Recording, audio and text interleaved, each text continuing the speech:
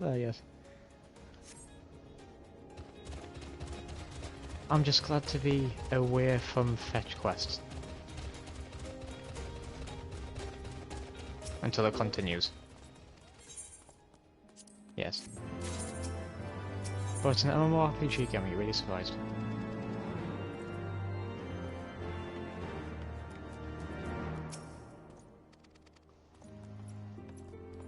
True. Good.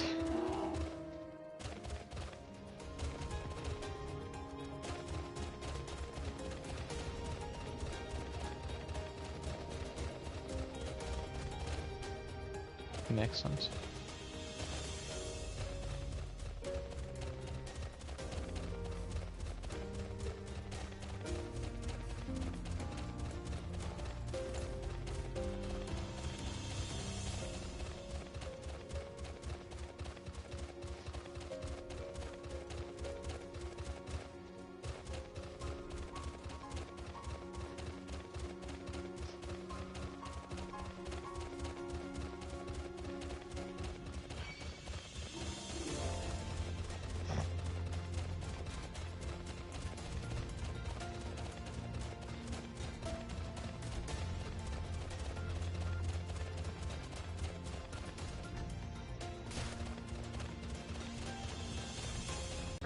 Yeah. Ha. Come, come, come, come. Yes. Bang.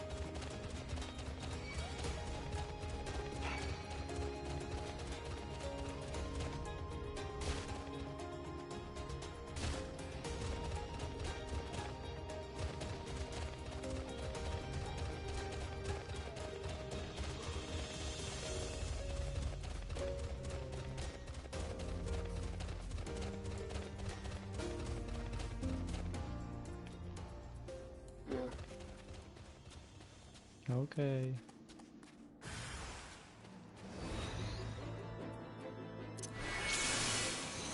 Oh my god.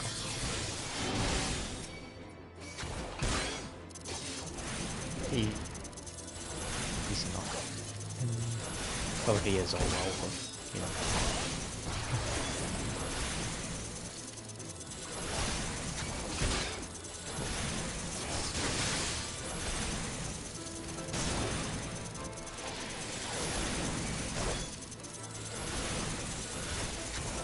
Look, enough time you have us doing that.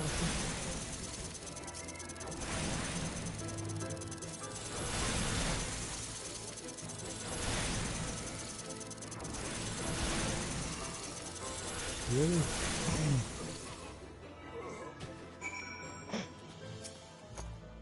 Down a ball. I mean, that is 2 months. I mean, at the time that was 2 months, so it's like, yeah, that's understandable. Fucking slime, fuck you. Bum, bum, bum, bum, bum, bum, bum, bum, bum.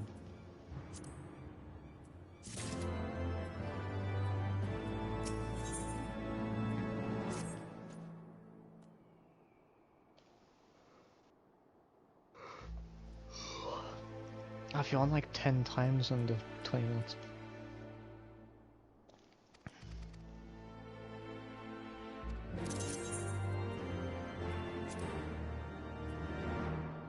Yeah.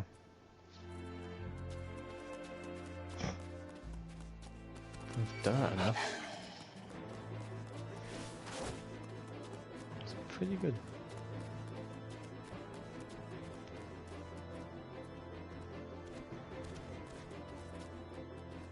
Brr.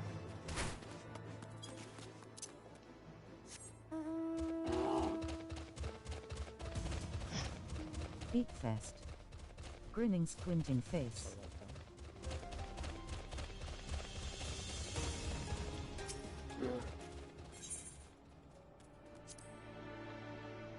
An explosion.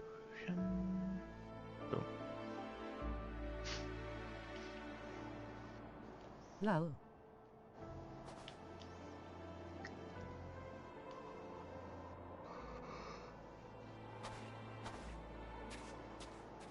As a thought, I wouldn't have thought I would have taken like a full day to even get a Heaven's Wall.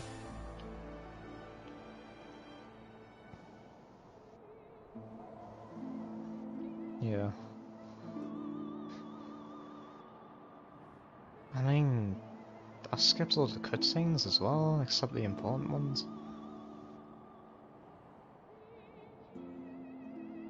True.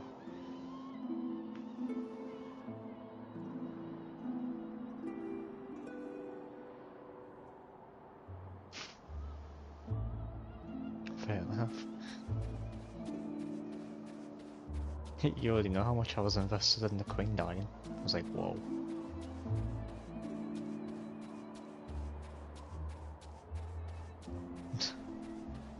Michael, there is a new killer for DDD. It's better than Michael.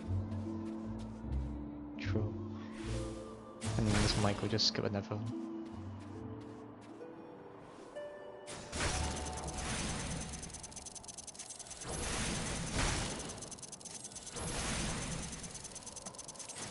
I'm curious now. Ugh. Okay.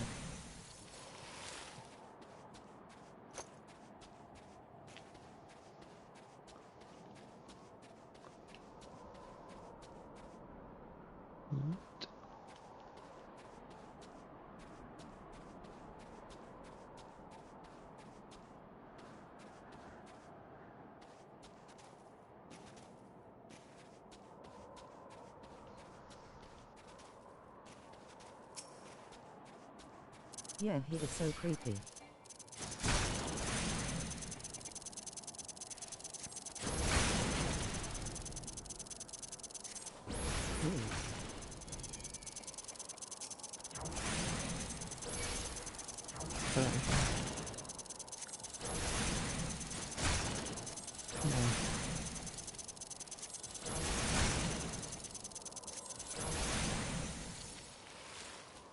It's not too bad.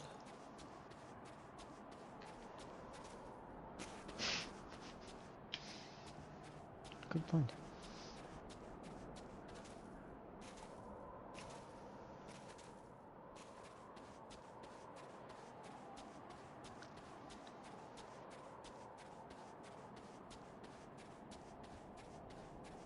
Drop smash if you see an astronaut, kill it right away.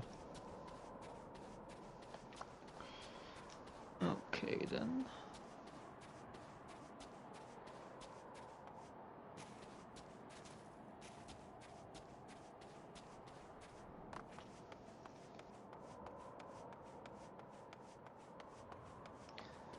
I think the last time you spoke to Ellis and Adam was last year on For Honor when we did that one time custom match and then an actual game.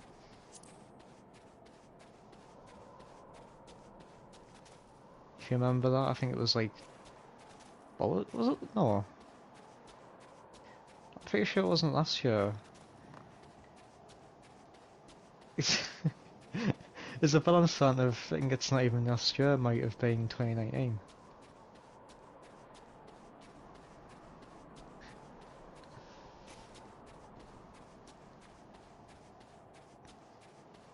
Holy shit, yeah.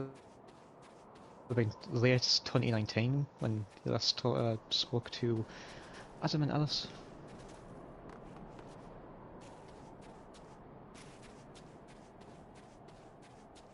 I thought you were like joined that one time during lockdown last year.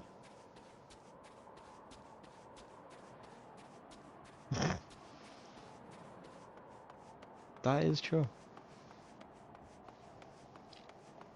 But that was when we were playing Cold War, wasn't it? And zombies. And that was it.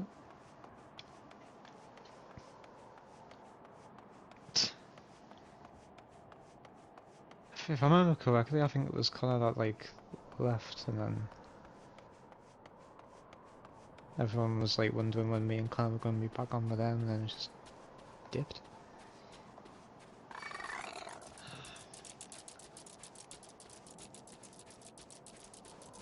Hard to believe that was in 2019.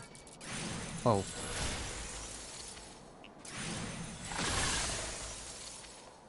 Might as well.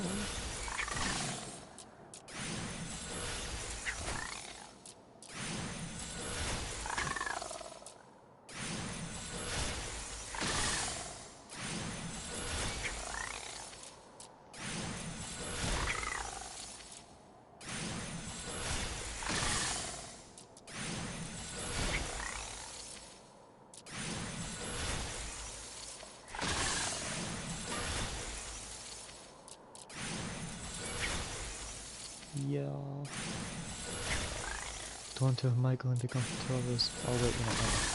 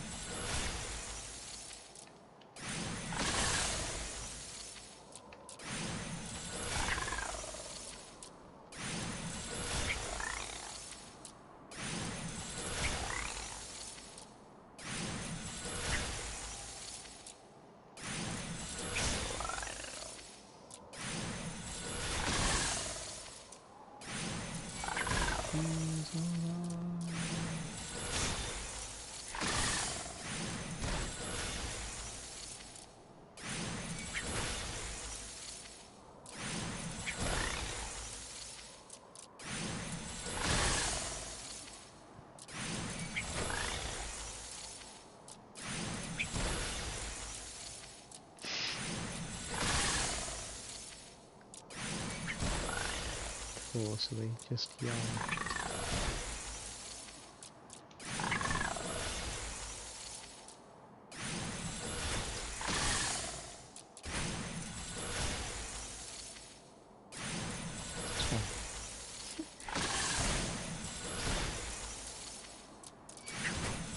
Yeah, that's fine, because this is a decent one.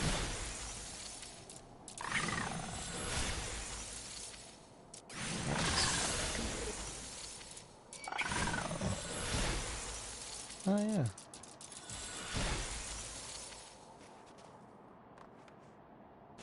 It is. It's very edgy. It's a lot of edge. Oh, for fuck's sake. My personal should go to.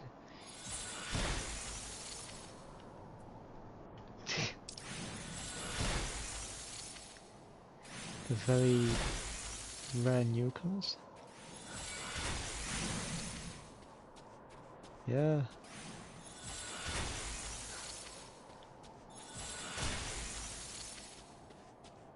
I like how we all, like, in the party and who actually plays this game now, we all know why you're addicted to this game.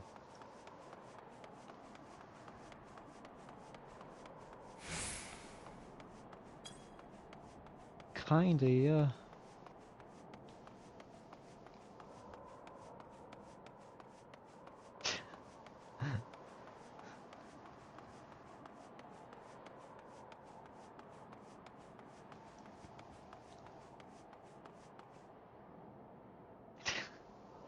literally.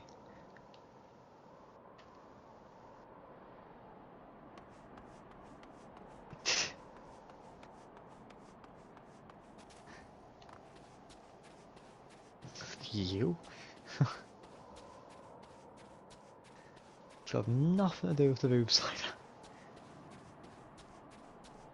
Totally.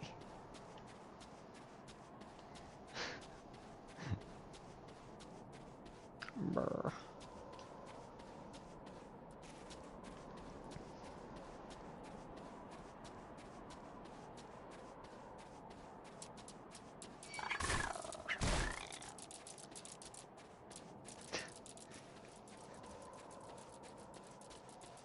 Rock.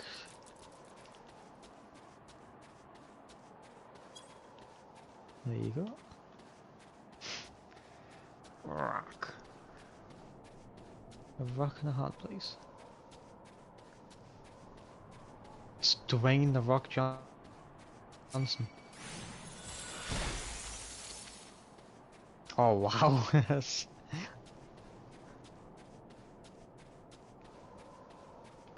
Same with me. Oh. I think like it's because it's got one of the best like action set pieces, which is the train, the entire train thing. Yeah, that's really, really good, really good. Third one's alright.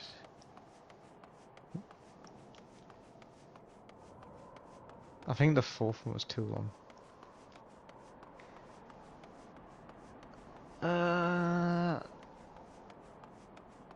Yeah, I remember you mentioning it to me. I was like, huh, game I've only finished once. Well, I think Uncharted 4's a bit too long, but it's decent.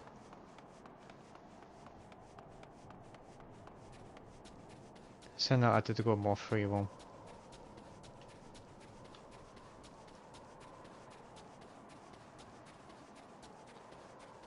Yeah.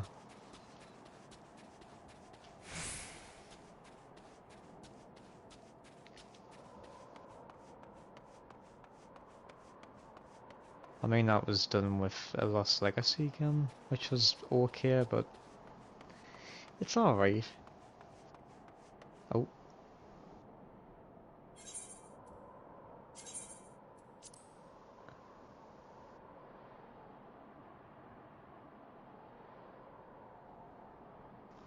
Yeah, it is. Oh, let's just go over this one. I've played it once, since Uncharted 4. I'll play it.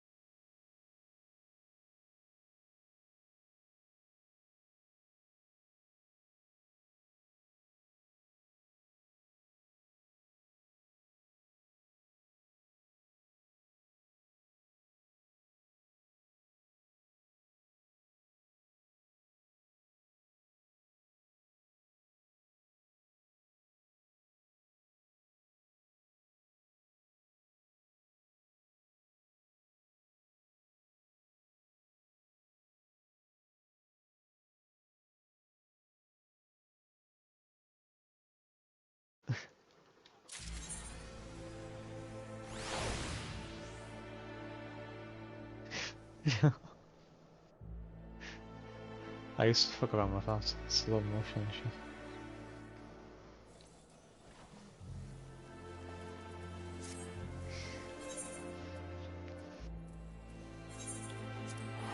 They should though, because it's Uncharted. It's so good.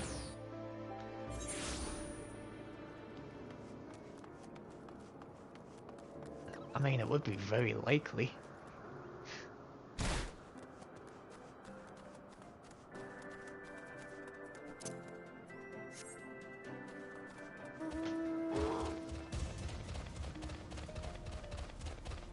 Just, yeah, just slightly.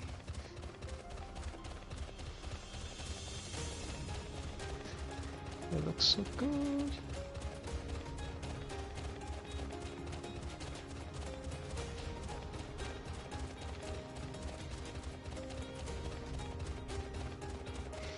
Yeah, even though it doesn't need to be remade.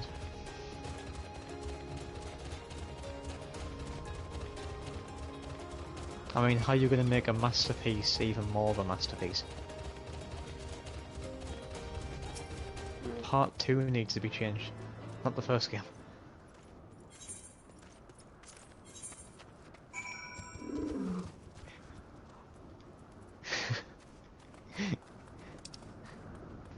Yeah, fake advertising and trailers make it look like Joel is actually younger and shit, and they tweaked it in the full game.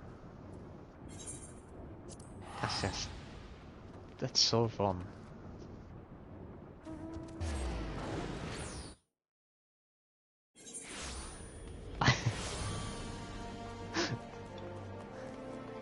I was more pissed off than not like sad and disappointed. Bear in mind, like, I mean, that's why most people got it. And it was like 2:30 in the morning when I saw Joel die and I literally shouted, I was like, what the fuck is this? Why?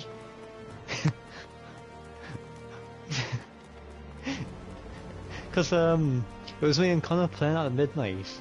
And we were on it till about 3 or 4 in the morning, and we were around about the same part, and he got her at first. And he joined the party with me because he wanted to see my reaction, but I didn't know what the fuck was going on. And I realized, I was like, for fuck's sakes, really?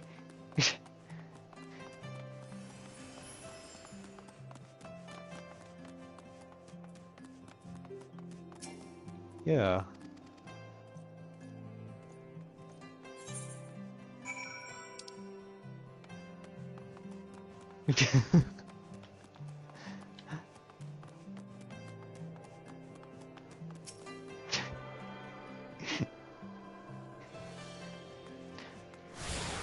And what made it a lot worse as well was that you spend a lot of the game hunting down Abby, and then it's just, she gets away anyway, you let her go.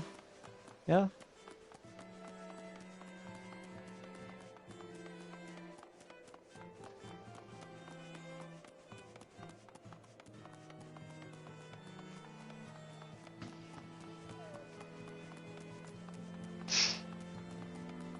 He's dead.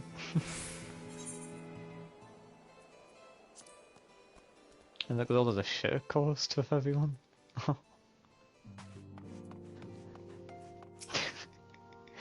And it's still got Game of the Year.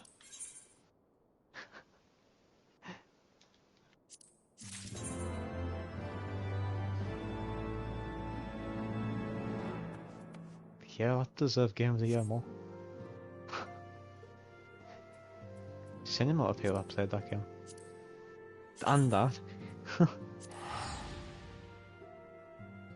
I mean, you like it. Oh shit.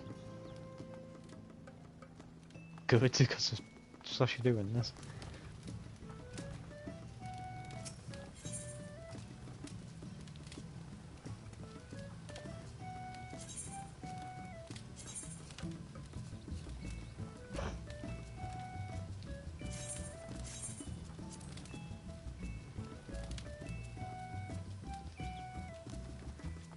True.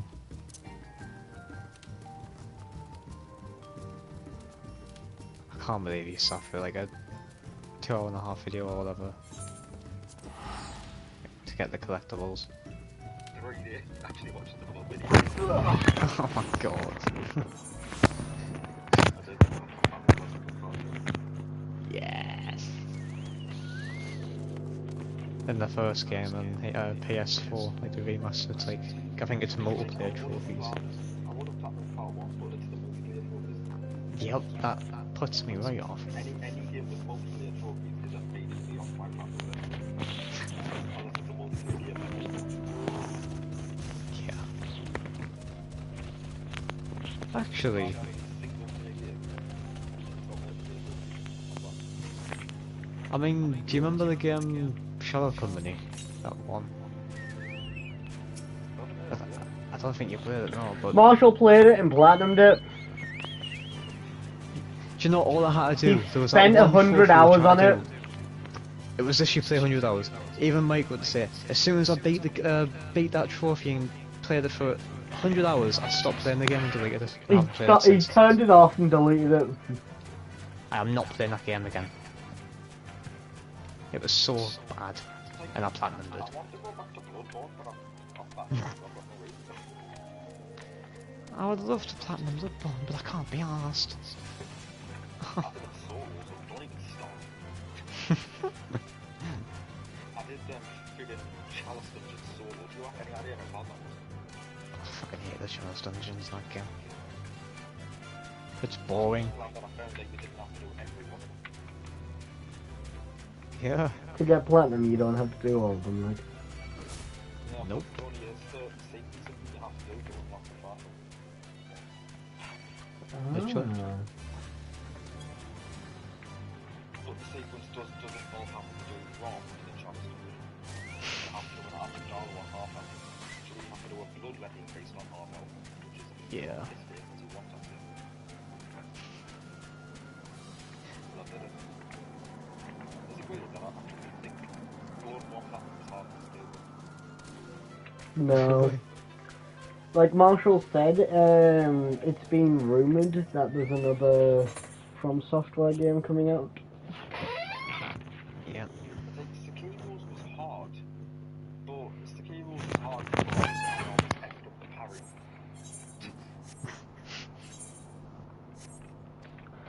The tracks continued for the north. It's extremely hard, but it's easy to kind of make your parry. Yeah. Or you can choose Ishin like I did at the end. I still can't believe you did that.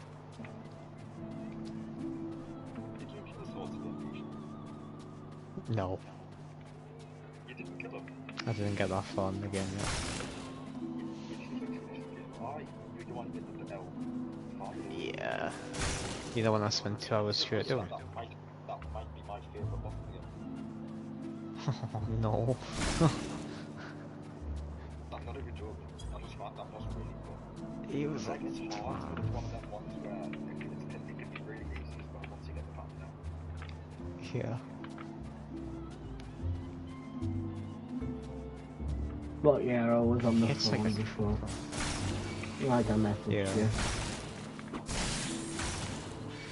I understand. I've still not killed Demon of here. Marsh?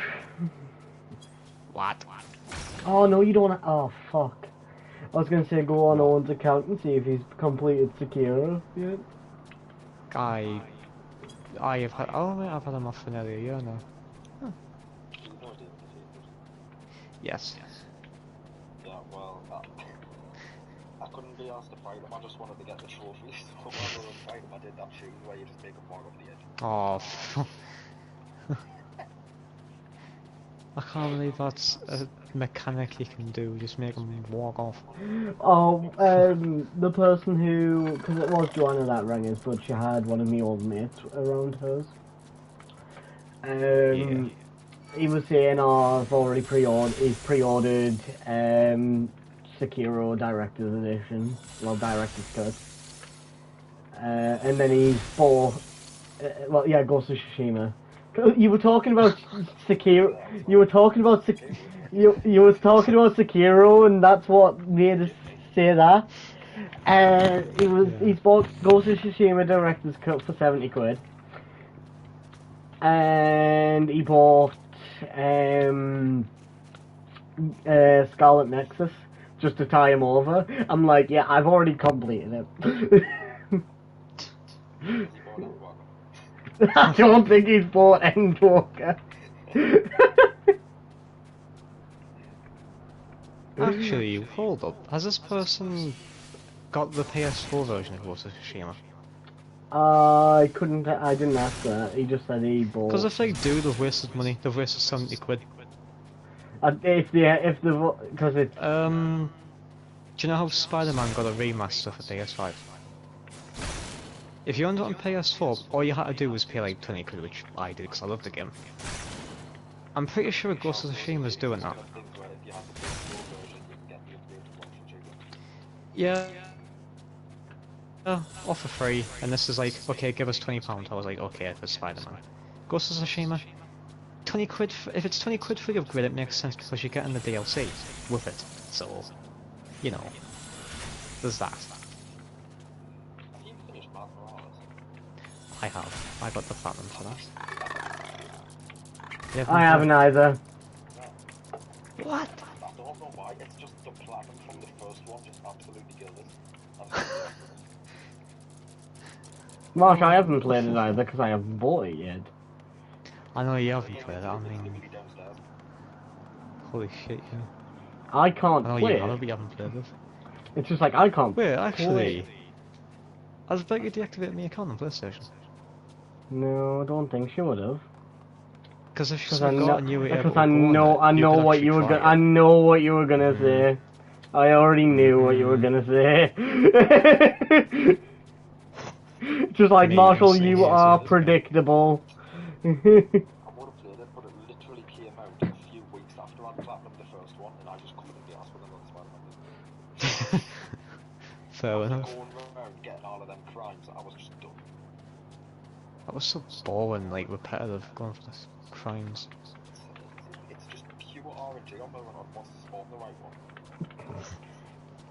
And even then, it usually just wants the same thing over and over again. Oh, there's a weird car. Stop it. Welcome to video games in a nutshell.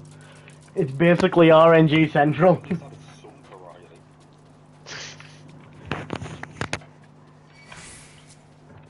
I mean, there was, but not much. I think there was like 3 different types of crimes. He's correct there. Yeah. 3 different crimes in every single place, and you had to do every single one of them. The base game, yeah. DLCs were added new crimes and shit. I haven't played the DLCs. Right. The third So one is the only good one there. they walk up here, and then the tracks stop. It's understandable. They can't go this way unless they... No, they can't even go that way. I need to be in the right mindset to just focus on Demon Souls.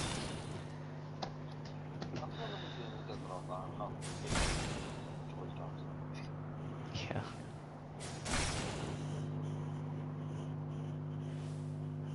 I haven't even played much of it. It's like after one playthrough with a regen build, one playthrough with a blade, one playthrough with an archer. And isn't it like, you've always been believing for the archer is I can't believe that you actually went to the game as an archer and it's the easiest. Marshall, I lost about 15 hours. The bows are overpowered as hell. I haven't even seen like the final boss. But Fucking. you got a plus 10 sticky on the final boss just melts.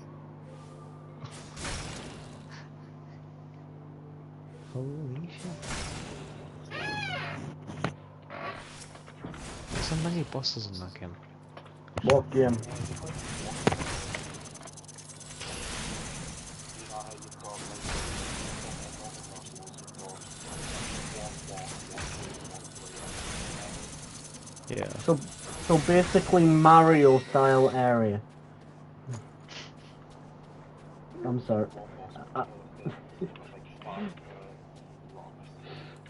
Just like, sorry about my video game knowledge.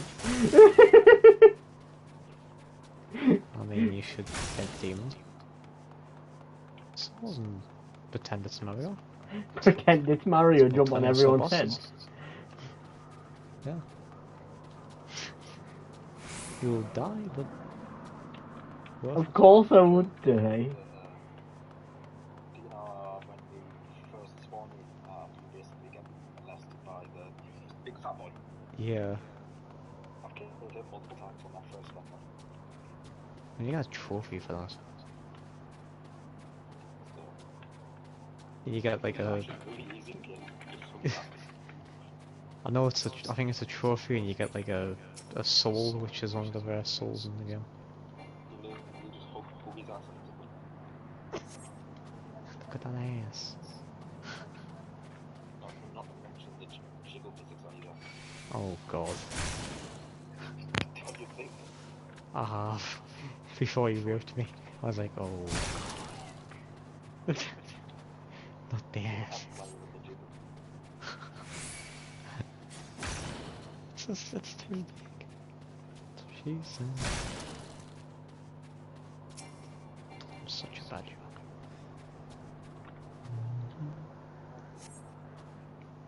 Haven't you finished, Ah! Is that the PS5? Ah, I yes. tried the DLC. Marshall playing through Metro Exodus, wanting to get the good ending and still getting the bad ending. Which one's the good one? Right, so Artyom dying is the bad ending, and Artyom surviving is the good ending. But you lose, either way you lose. Actually, no. Actually, yeah, you do. Either way, you lose the guy who is the father of Anya. For some reason he did. Forgot. So he has to die in both endings, but Artyom has to survive to get the best ending. Which I didn't do. Because I killed up the camp. Yeah. He killed a, He killed I It was like a forgot what. tribe or some shit, because like, Yeah. if you do any negative action during your playthrough, that's it, you get the bad ending instantly. You can't redeem yourself. So I was like, oh shit. I killed a camp.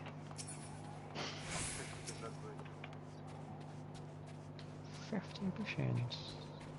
Ah, this heretic actually runs away and takes you to the rest of them, probably.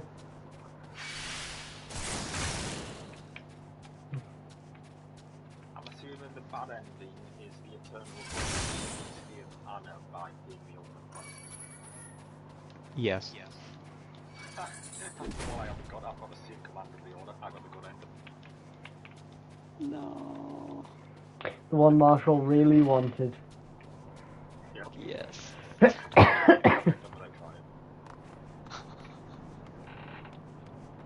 Depression. That's what I have right now. Samurai quest is Samurai. You are a samurai. Mr. Heretic. Eat delete us. I'm gonna. Yes. Ah, Mr. Heretic, you took me to all of your little friends. You are just an idiot.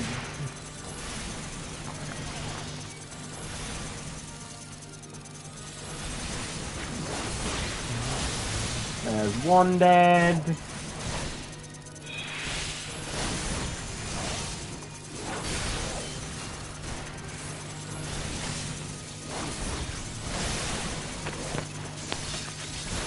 There's two dead. For your movement to one. Okay, he's just refusing them.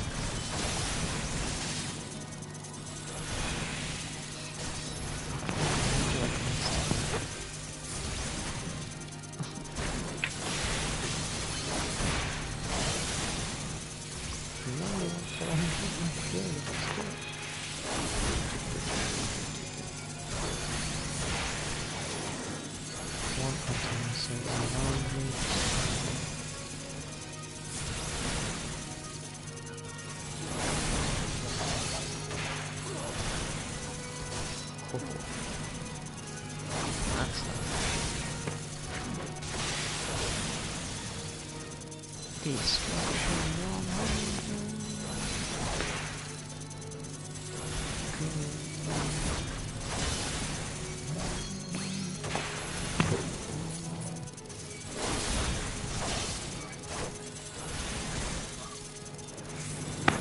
Well, to always be easier, just think that would be helping Matty on the game if he comes on.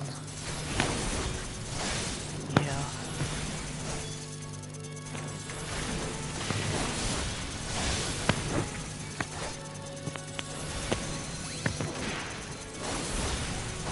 Big if.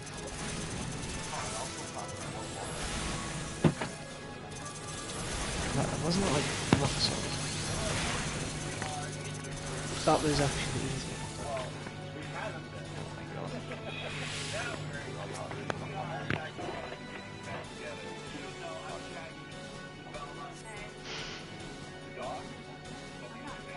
That's a campaign I've only finished once as well. I'm not because I literally stayed on clean house for like an hour just constantly. Aren't you glad we're all back together? So today we're going to be looking it's at not really your the major should clean security house. discoveries, and you know what, guys? I'm not going to take life seriously anymore because this crap is going to happen for the next 4 years. Forget it. So, Well, the mission I caught me off guard in that game Looking was for me? the one where you're presume. playing as like, I think is it 4 or even, or was it before? It's like where you're playing them when they're little, like, yeah, that one.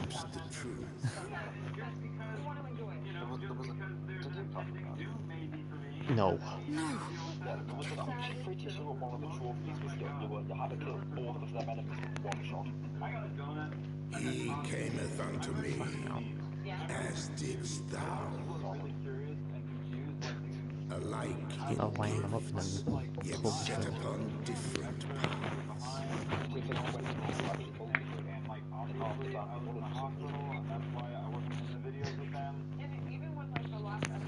And when with them being like a kid, she isn't exactly able to aim straight, so it's just Like you, wobbling I have around. progressed with the Echo. It was like a week later. The visions terrified me at first. They came without God, warning. that is. I wondered what I had done to deserve them. But I had no time to ponder such things once the calamity came. I'll be The land scared. turned against us, and in a matter of hours, Falcon's Nest was buried under 10 fulms of ice and snow. We had no choice but to flee for Ishgard. We came to the wall, and while we searched for a way through, Come on, There was an minion, land avalanche. on my shoulder. Do it. and I was alone. So I Yes. set forth for Dravania. Yes, I did it. Thank I knew full fucking well what might God. happen where I found, Fucking but I hell. could not survive on my own. Ah. I was found, of course. And not by a There mere was. dragon, but by the great worm Hraesvelgr. And it was then that I knew why I had been given this gift. For with it I heard his voice. It was all and right. saw the truth through his eyes. It had some moments, but it wasn't as good as I was 2019. chosen to deliver this revelation to the people. To bring dragon and man together as they Should have once been were and better. should ever be.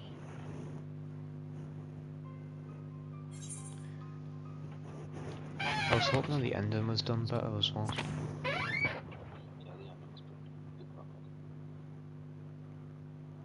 It I wasn't mean, the bad supposed to ending be was like better that. because you get to kill everyone. You have to believe me. It was Bad ending, yeah, but you beyond know. my control. Yeah, it's not canon. Children taught to fear the skies, Imagine if it who was. saw their loved ones slaughtered. Yet the Dravanians, though they know where the fault truly lies, Not really. fell upon them with such fury. It's true. Men die, and the children It would have forget, changed everything. but we are everlasting. To us, then is as now. Thou canst not comprehend the violation. And Call of Duty Vanguard won't answer that question because it's gone to fucking World War. Oh, I will make this right. depression. I'm neither a saint nor a savior, Depression, just another conflict. sinner. Yet I will not forsake this cause. I cannot. I will see this cycle broken and peace restored. Question mark, slaves no more, free. We can do naught else, for we are now as one.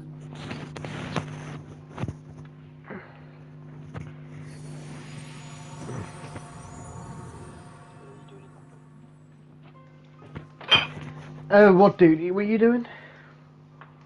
Something like that.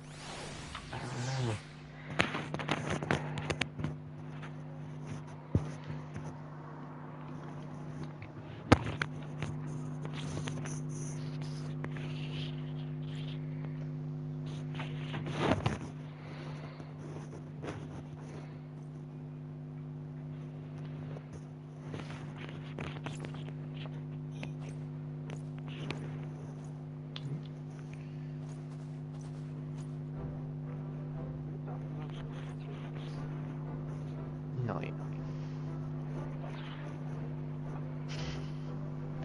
I know.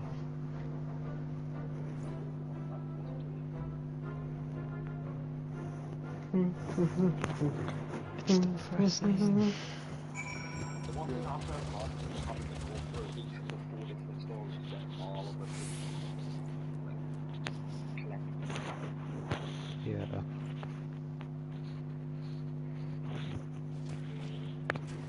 It's like we're reading all the notes and shit as well. It's just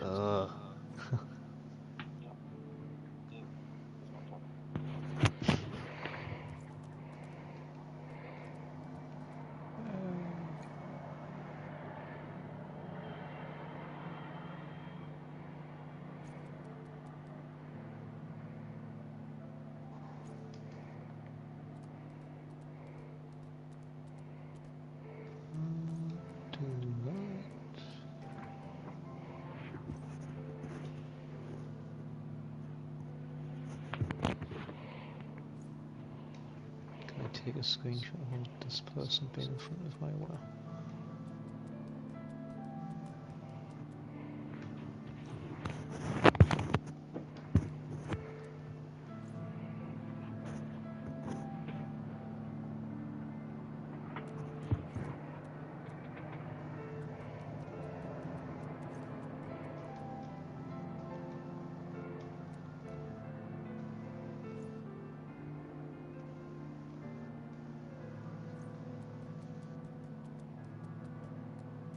Oh no, please. I don't want to hide my London. There he is.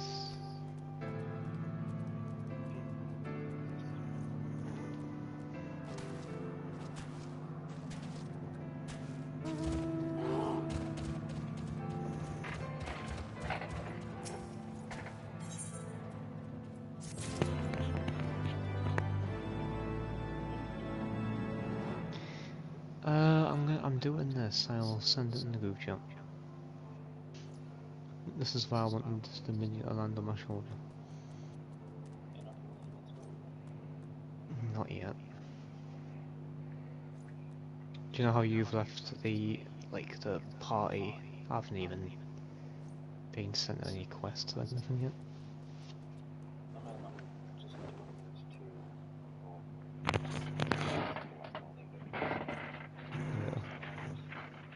Oh, I forgot I had Dirk by my side. Dirk! Come on.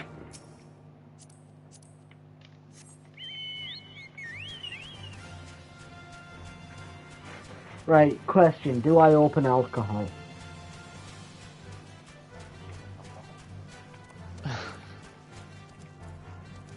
Good question.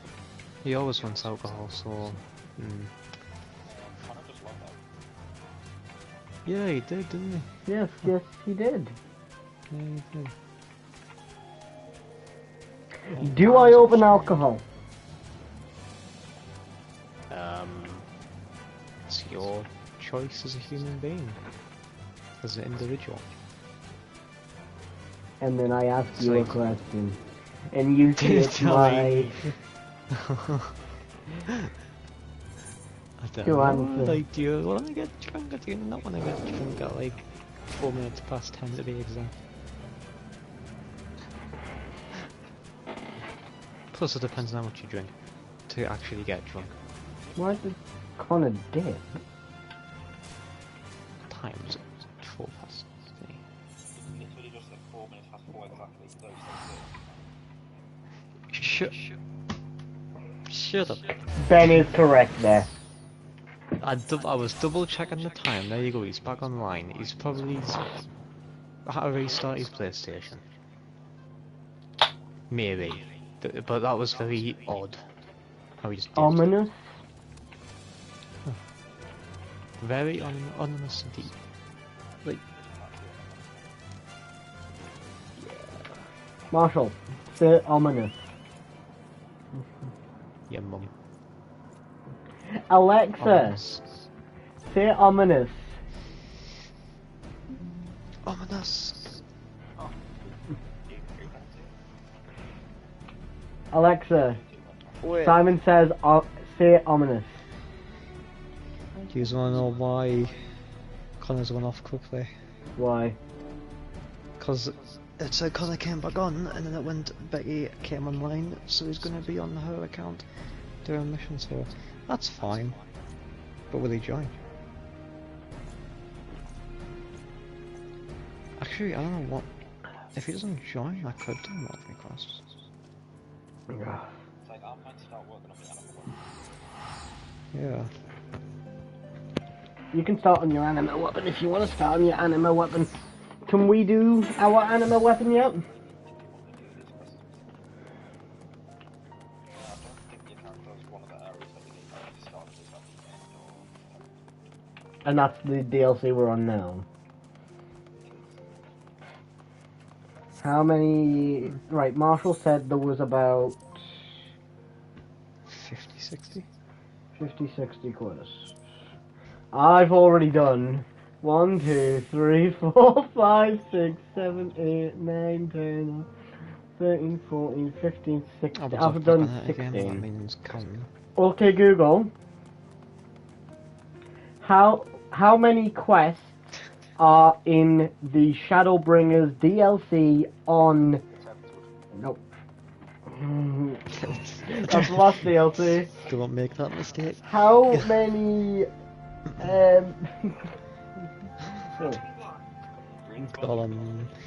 How many missions are there in the Heavenswood DLC on Final Fantasy XIV Online?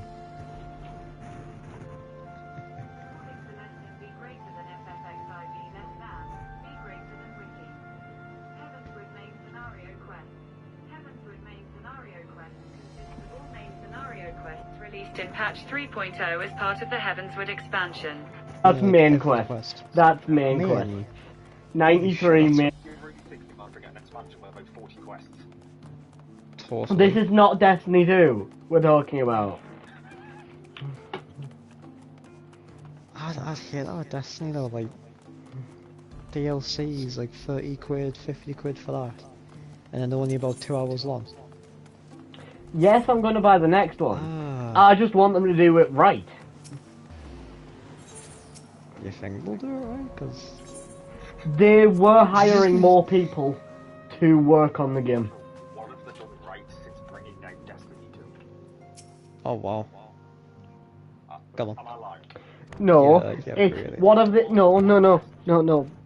It's what have they done right after bringing out the last DLC for Destiny 1.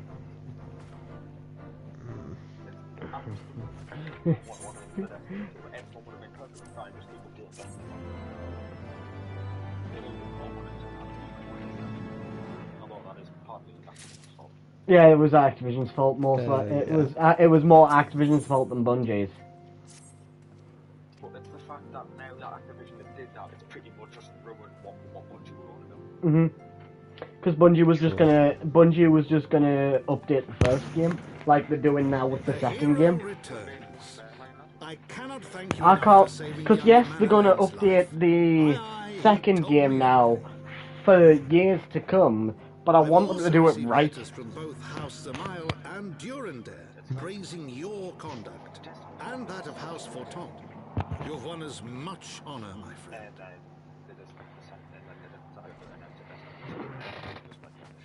My lord, It went Destiny what 1, is it? Speak. and then Destiny 2, the Pray first. forgive the intrusion, The my first lord, DLC, I right? bring grave The main tidings. game, the first DLC, and the second DLC was shit. Master Alphino and Mistress Tataru have been detained on suspicion of fermenting Yeah. heresy. The third DLC, that's the third DLC. That's the third DLC. Yeah, I know.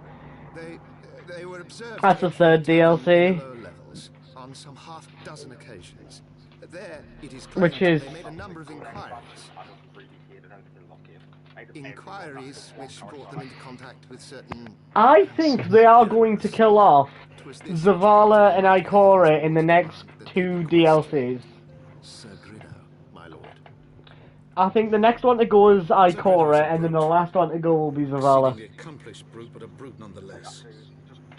Alas, he is also a son of House Zamael. Our Guardian will be the last Guardian standing. How quickly we forget the petty nature of...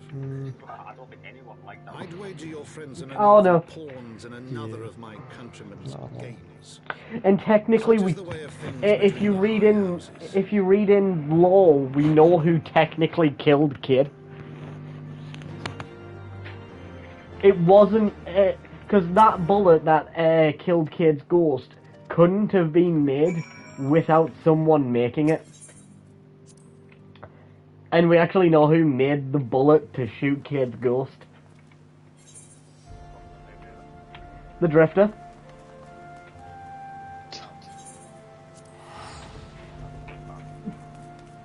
Literally. I knew there was a reason that's my Literally. He made the bullet to shoot Kid's ghost. He made the only bullet that can actually destroy a ghost. I am so close. Like on Destiny, I was so close to getting the title for Gambit. Oh, I've already got that title. Me and Marsh, that was our first title. All I have to do is prestige with Gambit, but I can't play Gambit long enough to prestige. Me and Marsh spent 3 days, per se.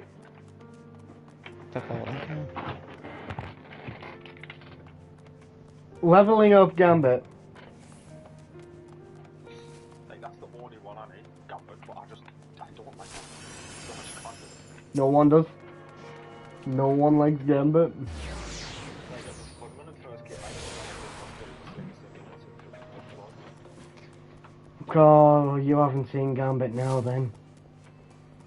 no, and I don't want to. That's why I'm not reinstalling this because that and I don't care.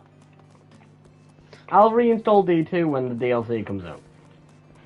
No, I don't. Because the next DLC is Witch Queen, which we are getting to see Saba soon. I did play it not that long ago because I got the new sniper rifle, the exotic one for the quest. The Dead Man's. Oh wait, is that the one where you had to go through a giant fuck off ship?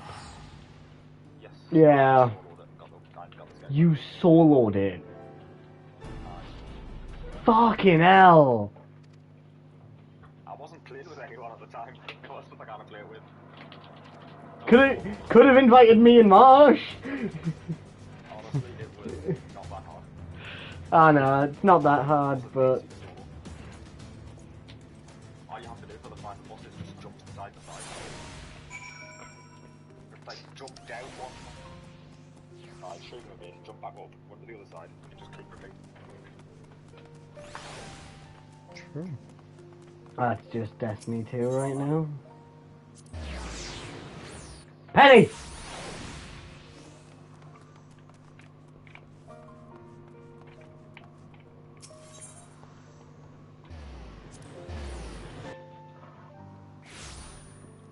One of the other things that I really don't like about this is how common it is.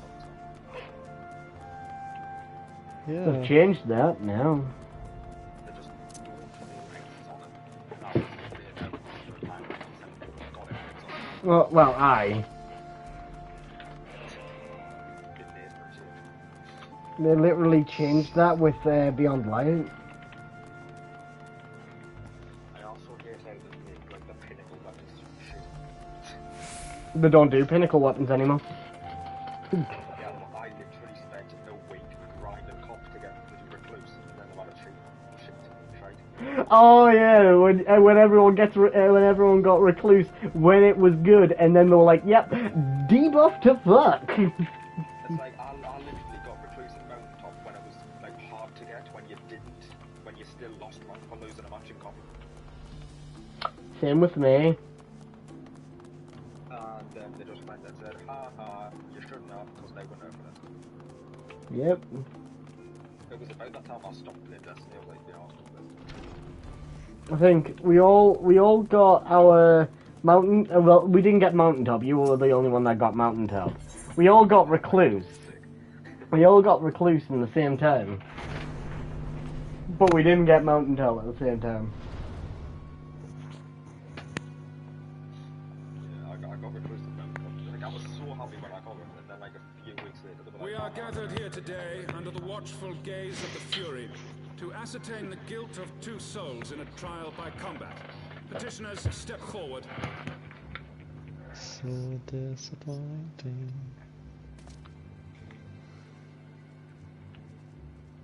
Sir No wonder we Grino, stopped for the them. benefit of all here present, I would ask you to repeat the charges which you have leveled against this man and this woman.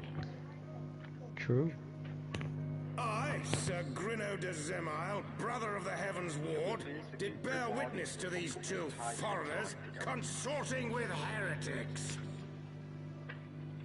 And then they nerfed it. and then they were just like, 1 week ago. Not the trial. Let the accused step forward. Don't. Skull wasn't gone, mate. I wasn't trying to Alfino Leveilleur. Trials of the Nine was the first one. Trials of Osiris is the newest one. Will you take up arms to refute Sir Grino's claim and thereby prove your innocence in the eyes Destiny of gods 1. and men? I played at Destiny 2 and it's shit. I, Alfino Leveilleur, am innocent of this charge and claim my right to trial by combat. There was one memory from I, Destiny 1 that Tataru Taru, am innocent of this charge. remember, is it the But boss? What was it? I am no warrior and cannot fight. But it was just like So, one big boss. I claim the right to name a champion. I think that was challenge for the others, yeah. Is that what it was called? Challenge. Yep. To the old and the infirm, the young and the weak. Challenge of Elders, Prison of Elders, Challenge of Elders. Very well. Who will stand for this woman? So, they brought out, it was when the highest like, level was 535. Yeah, Challenge of Elders. Yeah. I can't remember what expansion that was, but all I needed was the gloves, and I did a challenge of Elders and got the 535 gloves. I actually got to 535 when it was max. I was so happy. Just as I was beginning to doubt the efficacy of the Ishgardian justice system. And that was the last time. Come, my friend. Let us put an end to this mummer's farce.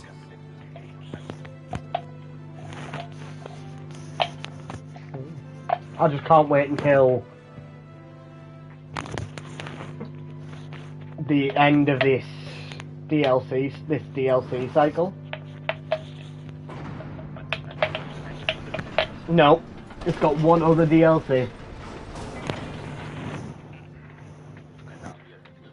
Nope, next year. It was supposed to be coming. Right, no. The Witch Queen is coming out next year. Then they'll take a year to create the next DLC afterwards. Because Witch Queen was supposed to come out this year. Raise up the righteous and cast down the wicked.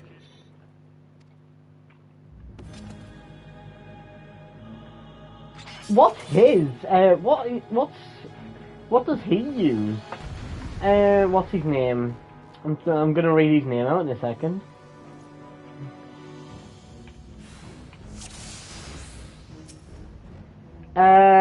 Alpha Wand, the kid that you have, yeah. What's he? Oh! So is it...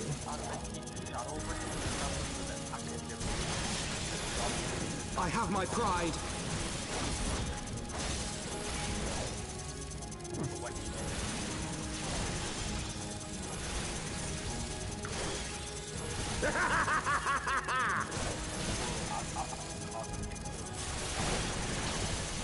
He's a dealer.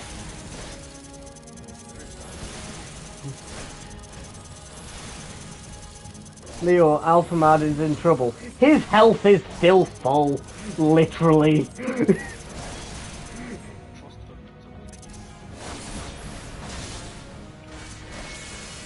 Right, you really want me to do this? Alright, ley lines it is then.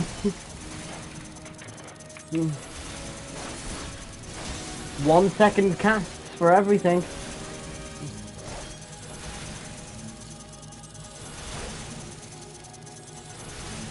I've got you now. Down with you!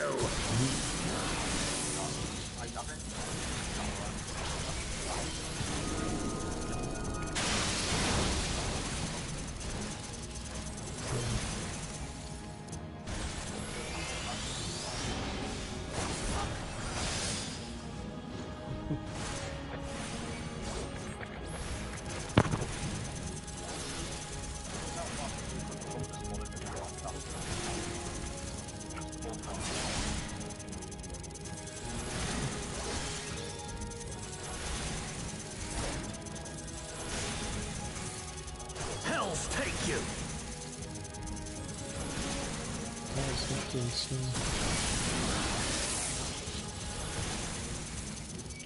Yeah.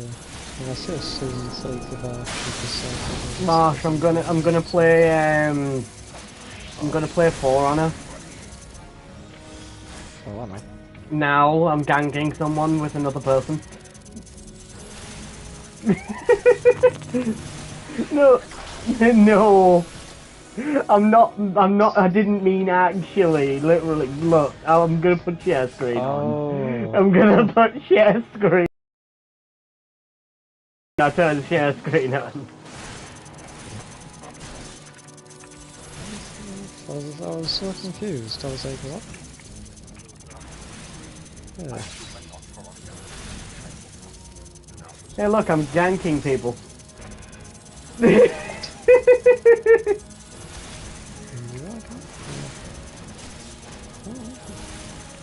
Wait, how do I save him? Do I just... Oh, I literally just have to...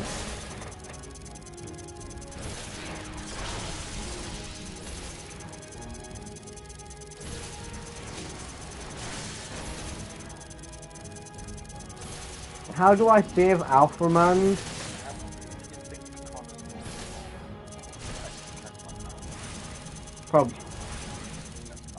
Probably till she get. This'll be probably an occurrence for the rest of the week. He'll probably level up his account a bit, then he'll go on Becky's account and level her up.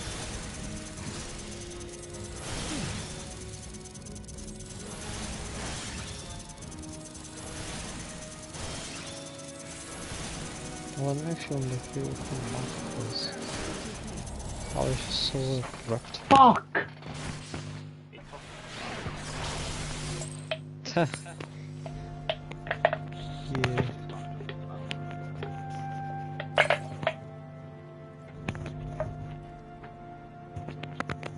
He'll probably come back when there's a dungeon.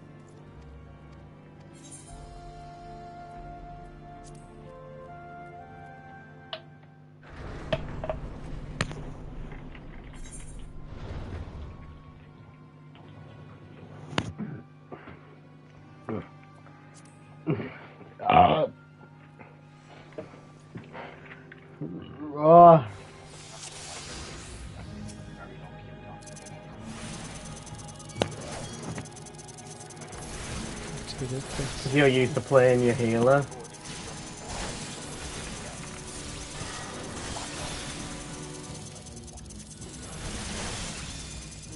I have my pride.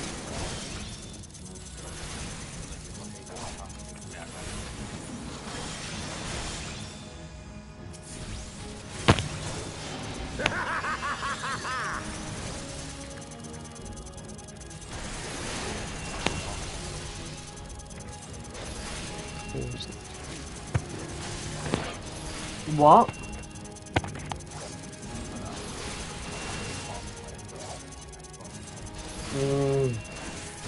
Michael.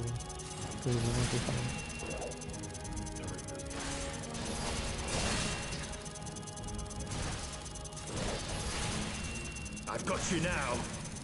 Down with you! I'm sorry, but you're a bitch.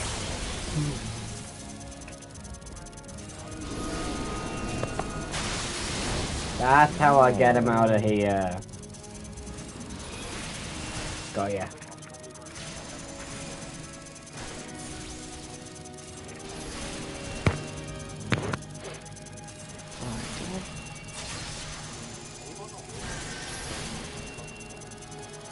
I'm probably gonna wait when I reach my first trial.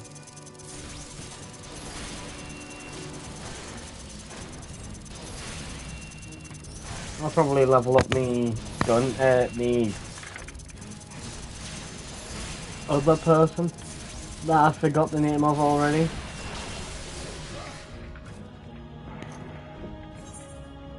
Oh, wait. My trial by combat is over. The one with the gun that I was using earlier. Machinist. I've got a level 7 machinist. Equipped animated copies of cards. Use the 25 to enter the stash of cards.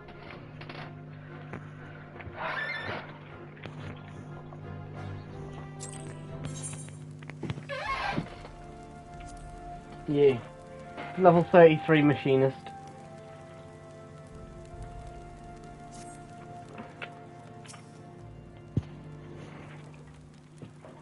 Level 33. 33.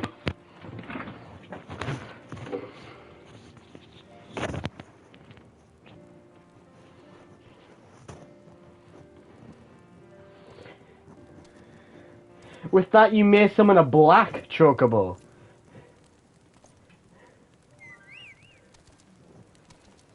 Wait, what?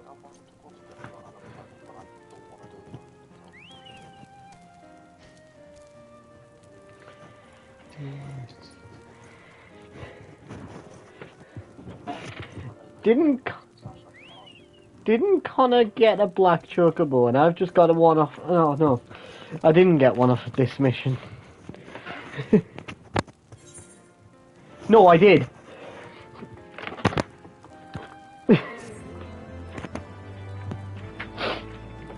Connor went through this whole thing of dyeing his original chocobo. And now I have a black chocobo for free.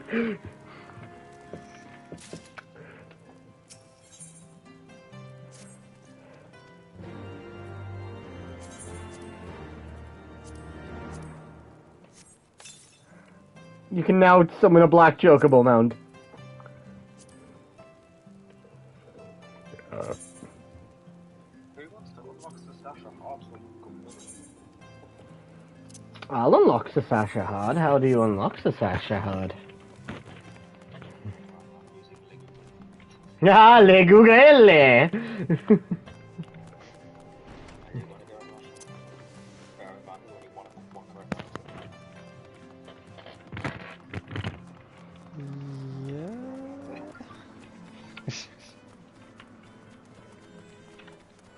Ben is using La Google right now to try and figure out how the fuck we get it.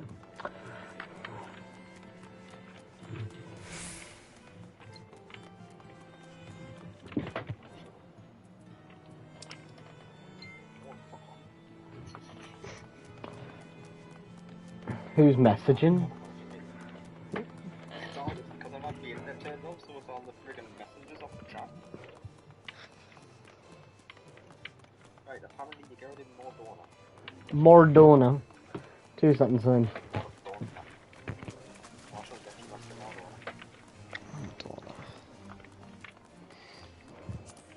Do I have that unlocked?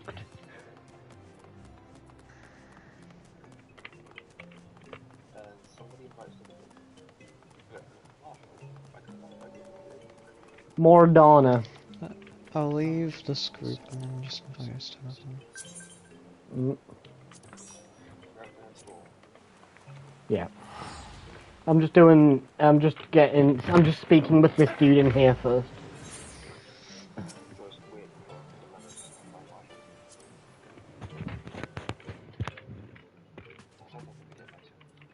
It doesn't.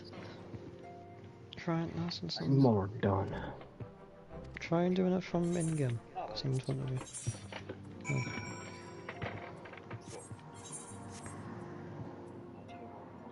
2 seconds. Wait until I'm at Mordana.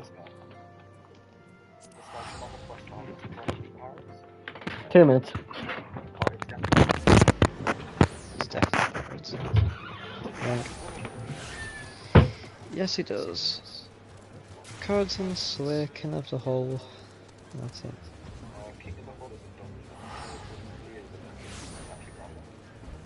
Might as well. And yoink. Yeah. He does, I might as well just get them all. Yoink, yoink.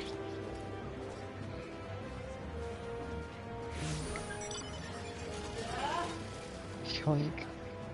Yeah, they do it. Yoink.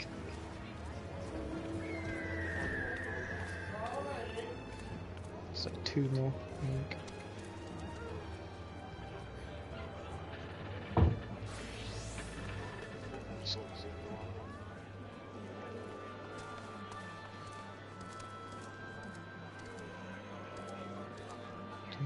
Before I go on actually. Music is not locked out. Videos. If he gets on again, he should do it too.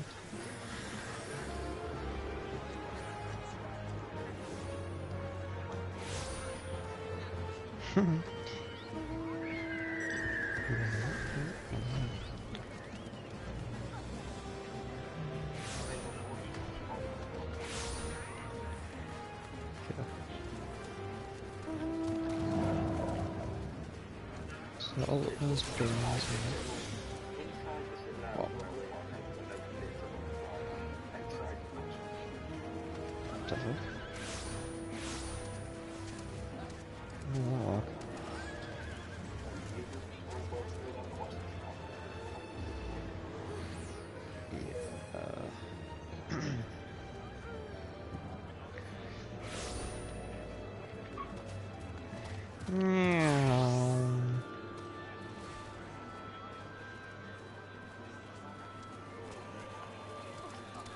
Isn't it always best to pick up the quest with like the plus side now and take blue icon?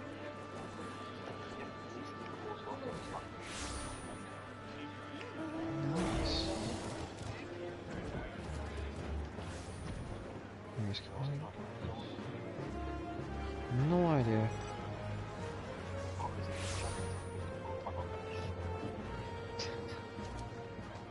Nah, yeah. That weird? Let's see what.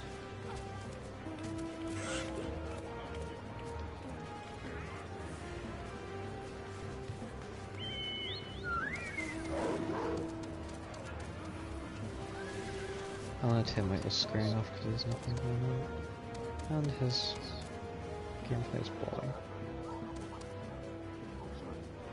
boring. Not really, no.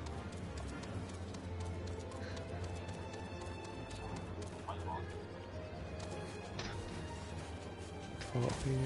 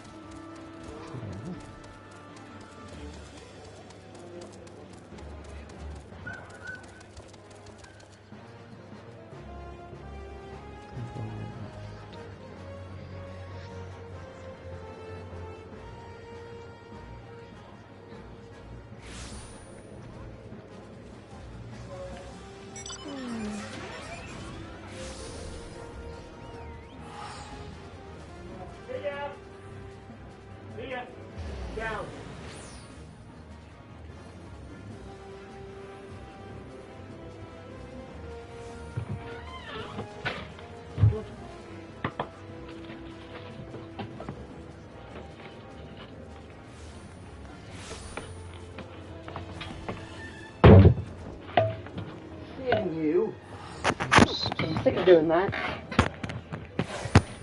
So where do I have to go? I'm literally at... Oh, there you are.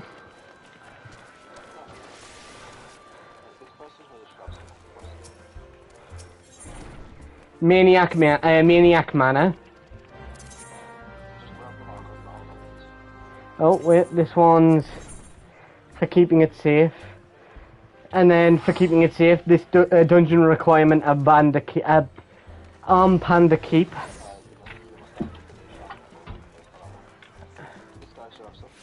Oh.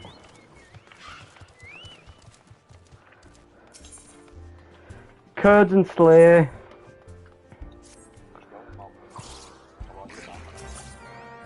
King of the Hull.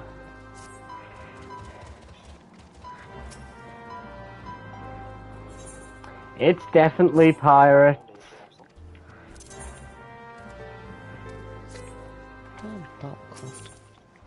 Out of sight, out of my... Oh no, that's the Wrath of Kuram.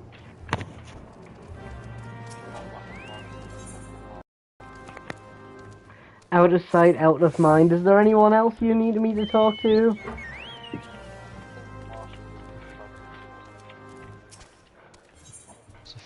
Blood for Stone.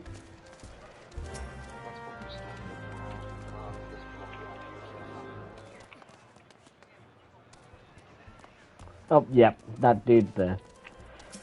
And this one's the Ultimate Ballad.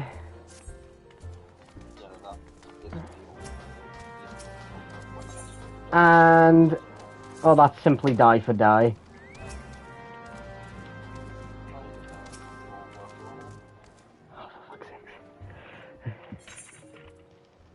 It's not that much. The Ultimate Bane Ballad composed.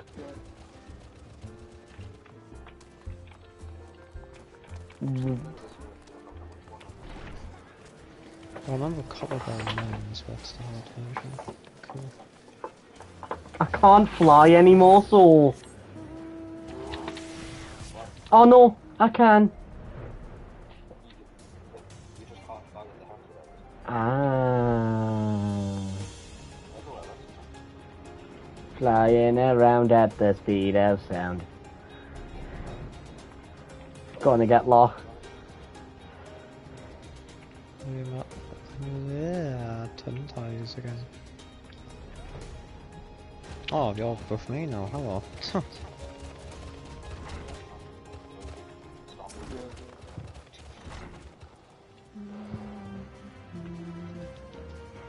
What's this one about actually?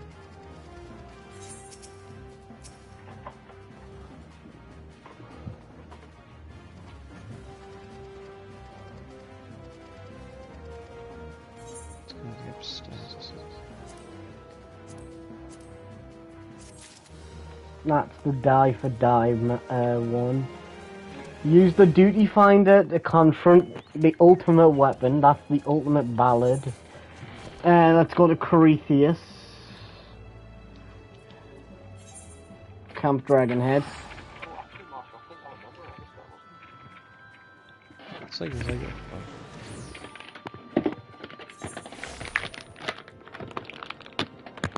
I think it's at the Marauders Guild.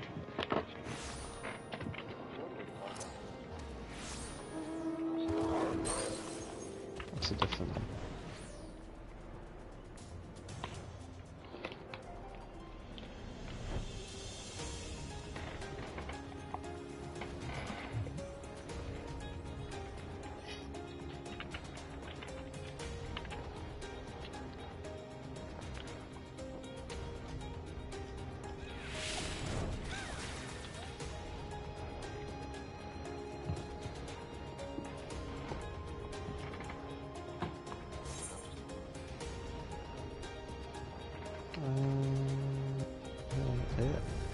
Do they got someone else?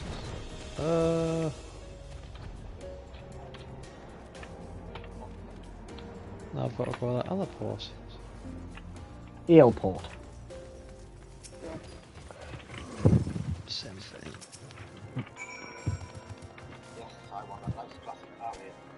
Ale. Hey, Connor.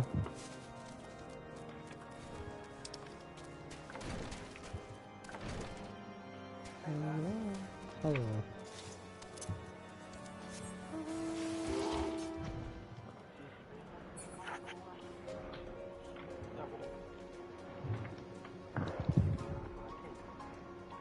We went on Becky's account. And Becky's character.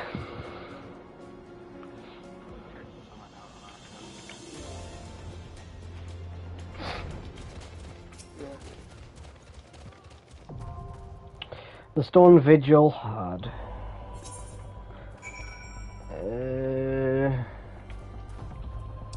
Copper Bell Mines, that's in Thalian.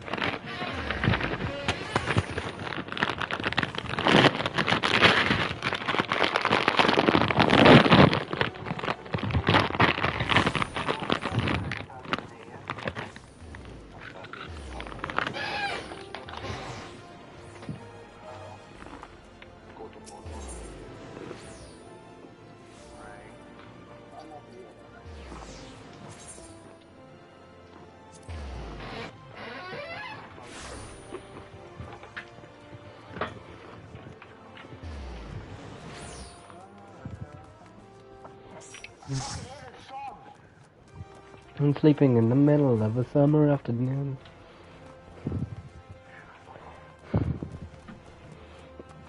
Don't blame me for knowing the song.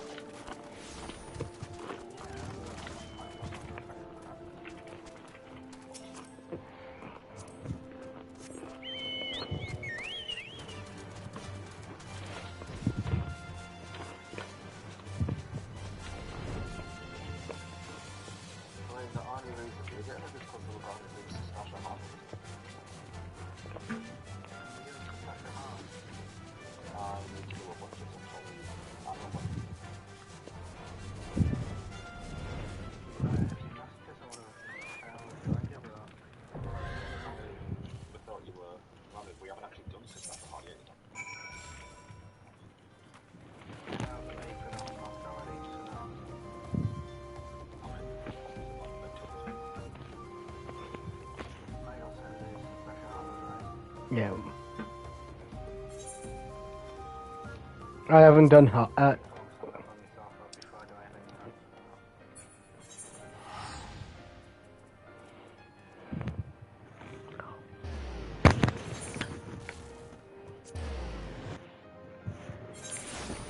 Right.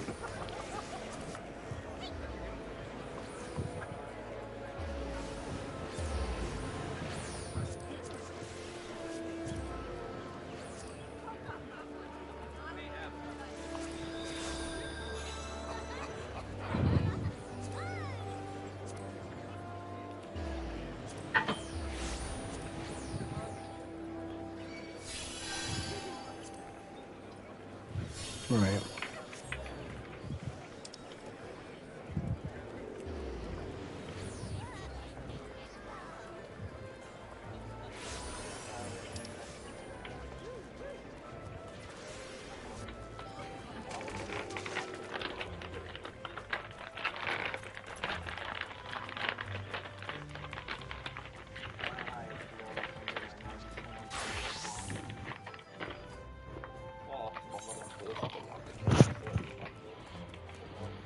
Mm-hmm.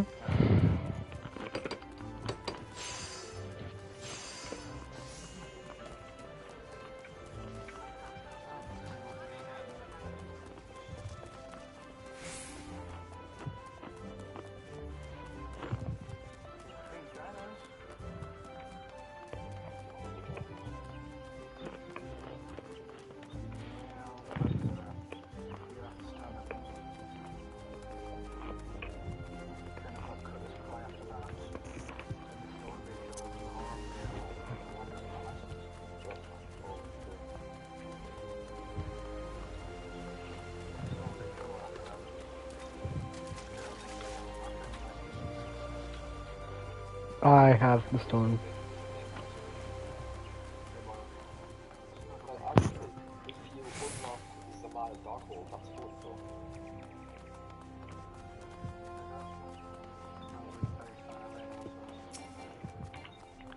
So Samaya Darkhold will be good to get to the corner. Anyone ready to do something temple card? Nope. I just said no anyway.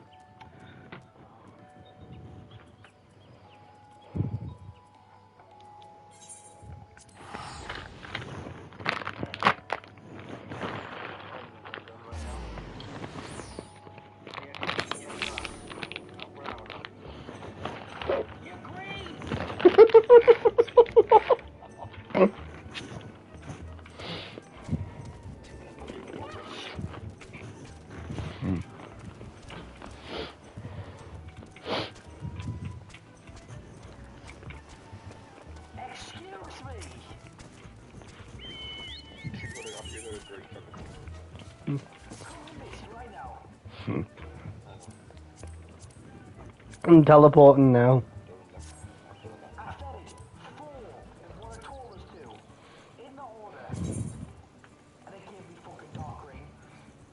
I'm coming to miss now.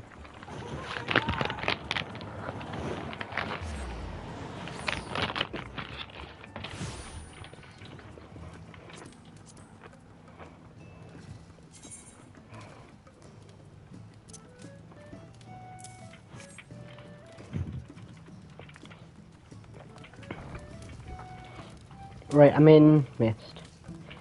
Oh my god. Connor, you know how you're doing yours that way?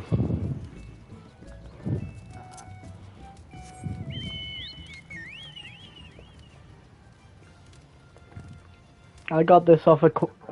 It's not, it's black. It is a black... It's literally called a black chocobo. This... Yeah.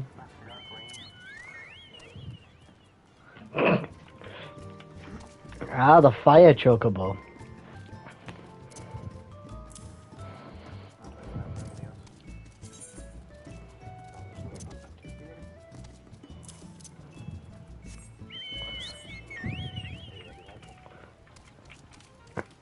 Well, I've got most of the ones that you've told me to unlock unlocked.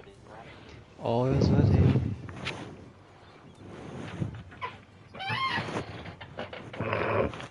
Yeah, because people's all like, oh, this thing.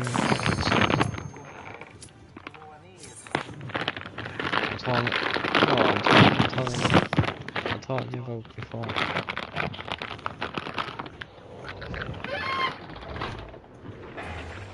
Jesus fucking Christ. Fuck, shit, piss, dick. Fuck you.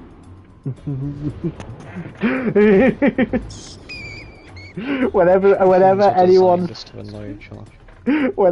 when anyone says language, I will just scream swear words. Connor is a bad that I think humans are designed just to annoy each other. Marshall, yes, we are.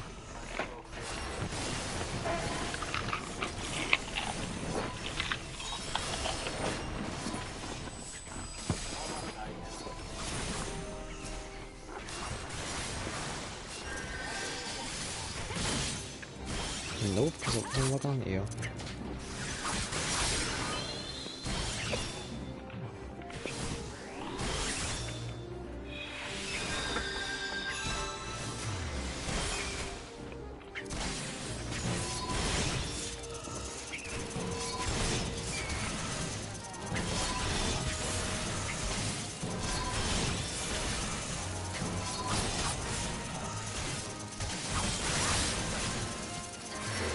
Well, I'm sure I saw Michael's on there for a good while. I was putting something back on my class node.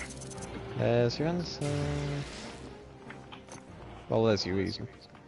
I was like looking, I was like thinking, what the hell is going on? This is not like anyone to go down.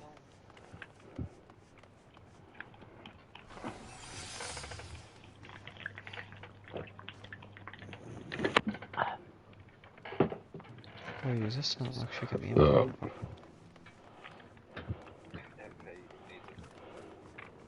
Not really me, because run out of MP.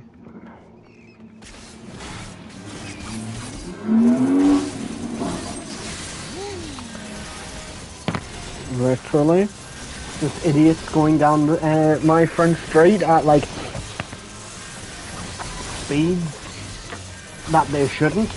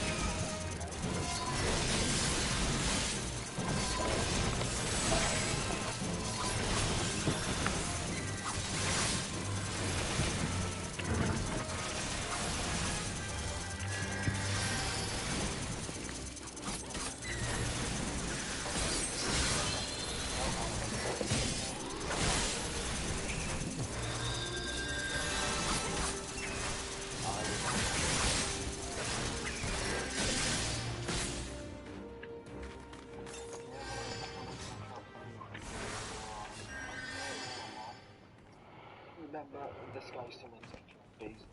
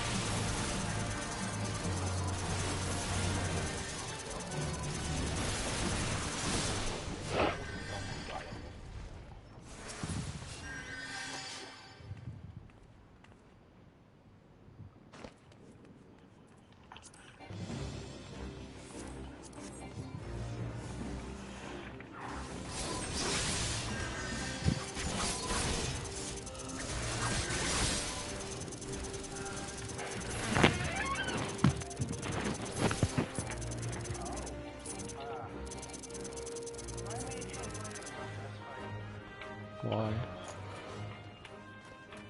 new, I can equip new stuff on every single one of my things. Well, why don't you do it now? Like this. Ooh, that's cool.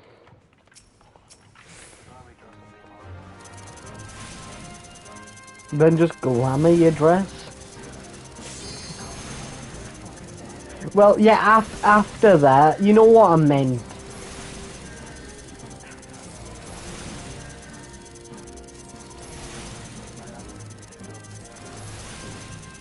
I'm just killing the death claw.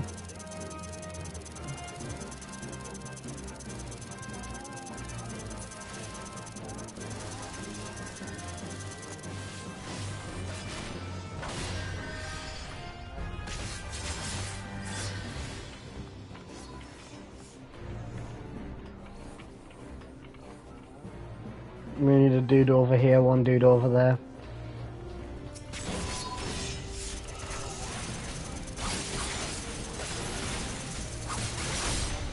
One dude's dead.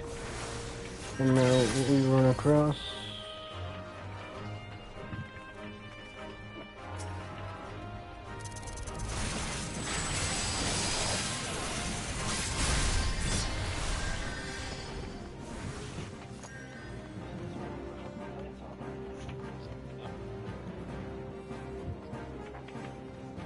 It's the wrong way that I was going.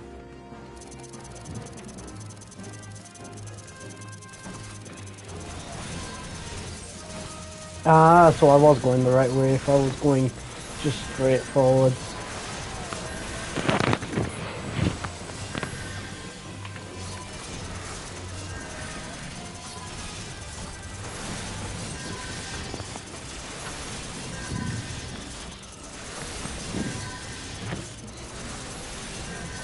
I'll give you some food in a bit.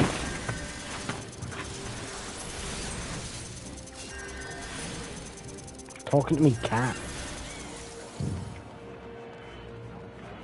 There's a cat now.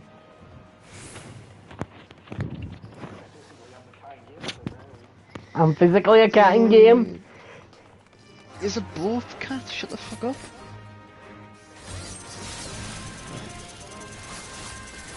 Ah, you cat. Let's go.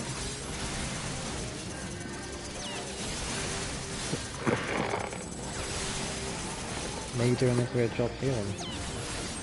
Oh shit. Where the fuck did my blizzard go again? I was mid. I'm being decent even though all I do is heal you and you're like nearly dead anyway. I was mid cast. And it's just like, nah. I'll remove it from your hotbar. I don't know, you might. I don't know. I look difficult. No, I look as difficult as Fallout.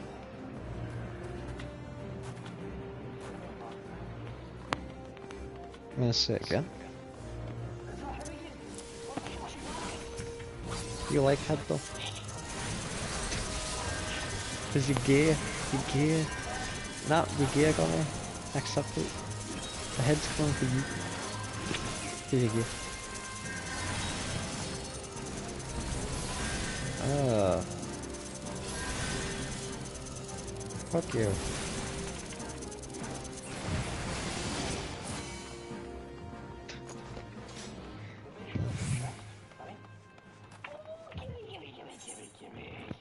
I might just take it for instance, even though I'm clearly going to use it. Gimme it now, gimme it now, thank you.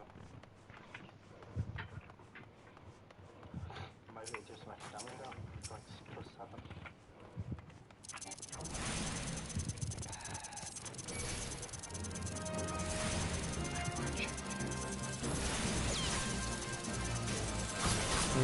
I was just stalking them. Oh wow.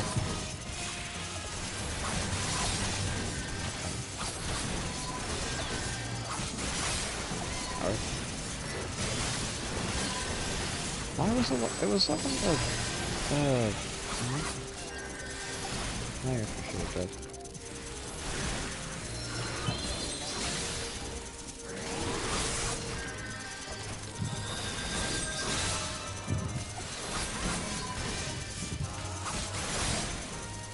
What do you mean?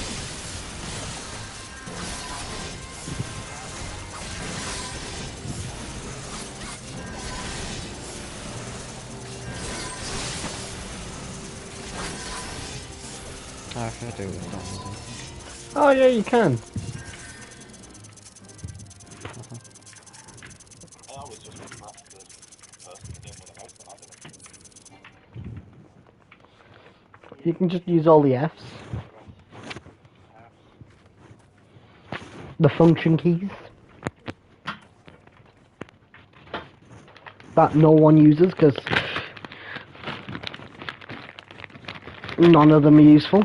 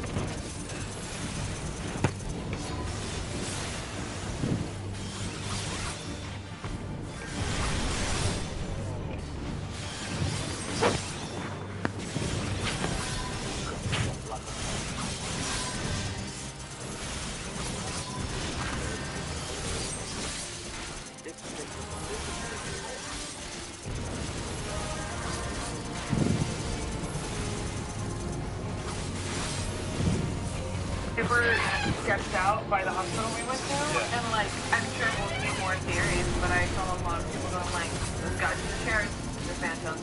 And people were just looking at us strange because we were filming in a hospital. Yeah. I'm surprised you guys brought that rig into a hospital. I'm surprised you didn't get kicked out. No, it was just like that whole lead with confidence thing, and no one will ask questions. I mean, I'm down to hear all of the theories about how the receptionist is dead or something like that. Or how it's all in my dream. Guys, how would we vlog my dream? How would we vlog my dream?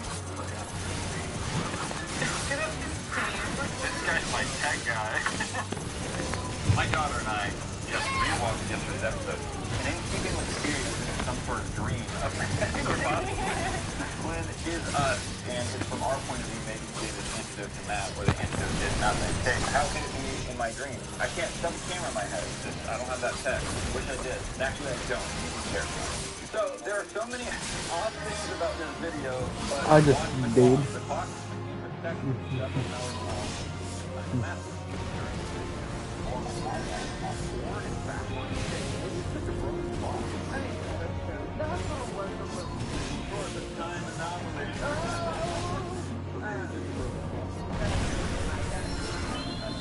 Marshal's got it.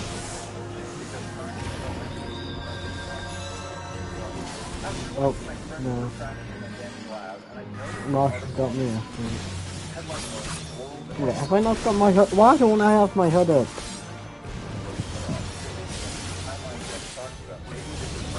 There we go.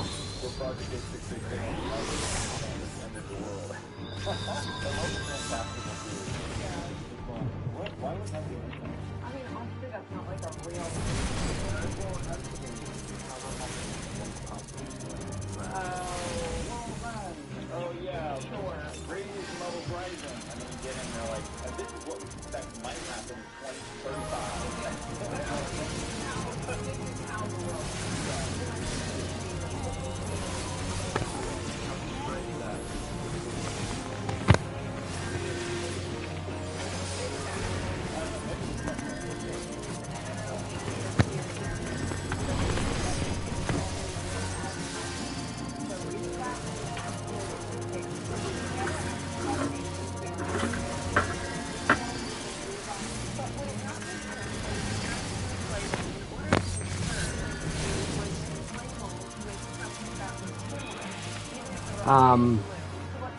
Can't do shit.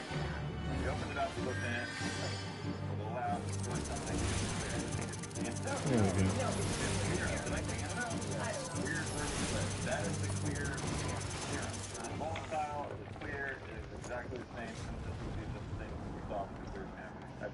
These poor gentlemen in the hospital. I know. Just like filling out their paperwork. Who knows how long they've been in this waiting room. Oh my word, there's such a deep theory about them. First of all, I think people look at us with anger for some reason. Filling in a hospital. That's why, Harry. Yeah, the doctor stopped it and cut the camera. But straight up, someone can be so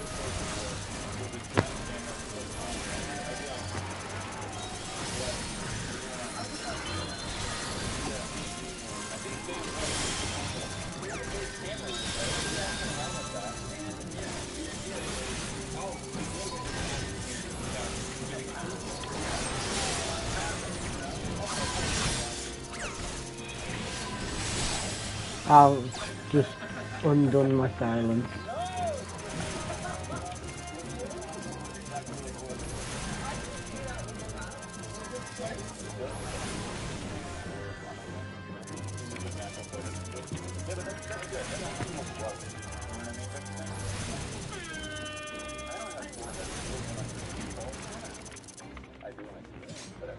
But he just has forehead wrinkles just default. It's like the craggly look. Good luck.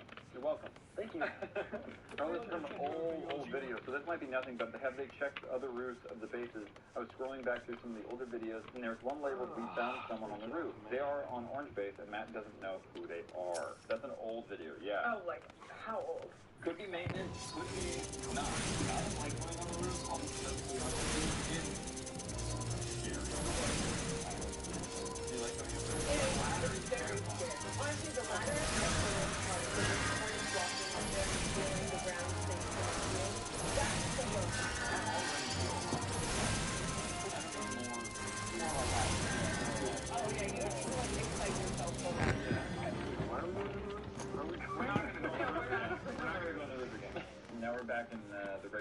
here, so we'll see premium and normies will like. Thank you all.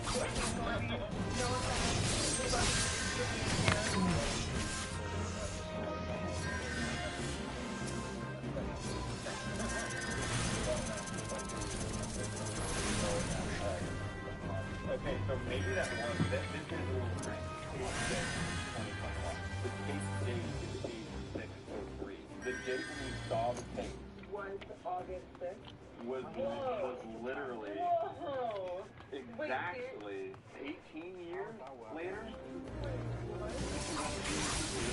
I mean, that's just weird. That's just a weird coincidence. Yeah, it's just a weird coincidence. Find the key in the ceiling, find the box of keys in the wall, one of the keys you see right down here, find the safe in the ceiling, and the door on the back. The box is done, the print is still in the right to the truth in there. Nothing you like them. Thank you, I appreciate that. Hey bro, look at what I wrote. What, Sam? I dropped it. Yeet the child!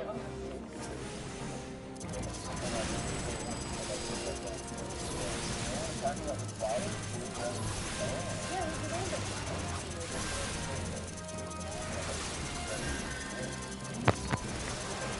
Sorry, you left me in something.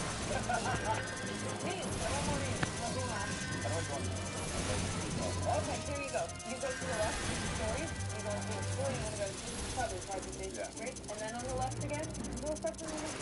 I can show you this episode. Did I miss something? How did they get a little bit Did they show it later in the episode? So if you guys go back to the last episode that just uploaded, where we were searching for VHS player, ATR, we explained that. We didn't show it because, well, you haven't seen the video. I explained it. Why are they attacking me? No, they're not.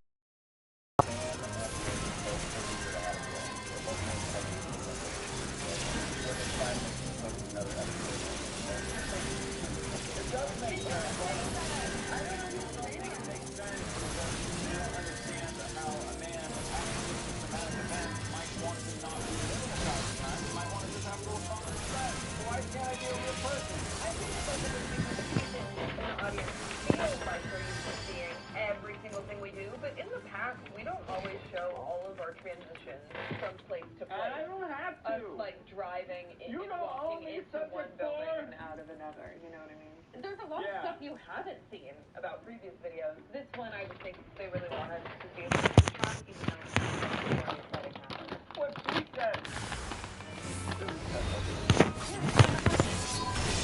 Does that mean we got it wrong?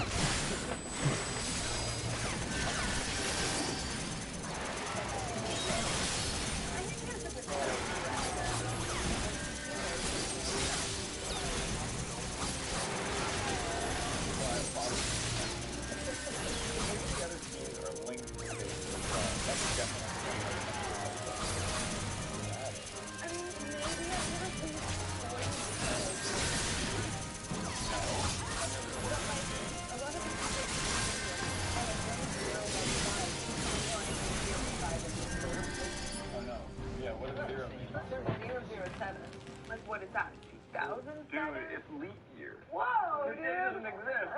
I think some definitely might work with these, and that's something we do with Ffxiv. But there are others that I don't know how we would change them in these.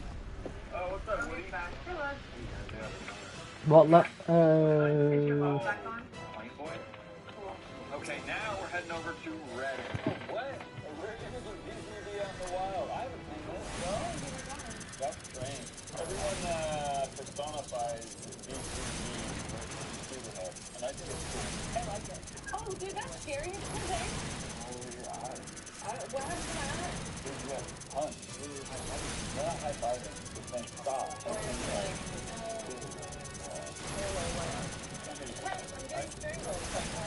This is single high five. Wow!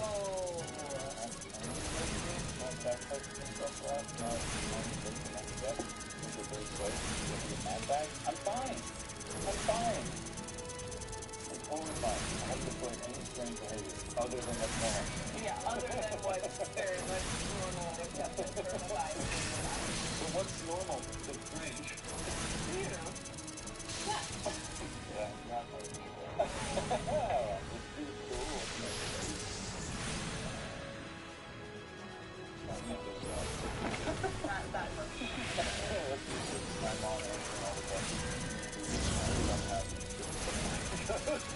brother's trying to hold back his laugh.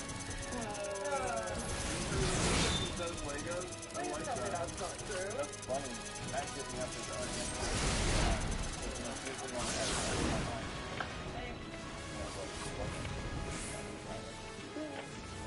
we don't know. Because he stamps on the floor and he creates the box.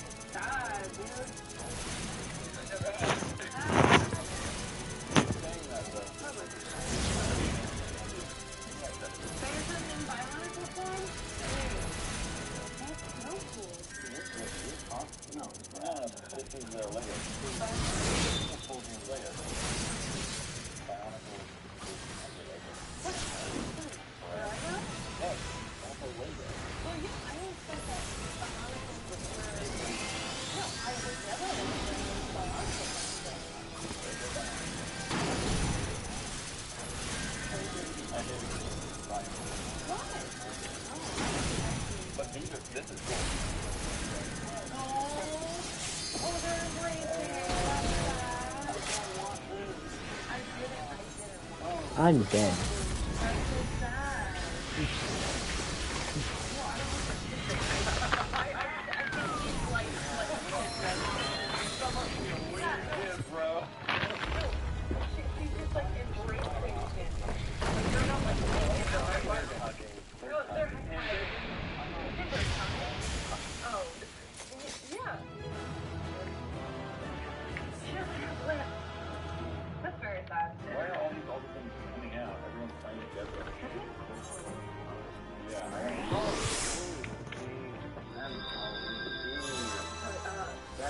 Oh.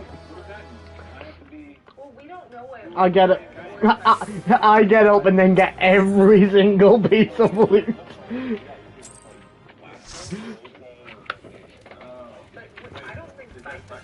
Chuck up a goober.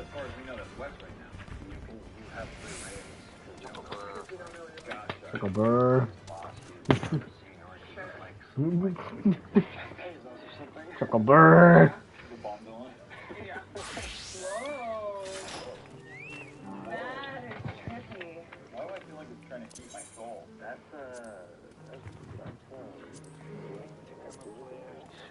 That trick was out. Why do I have to be like Is this really what it's like? I need you to have that. Tim Woods grow a mustache. I'm starting a petition. I feel like I've seen you in a mustache before. Not like half day. I'd have to like buzz and everything. No, I was thinking you keep your hair longer and you just do the mustache. I could actually see it, I think. You look very like 70s Miami cop with a mustache. No, I always say keep your hair longer if you do a mustache.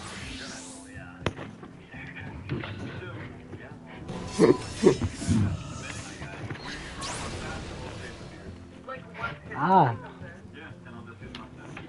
What if we eat it though? I'll shave it off. He's like, how do I circle this back to where we are right now? There's one that starts this curve, like that. Yeah, like I could probably get to this and like a little wood, like yeah, definitely take a little while. I just shaved it. Start today, and I promise you, I will do all of it. Alright. I'm pretty sure I'll grow my hair out. It would take a long time. Guys, thank you very much for joining us. If you're new here, make sure you subscribe. Click that video over there. That's what YouTube recommends. And click right there to go to Spellbound. Get yourself a membership. See you next time. Peace.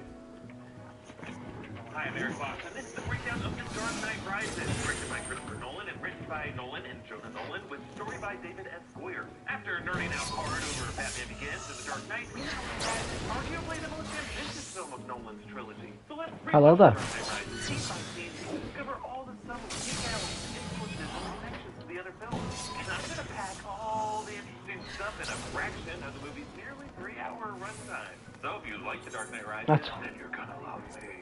Yeah, voices. Let's get started. The Dark Knight Rises opens similarly to the first two movies of the trilogy, with the Batman logo emerging from some elemental imagery that foreshadows the hero's coming struggle. Batman Begins derives the Batman logo from the swarm of bats, where Bruce struggles to construct his identity from that which he fears. The Dark Knight shows the Batman logo engulfed in flames, or Batman's trial by fire by the Joker. And now the Batman logo is formed by cracking ice. The ice foreshadows the literal ice that the condemned Gothamites are exiled out upon, but also the breaking of Batman's body and soul by Bane. Each of these three movies can be boiled down to one thematic word. Batman Begins was about fear, The Dark Knight was about chaos, and this movie is all about pain. Opening with the Batman logo being created by breaking ice conveys the theme of this film, that pain and suffering are necessary for a hero to rise. I mean, that counterpoint to the Joker declaration. So whatever I should sell that.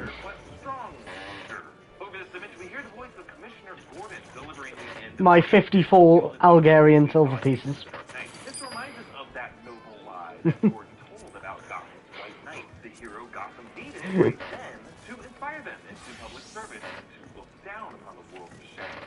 But it warns us that this movie will deal with the consequences of that noble lie. How that sunny inspiration resulted in a blind spot, deeply resentment in Gotham's underworld, waiting to be weaponized. And right after this, Nolan introduced 2 minutes, the Penny. threat that will exploit that blind spot. Bane, the hijacks and crashes.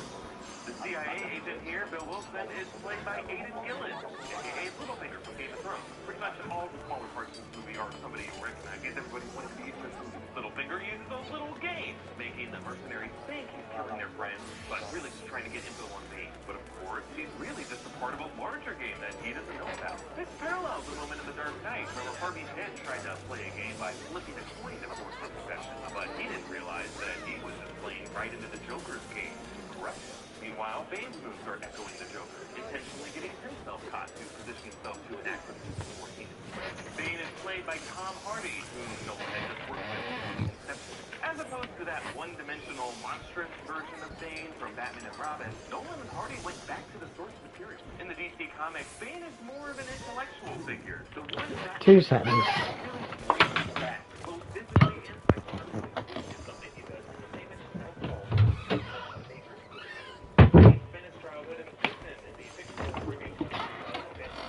Now, educating himself. In the comic version of the guy wears an apparatus with a steroid that gives temporary super strength. In the movie, Hardy's strength is natural. He gained 30 pounds for the role. And if you look closely, you can see Bane snapping the zip tie behind his back. Bro, just good. And of course, there's Hardy's voice. Something he was given quite a bit of grief over. But this wasn't a random choice. Hardy actually based the voice on Barkley's voice.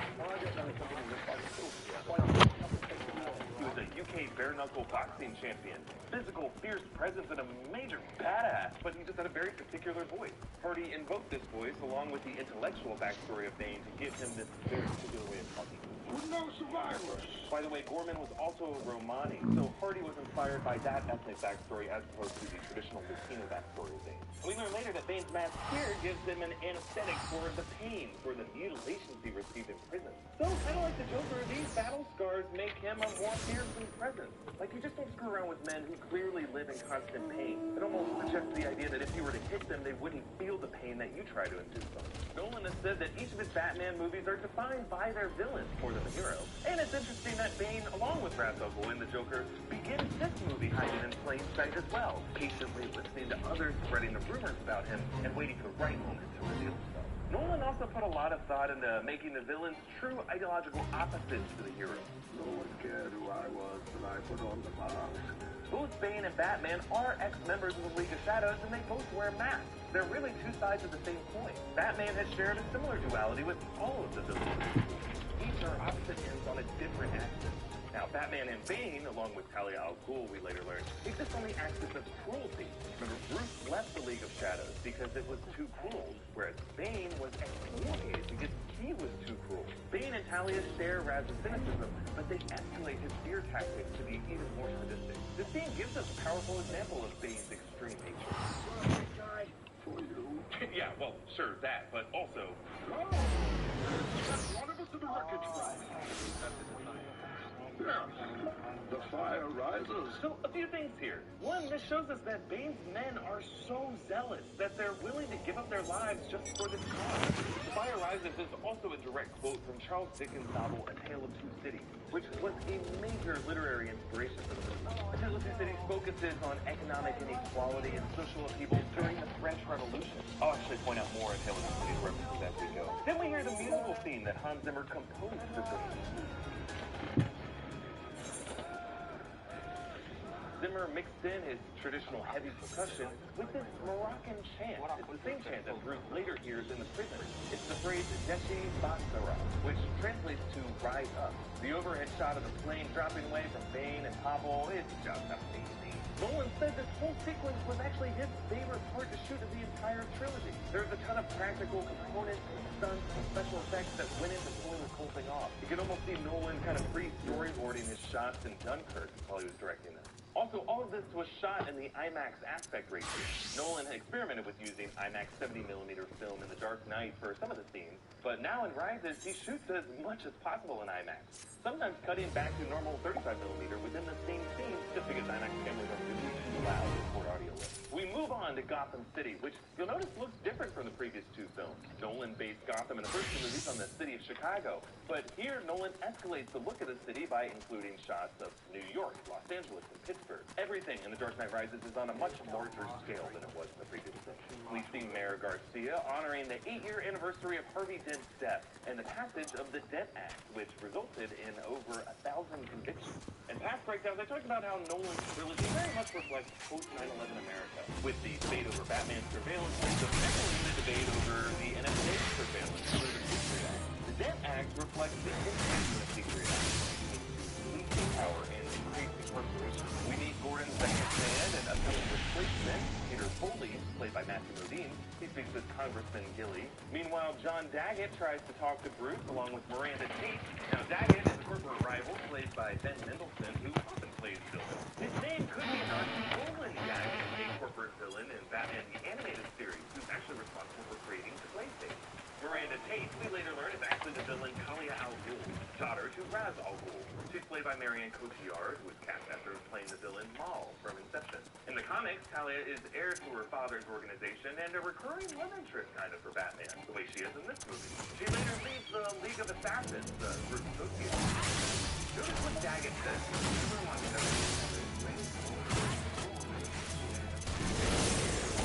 Daggett is actually alluding to Howard billionaire who became an instant recognition in his later years. This is a fairly apt description for Bruce Wayne at the beginning of this movie. It's interesting how one of Hughes' last great public feats was piloting this Bruce Goose. It was an all-wooden airplane that he flew out over the ocean. Interestingly, Bruce follows a similar arc in this movie. He finally returns from his seclusion, and he ends by showing off his aviation skills. We also meet Selena Kyle, Anne Hathaway. She's disguised as a maid, and she breaks into Bruce's private quarters to rob him. Selena Kyle is, of course, Catwoman, though this movie never explicitly labels her as such. The closest we get are a few newspaper headlines that refer to her as the Catwalker, cat burglary. The pearl necklace that she thinks belongs to my mother. Remember, we saw that necklace in French flashbacks happening, suggesting that Bruce has now reassembled it. The fact that Bruce is so reluctant with this necklace shows that he still hasn't truly gotten over the deaths of his parents, or the death of Rachel Dawes, whose photo sits beside the photo of his parents on his breathing desk. Bruce is clearly broken at the beginning. His body is broken. He has all internal injuries over the years, and it's hard to go over the people. We'll see how the events of this movie transition from to a older. And of course, this older, pain-pouring version of the character Bruce Wayne is taken from Frank Miller's The Dark Knight Returns comic, which I've mentioned is a major source for all three of these movies. Also, notice Selina's exit. This could be a nod to Letty Lamar. That was the real-life original inspiration for the Catwoman character, someone Hathaway studied intensively in preparation for the role. Lamar famously told a tall tale, claiming to have escaped from her possessive arms dealer husband by dressing up as a maid and collecting all of her jewelry and jumping out a window. Gordon meets with John Blake. He's a cop played by Joseph Gordon-Levitt, another one of Nolan's Inception cast members. members to make it into this movie. And this movie features Alfred retracing his footsteps from the Dark Knight, serving food to Master Bruce just to find him not there, so instead he descends down into Bruce's man cave. And like in Batman Begins, the Batcave is accessed through a 3-note sequence on the piano. Now the notes have been changed to the highest octave, D and E, then down to A and B, then back to the black keys, D flat and E flat. It's a little more complicated of a scheme than the 3 notes in Batman Begins. Remember, it's always smart to change your locks, especially after a cold burned down your house. In the Batcave, the name that links to Selina's thumbprint is an interesting Easter egg, Nikolai Ondrejko. Nikolai Ondrejko. Whatever it was, it was the same alias that the Joker used to author the mayor's obituary in The Dark Knight. Somewhere in the Nolan versus guys in jail thinking, why is everyone using my name for crap? Ondrejko is actually the name of a construction worker who worked on the second 2 movies. And fun fact, the last 5 letters of the name are an anagram for the Joker. Alfred urges Bruce to do it. And when Rachel comes up, notice that Zimmer brings back that same sad music. I know that you lost them, but that's all part of living, suppose. But you're not living, you're just waiting, hoping for things to go down. Same picture scene that Zimmer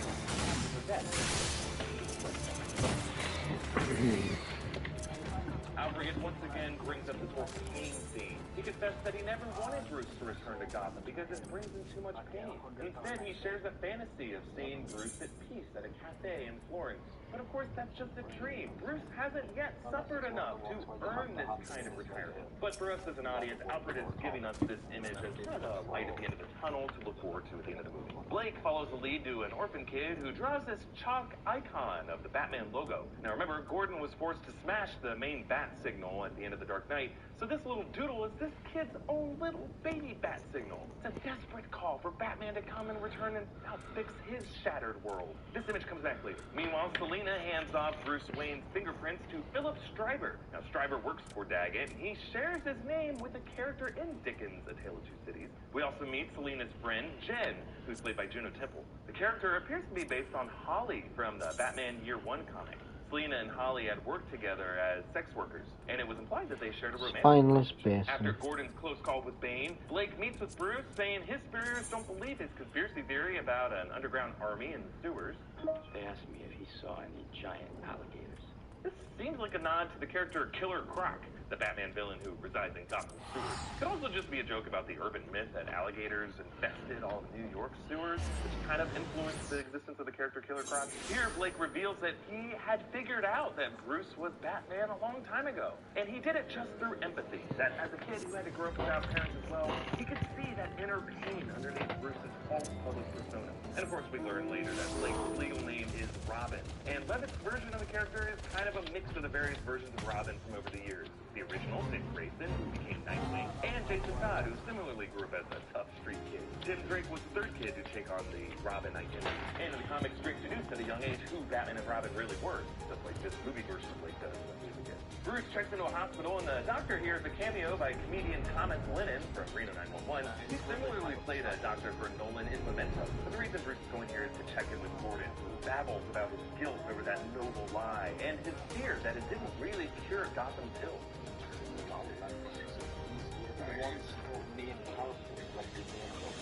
Gordon fears that the Joker was right, that Harvey Dent's fall from grace was really a loss in the battle for Gotham's soul. And if Gordon's right on those fears, Gotham would now return to the state it was at Batman Begins, but never really truly stepped forward. Now it's in the grip of the League of Shadows. Interestingly, the League of Shadows in this movie uses the same means to spread its evil, the city's own infrastructure. In Batman Begins, they use the water pipes that flow throughout the city, and in Rises, they use the water lines that flow out of the city. Bruce then attends Miranda Tate's charity ball, which gives us our first clue about Miranda's hidden agenda. Notice how she treats Bruce mad, like the way pretty much all the villains hide their identity. Miranda also says this line. That's a pretty cryptic way to describe charity work. Of course, this restore the balance talk is Miranda / Talia echoing the talking points of her father.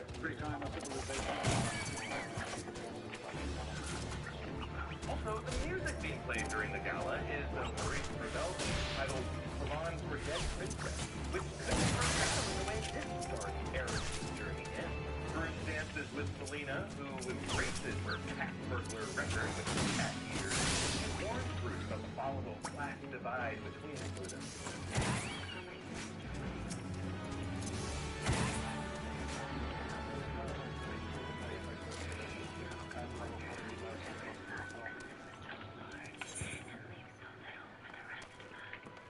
Selena is kind of using some Marxist language here, and it's establishing these two characters as opposing forces on another axis, an axis of income inequality. Again, the first two Nolan Batman movies evoked the post-9/11 America, but Rises adds to that political backdrop the economic tensions of more recent years, with the Occupy Wall Street movement after the 2008 bank bailout. Selena's image of a storm also comes from A Tale of Two Cities, the third chapter of which is titled Track of a Storm. And The Dark Knight Rises is a tale of two Gothams. The Gotham of the wealthy elite, basking in pride over burying the trash, and the Gotham of the oppressed masses, ready to boil over and overturn that social order, much like the revolutionaries in Dickens' novels. Bruce meets with Lucius Fox, and while he waits in his office, check out the book he's reading. Kind of hard to tell, but it kind of looks like the cover might have an image of Heath Ledger's Joker on it. It's hard to say either way, but it is that this would be the only reference to the Joker in this movie. The filmmakers said that they wanted to keep Heath Ledger's presence limited to the previous movies to honor the so even though it looks a lot like it, I'm guessing probably not him. Fox also gives Bruce a tour of his armory with several new tumblers and the Batwing, nicknamed in this movie the Bat. It makes a callback to the line from Batman Begins. There's actually a deleted part of the scene that showed Fox giving Bruce his exoskeletal brace that he puts on his leg, which we later see him do in the Batcave. It allows Bruce to walk straight and kick through a brick wall. This could have been inspired by the Justice League graphic novel Kingdom Come, which takes place in a hypothetical future in which an older version of Bruce Wayne has this kind of tech to help him move. Alfred also debriefed Bruce on Bane's origin. There is a vision more ancient of the road. A pit where men are thrown, suffer, but sometimes a man rises. Notice how the editing picks up Alfred saying the word "fight" with an image of Batman's suit rising from the ground. Alfred is talking about Bane's rise from the pit, which of course is just a legend. It was really Talia's rose from the pit. But either way, the shot foreshadows Bruce's parallel rise from the pit as he completes his journey from death to resurrection later in the movie. And one fun little detail before I move on, if you look closely, you can see a scar on Bruce's arm. This is the scar from the Rottweiler attack in The Dark Knight, that nasty one that we saw in Alfred's picture. Moving on to the Gotham Stock Exchange. Again, the conflict here is rooted in economic inequality. Bane and his men pose as blue-collar workers, custodian, shoe shiner, food delivery man, and they attack upper-class investment bankers who look down on them. They're literally occupying Wall Street. In this scene, you can also see some close-ups of Bane's head, which has an interesting scar. There's actually some significance to the scar that I will come back to. Bane and his men hack into banking software and they take off on motorcycles, leading to a police chase and Batman's first appearance in the movie, which really excites his older guys. I can challenge you in triple triad. I am doing gambling again. I found someone that was able to play triple triad. And another detail I like about this sequence, notice the close-up of the Batwing. It shows that it will take another 90 seconds for that to happen. Nolan edits the rest of the sequence to transpire in real time, so that exactly 90 seconds an hour time later, the countdown expires. Wait, she plays this herself? Nolan, in general, is extremely particular about the passage of time. While he doesn't play around with it as much as he does in Inception or Memento, he still has his eye on the clock, just as we saw in that. Okay, let me go and... He does it again later in this movie. Open it out. You may have noticed that the background of this chase looks a little different from the ones in The Dark Knight. That was all shot in Chicago. This is in downtown Los Angeles. Nolan shot this part here because the freeways of downtown LA are known for a mess of overlapping on-ramps. Use the hell out of me all the time. Batman uses these to Evel Knievel over the cops with the Batpod. But then Batman ditches the Batpod for the Bat. And notice how when it first emerges from the shadows of the alley, behind the spotlight, there appear to be two glowing eyes. They look very similar to ones of Batman's cowl. The Bat glides over these cops, giving us a look at its structure. The production designers wanted the Bat to match the militaristic look of the Tumbler and the Batpod, since they all would have been constructed from the same source. So the designers sampled the real-life Harrier jump jet and the Bell Boeing V-22 Osprey and the Boeing AH-64 Apache. Then Batman teams up with Selina in this rooftop fight, and check out Batman's hit on this guy. Theatricality and deception. After dropping off Selina, we get this gag.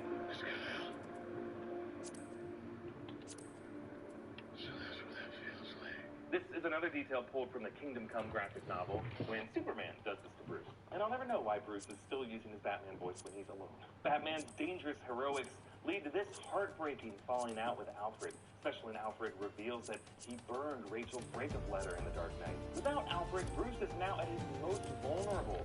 You might even say that for Bruce, things are worse than ever. And it's fitting that right after losing his most trusted protector, Bruce immediately makes a costly mistake, revealing to Talia al Ghul the location of the nuclear fusion device, allowing her and Bane to later weaponize it. Then at the Wayne board meeting, we get two cameos. On the left is John Nolan, the British actor, reprising his role from Batman Begins. He's Chris and Jonah Nolan's uncle. And on the left is Senator Patrick Leahy again. He loves Batman. He gets to make cameos in lots of Batman stuff. He was in The Dark Knight as well. You found a potato that plays triple triad. Daggett complains to Bane. He does that hand thing and reveals his agenda to be different than what we expected.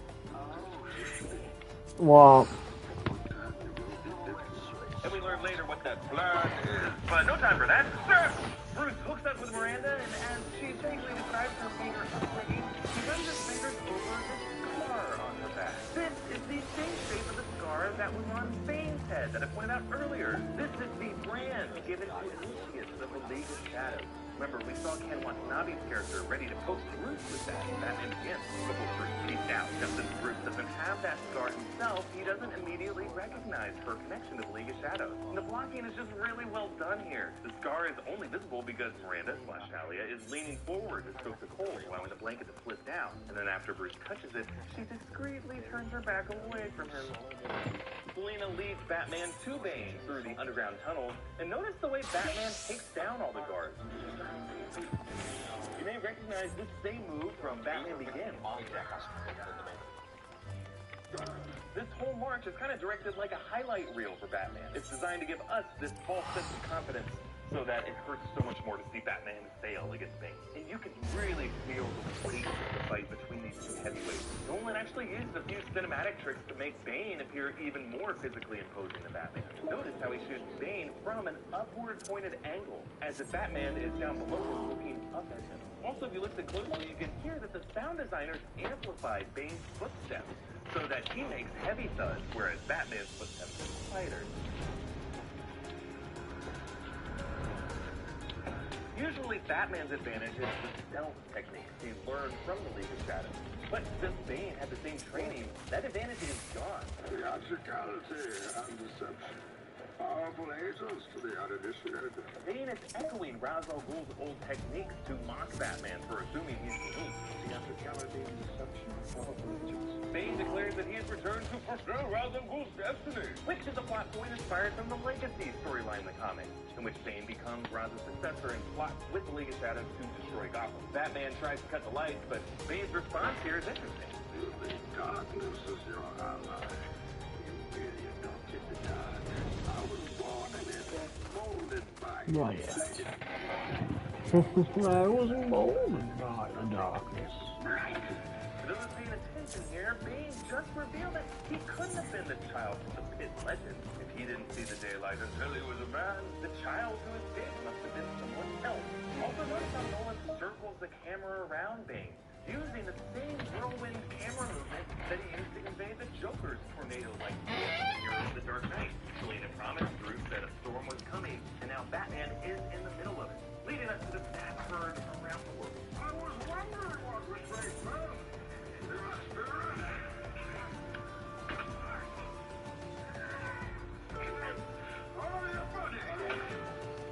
Bane lifting Batman and breaking his spine on his knee was straight out of the Nightfall comic. It's really one of the most memorable images in Batman history. And Bane walks away dropping Batman's shattered cowl. This recalls the image early in Batman Begins when Bruce was still able to crack early models of his cowl. Essentially, Bane is reverting Bruce back to that early, powerless, pre-Batman state. Bane takes Batman to the same prison he did time in. I'm guessing somewhere in Morocco. It's called Prisoner's Life, and Morocco. And here, Bane reveals his true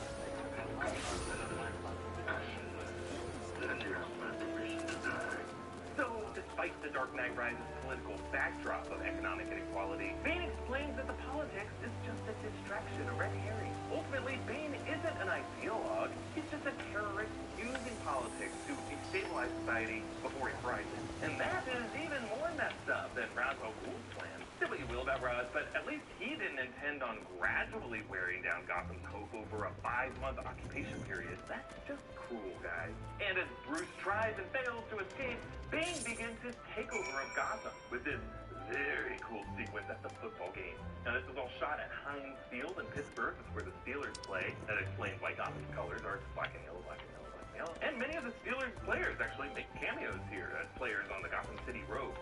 You can actually see their names appearing on the backs of their jerseys.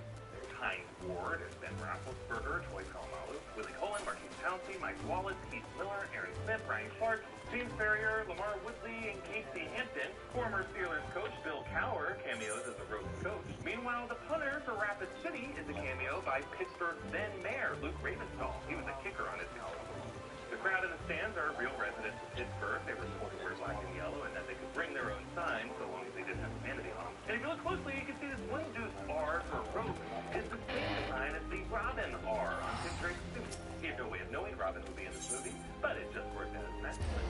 Bane's demolition of this field is pretty frightening. Just look how sad Heinz Ward looks. He's like, I gotta work on my awareness. And Nolan combines this spectacle with the wide shots of demolitions around the city. By mixing in aerial shots of real-life Manhattan, Nolan once again reflects the 9/11 imagery that provided the fear-based thematic underpinnings for his Batman series. He includes this shot of downtown Manhattan with digitally constructed bridges to New Jersey. He added 3 more, so I don't know why he wants more bridges to New Jersey. And prominently in the center of the shot is Freedom Tower. It was still under construction when the movie was being shot. The collapsing bridges definitely trigger the memory of the collapsing towers that this tower memorializes. Also, a fun detail here, if you look closely, you can see the triple-tiered Gotham train line, which was also digitally inserted in the city. Bane snaps the neck of Dr. Pavel, assuring Gotham that there's no chance that this bomb can be defused. And he declares that an anonymous, ordinary citizen of Gotham holds the trigger, someone he identifies as a hero.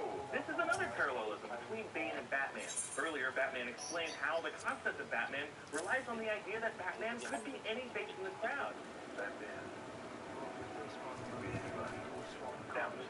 Bane flips this idea on its head. Instead of any face in the crowd could be a hero, now any face in the crowd could be a mass murderer. And then Bane gives this big speech outside Blackgate Bridge. Now this whole section of the movie parallels the French Revolution. Blackgate is based on the Bastille. It was a fortress in Paris where political dissidents were imprisoned. It was raided by protesters on July 14, 1789, and that is why the French celebrate Bastille Day. Bane is evoking historical revolutionaries like Maximilien Robespierre, whom many historians credit with the most violent excesses, the brute force and public execution of the reign of terror in the French Revolution period. You showed us the gambling, now we're addicted. And notice the design of Bane's coat. It's a mix of a French Revolution frock coat and a Swedish army jacket. It's intended to make Bane look equally like a dictator and a revolutionary. And after revealing Gordon's noble lie, Bane tears this photo of Harvey Dent. And notice how he rips it right down the center of Dent's face. He's transforming this false image of Harvey's legacy as an inspirational hero to the man torn in half that he secretly became. Gotham's transformation into a war zone was inspired by the No Man's Land storyline in the comics, in which Gotham City becomes an apocalyptic gangland territory cut off from the rest of the United States. Back in the pit, Bruce learns more about the legend of the child of Ra's al Ghul, and then, speak of the devil, he visits him as a ghostly hallucination as Bruce's backbone heals. Ra's referencing immortality in this pit could be a nod to the Lazarus pit from the DC Comics. The source of Raz's power was his routine rejuvenation in these pits, which restores energy. Now, Raz says there are many forms of immortality, suggesting that this pit is a Lazarus pit in a different way, providing those who escape it with a spiritual resurrection. While Bruce recovers, Gotham remains under occupation, and a small police resistance meets with a special forces unit. Notice the symbol that Blake uses to track the truck route. Of course, Blake got this from the orphan kid that he talked to earlier. I like how this symbol is simple, quick to draw, and easy to miss. It contains a hidden V, as if to suggest victory, kind of like how the V for Vendetta graphic novel and movie inverted the Anarchy A symbol. Throughout human history, various oppressed groups have drawn similar graffiti symbols with hidden meanings. Early Christians were persecuted in Rome. They would draw this pitch symbol. Also in World War II, Allied soldiers progress. Gilroy kind of became an inside reference among the troops, kind of like this symbol is for the Gotham. Fox tells the Special Forces guys that the bomb will detonate in 23 days, which gives us a sense of this movie's timeline. Earlier, when the bomb was built, Bain said that the core would be stabilized in 5 months. So while Nolan implies the passage of time by blanketing Gotham in snow, we can actually estimate that the city has been under occupation and Bruce has been in prison recovering for a little over 4 months. Bain catches the Special Forces and publicly executes them. Again, I now have the harvest again. Bruce reacts to this with another failed escape attempt, resulting in this interesting flashback.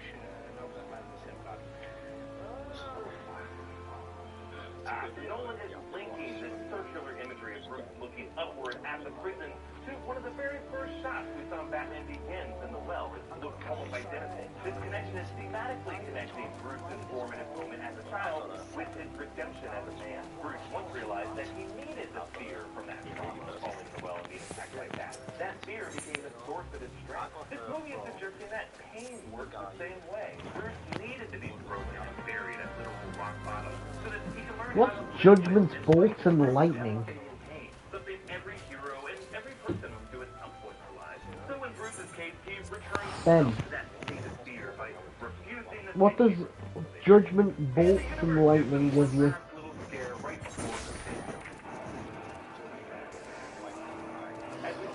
Yeah, that's the quest. Warren was back, and that works as a psychological supercharge for Bruce. And here was just enough of it. Back in Gotham, we see Bane's kangaroo court sentencing Stryver and the court's familiar judge, with Cillian Murphy returning as Dr. Crane, the Scarecrow. Notice how his coat is tattered with the stuffing coming out of the seams, making him look particularly scarecrow. Remember, in Batman Begins, we first saw Crane in a courtroom, making a mockery of the legal system. So it's appropriate that in Rises, he returns to where he began. Meanwhile, check out what Bane is doing during this. Now, he presides over this court, leaning back and knitting.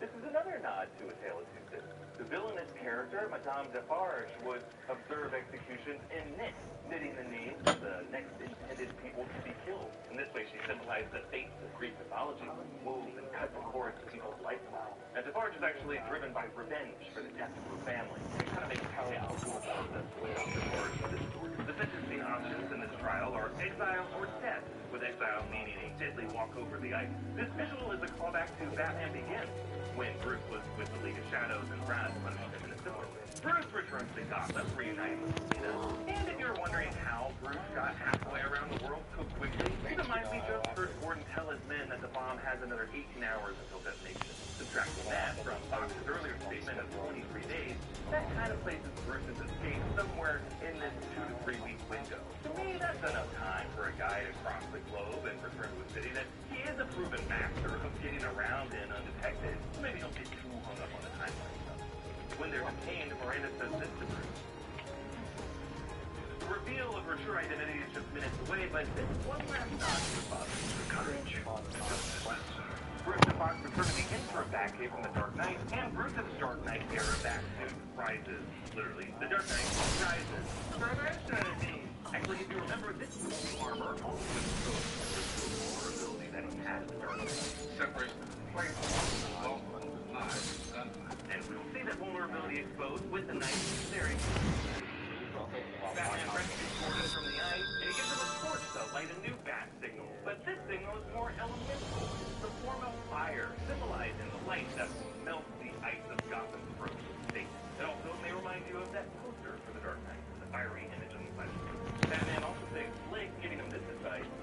If you're working alone, wear a mask. It's another moment for Shadow from Batman to Robin, with and notice the last word they say, nice.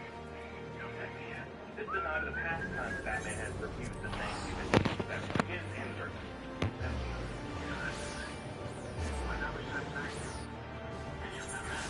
Moving on to this climactic street battle. Notice how it takes place in daylight, which is a change from the climaxes of the first two movies, which were took place at night. The dawn setting represents Batman's resurrection from despair. Some political misinterpretations of this movie have criticized the choice to have this final battle take place with the good guys being the top, beating up revolutionaries, breaking leftist ideals. But again, this movie is not about that kind of partisan politics. If anything, the images of tattered flags, weary, unwashed police officers more closely evoke the first responders. 9/11 attack. Whatever you believe, there's no denying the heroism of a first responder crawling through collapsed rubble in the aftermath of a terrorist attack in the city. It's just one of the reasons why we really feel the need for these cops to win the game. And I love the music arrangement of the sequel. Zimmer composed an altered version of the Rise chant, making each syllable more of a staccato to emphasize the cops' rise from the grave in a march to war. Batman joins the fray, and like his earlier brawl was saying, the sound editing once again tells us the direction the fight is going. Listen to each of Batman's blows. They added a little metallic click to each punch, indicating that Batman is making contact with the tubes of Bane's mask. These clinks lead to the first moment Batman actually draws blood. Like any good boxing match in the movie, this shakes up the antagonist and leads to knockout. Sure, Selina may be the one to actually finish off Bane later on, but for dramatic purposes, this is Bane's defeat, because he's replaced by the movie's true villain in this moment, Talia al Ghul. Talia waxes poetic about knives. Oh yeah.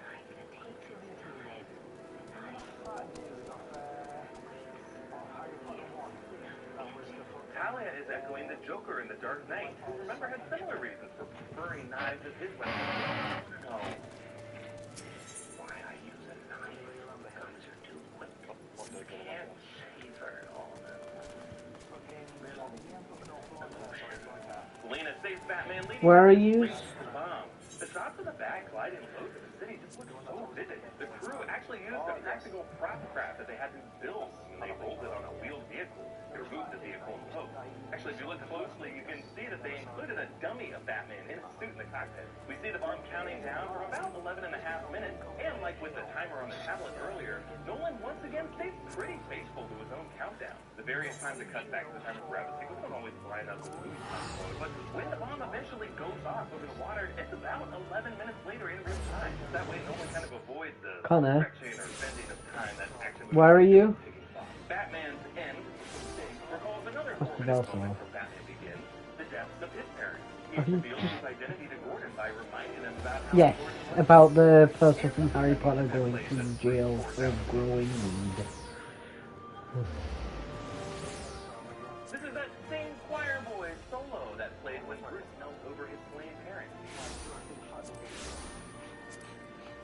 Now we hear it over Blake, because this is a parallel formative moment for this upcoming hero. The moment that he sees his parental figure die. A montage shows us that Potter Harry is alright.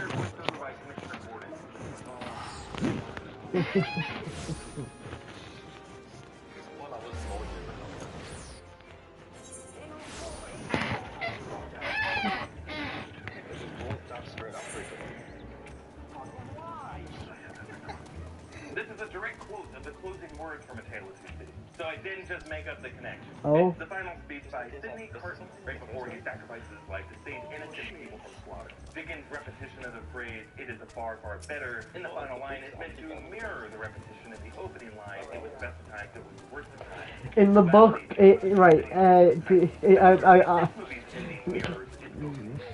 in the books it says, Dumbledore quietly says in the movie, "Harry, did you put your name in the goblet of fire?" Dumbledore asked calmly. That is not asking someone calmly. And by the way, to those of you who look at this overhead shot of Batman's statue unveiled and see a smiley face or a Joker face, well, I just have one thing to say to that.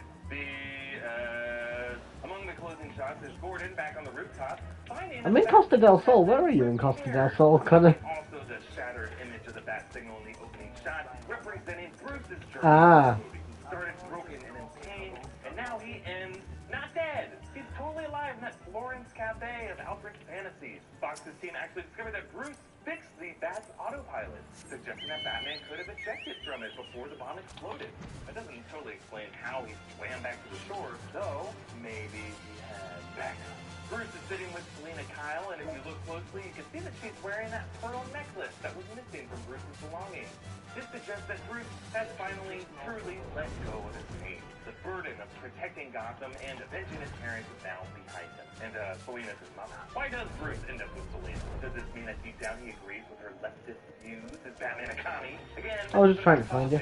Selina showed Bruce the heroic selflessness by returning to help liberate the city. She saves Right, lives let's against go his teleport to... breaking the law and dressing up as an ass animal. That's a keeper. But the big reveal in this closing sequence is John Blake's real name. And notice how the camera cuts to the reverse shot and her voice changes a little. You should use your full name. I like that. Robin. I like that name. Robin. It may sound a little different because someone actually recorded a copy of Robin separately.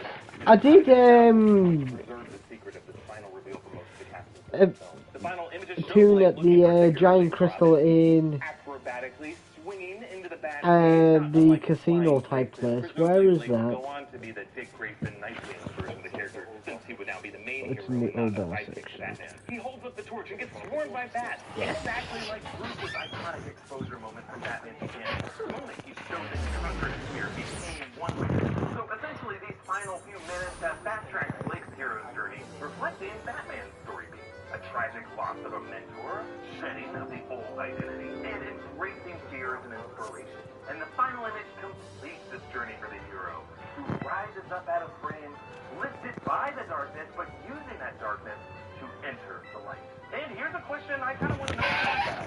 Would you watch a Joseph Gordon-Levitt Nightwing movie? I kind of want to know how this hasn't happened yet. And a broader question after watching all these movies. Welcome back to New Rockstars. I'm Eric Voss. In The Amazing Spider-Man rebooted the Spider-Man franchise with a more edgy Peter Parker and Gwen Stacy that they clearly can't wait to kill. I'm just slowly leveling up my mechanist now.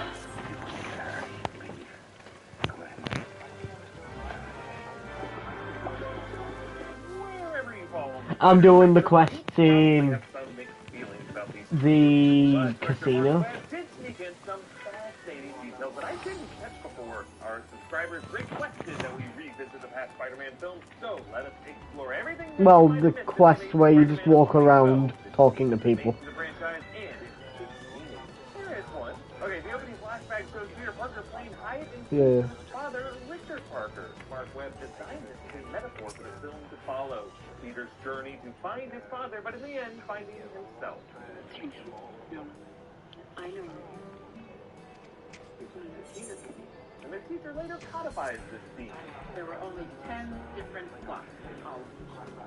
Only one. Who am I? Oh, movie teachers always working their lesson plans around exactly the theme the character needs to learn, instead of what we actually learn in high school, like French verb conjugation. Katie. That can't be the theme of a movie. Peter's father relationship is one of the many changes they make to the character's mythology. Okay, then. Never knows his parents, his uncle, gain powers, all seemingly by chance. This film is a greater conspiracy behind it all. The fashion report unlocked. The same animal genetic research division that led to his fight and to his antagonist's deformity. The lead scene even suggested Peter was enhanced on purpose. There's opening scene, Peter's toy dinosaur is visible on the table, which I guess you could argue kind of foreshadows the battle with Richard. I wish there was something that gave you over 1 million gil. Our first image of teenage Peter shows him spinning up the debate team photo where Gwen Stacy is visible there. States of basketball to the head, humiliation that'll later pay back to Flash. After Tobey Maguire's classic nerd and Boy Scout scene of the character, Garfield's Peter is an outsider by choice. He embraces and the identity of an internet troll is kind of what he seems to enjoy the most when he first becomes Spider-Man. Cool admin reprimands him. Keep it off the ground. Peter's skateboard is later broken. He does have a whole bunch of others to replace it though. But keep it off the ground is the advice he takes as he becomes Spider-Man. Uncle Ben is Martin Sheen in this movie, and May is Sally Field, originator of sorry. And Peter, instead of beginning the movie as Four Eyes, who says that when his vision moves to Spider-Man, this one begins with contacts and then puts on his father's glasses to look more like him. Costume that he will continue to wear as he follows in his dad's research until he sheds this layer and takes on a new skin. In Peter's bedroom are a poster for the Hitchcock film Rear Window, which is about a loner who spies on the world through a lens, much like Peter does, and a poster of Donald Glover from Community, and push for Donald Glover to be cast as Spider-Man in a reboot, and he did later make cameos in Homecoming and Into the Spider-Verse. Peter's search results show up first from the Daily Bugle Online. Yes, I am watching the Rockstars. And Apparently, Connor's research includes an article titled Oswald, Where Is He? About the I just like watching random shit about. shadow in the Oscorp welcome screen. The plan was to have I just like watching random shit, and then Connor, that is one big ass fucking crab. Rhino, a nod to the villain the Rhino, being traditional people, almost assume that his powers could also extend from Oscorp. After the bite on his neck, Peter man-spreads on the subway and envisions flashes of the Spider-Man logo on his skateboard. And then magically, the stunt guy who hits him with the skateboard switches from black to white. Oh, Spider-Man power. And then research terms for Richard Parker is Richard Parker Life of Pi. You mean it was a tiger in the Life of Pi novel and the 2012 film, in which Dr. Rabbit actor in this movie, Irfan Khan, stars. That's one giant ass crab. 2 cents. Noting that Tiger is Peter's comic nickname, so this is kind of like one tiger trying to be more like his daddy. Oh, that is one giant ass crab. Display agility and parkour, hanging out on the roof, catching falling bugs, and throwing basketball for everyone. Flash here, whereas we say. Oh, this isn't Costa del Sol. I didn't go to Costa del Sol. I went to Little Alamingo. He believed that if you could do good things for other people, you had a moral obligation to do it. Not choice. Ah, the famous Uncle Ben quote, paraphrase. Though, to be fair, the original quote in the comics was spoken by Uncle Ben. First written in the narration box. T-Bone the clerk is an asshole, but Daddy didn't give you enough milk money then? T-Bone! Oh, cut the promo! Actually, T-Bone is the name of a low-level gangster Spider-Man and Blade take for vampires in comics. And weirdly says Daddy didn't give you enough milk money. Another twist to the knife of Peter's daddy issues. And a reminder that Peter apparently didn't give the whole thing about his mom. Peter lets the mugger go. I think it's real help. Leading into Uncle Ben's death and tries to stop this guy. Actually, this is all their person has less like the rainy film. In which Ben now looks for Peter. He sees his mugger, thinks it's Peter, follows him into the shadowy alley, which would have been pretty interesting. Peter lives with that guilt of him dying because he could prevent him from Peter a criminal. I know this is a lot to process. Let's get to something smaller, more digestible, more compact, like some of the street friends walking while in the ring. Thank you, Rick, for sponsoring this episode. The ring comes in very The Chocobo's going in! The Chocobo's going in! what you're bringing with you. The Rick wallet is made out of military-grade materials like carbon fiber and clean stylish saw-proof. So when all the dirt come at you with chainsaws, your attacks will be not very effective. This is their aluminum cheeky wallet. They do have other colors like cobalt blue or carbon fiber. They're light, they're strong, they're ready to party, but only with the minimal amount of cash that you brought with you. For everything. Quick and easy to buy with free shipping and free returns and a lifetime guarantee. It's got 30,000 reviews, so you know they're doing something right. Where are you now? Oh, you're back here. Get 10% off today with free worldwide shipping and returns by going to ridge.com/newrockstars. Don't worry, the Chocobo's coming.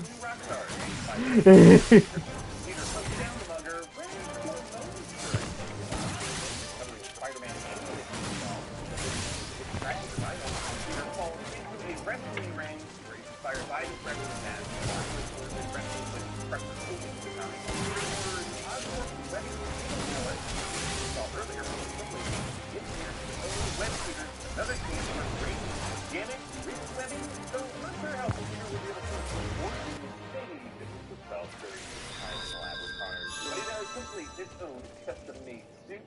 The building he's standing on here is New York MetLife Building, the real-life location that the MCU used for Avengers Tower.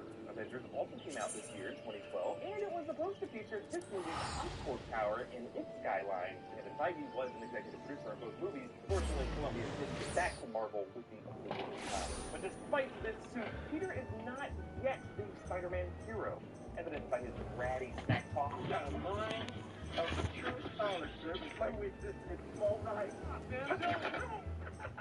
That is just funny. And while this Deadpool-esque staff definitely is part of Peter's teenage identity and sense of humor, promise you haven't seen Peter being a hero yet. Have you seen any cats? Right now, he's just kind of a dick, but that hero moment comes later in really cool ways. Peter arrives at Gwen via her fire escape window, kind of a Peter and Wendy type arrival there. And on her shelf is the Ffxiv novel. The movie Ffxiv is what Tobey Maguire started, but two of his first two Spider-Man movies nearly caused him to have to sit out of the cycle due to back injury. The Stacy's Dine-On brand Zeno, the dish that last Spider-Man and Peter reveals himself to Gwen as Spider-Man by whipping her in for a kiss. Kind of copying a move from Indiana Jones. On the Williamsburg Bridge, Dr. Razzle's driver is a cameo by Michael Mavagala. Lover and Pussy in the rainy zone. I'm dead. Fucking hell. Yeah, I was.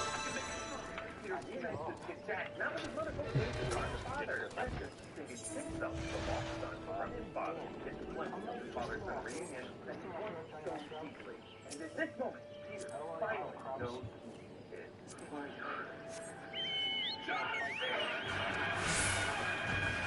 Oh, come on, this is an important moment. Who is he really? Are you sure about that? And in flipping his father and son back together, Peter also flipped a critical bomb that will save his ass later when this same guy returns to favor as the crane operator who flies Peter to his path to victory. Peter ruins another sport for everyone. And Peter fights the lizard in the sewer. One detail I really like about the lizard is that Connor's right hand has 4 fingers, but 5. His left arm was just his normal human arm, with the 5 fingers turning to reptilian flesh, whereas his right arm only regrew from the stump as a new monstrous from Kyle Ridge. Connors attacks Peter at his high school, emerging in his tattered lab coat, just like the lizard's appearance in the comics. Stanley, cameos as the librarian, muscles used everything, and Peter throws Gwen out the window and catches her, setting up why he talks to be able to catch her this way. Second movie. The Shrinking Tree Extreme.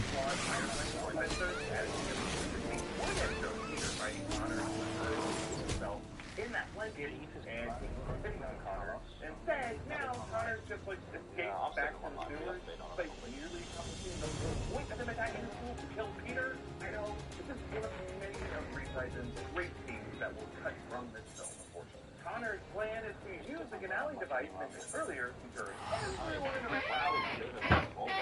Same color scheme as the vapor that creates green goblins and rainbows.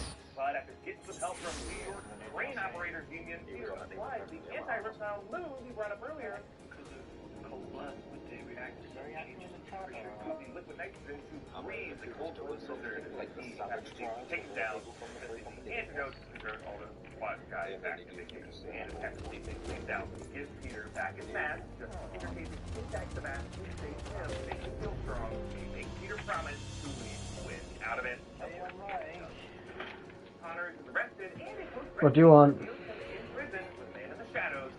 I don't think so. And the movie that never happened. Peter attends Gwen's dad's funeral from afar, but last went, I should have. Matter like the Medic universe flashes always Peter's final heroic. And some fans say belongs to the doctor. Sir, really, this cool detail comes right after he shoots himself out of that crane like a cannonball. The Danborough secret freezes with Spider-Man over the George Washington Bridge. Famously, the setting of the death of Gwen Stacy at the hands of Green Goblin in the comics. Another reminder of this early.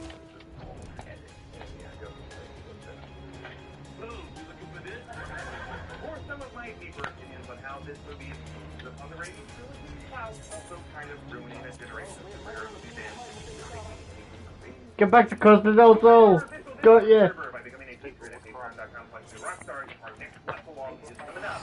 You can join us for it there. Follow me on Instagram at EABoss, follow me Rockstars on socials, and subscribe to this channel. Teleport to Custard also!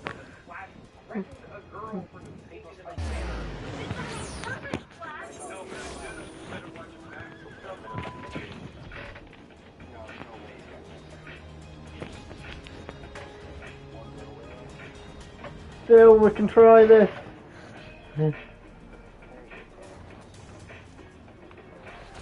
Hi, I'm here to defeat cancer.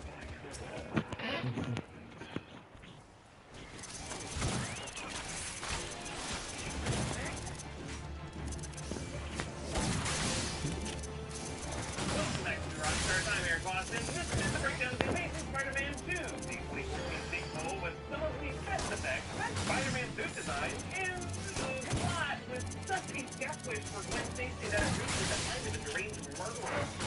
Kill ya. Justin. Gonna kill ya. Justin. Gonna kill ya. Justin. Yeah, delete it. Remind your dad. And yet there are two separate psycho research walls in this movie. One of them randomly scored that song for you. For you.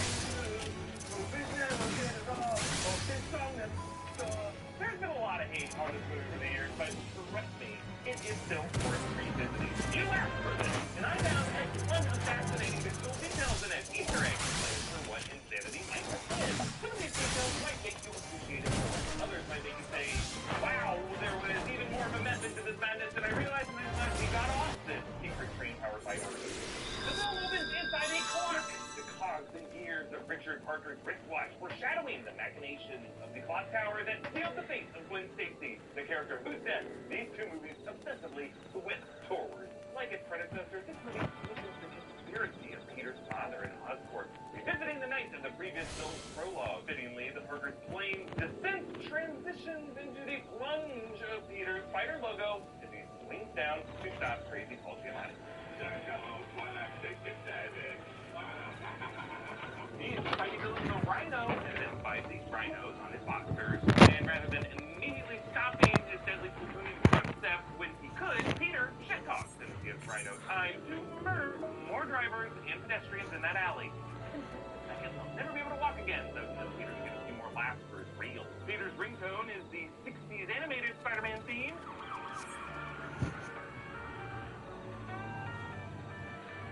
Because he's somehow aware of his own franchise, and he misses Gwen's death foreshadowing graduation speech. I know we all think that we're immortal. We're supposed to feel that way. Cameo. I know that Peter keeps hallucinating Dennis Leary everywhere after he warned Peter at the end of the last film. Leave, Gwen.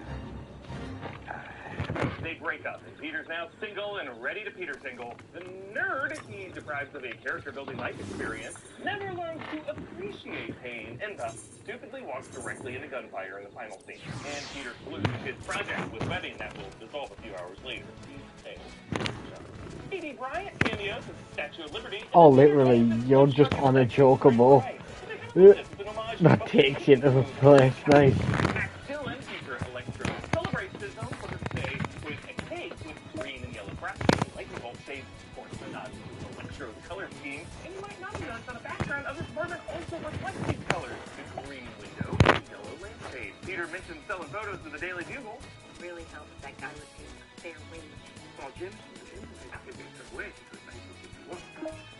He said 1961, which is the year right before Spider-Man debuted in comics in 1962. Now, Jameson himself does not appear in the film, but the Daily Bugle does a few times. Dylan Fox is BJ Novak as Alistar Smythe, who in the comics is a villain who controls the Spider Slayer robot assassin. Harry Osborn meets his alien father Norman, dying from a family curse, and when he dies, a green light scans his body, and then a medical worker rolls in a cryo container. That is because there was a scratch plan for the third movie in the series to preserve Norman's head and for him to regenerate along with Gwen and her father using Peter's blood serum.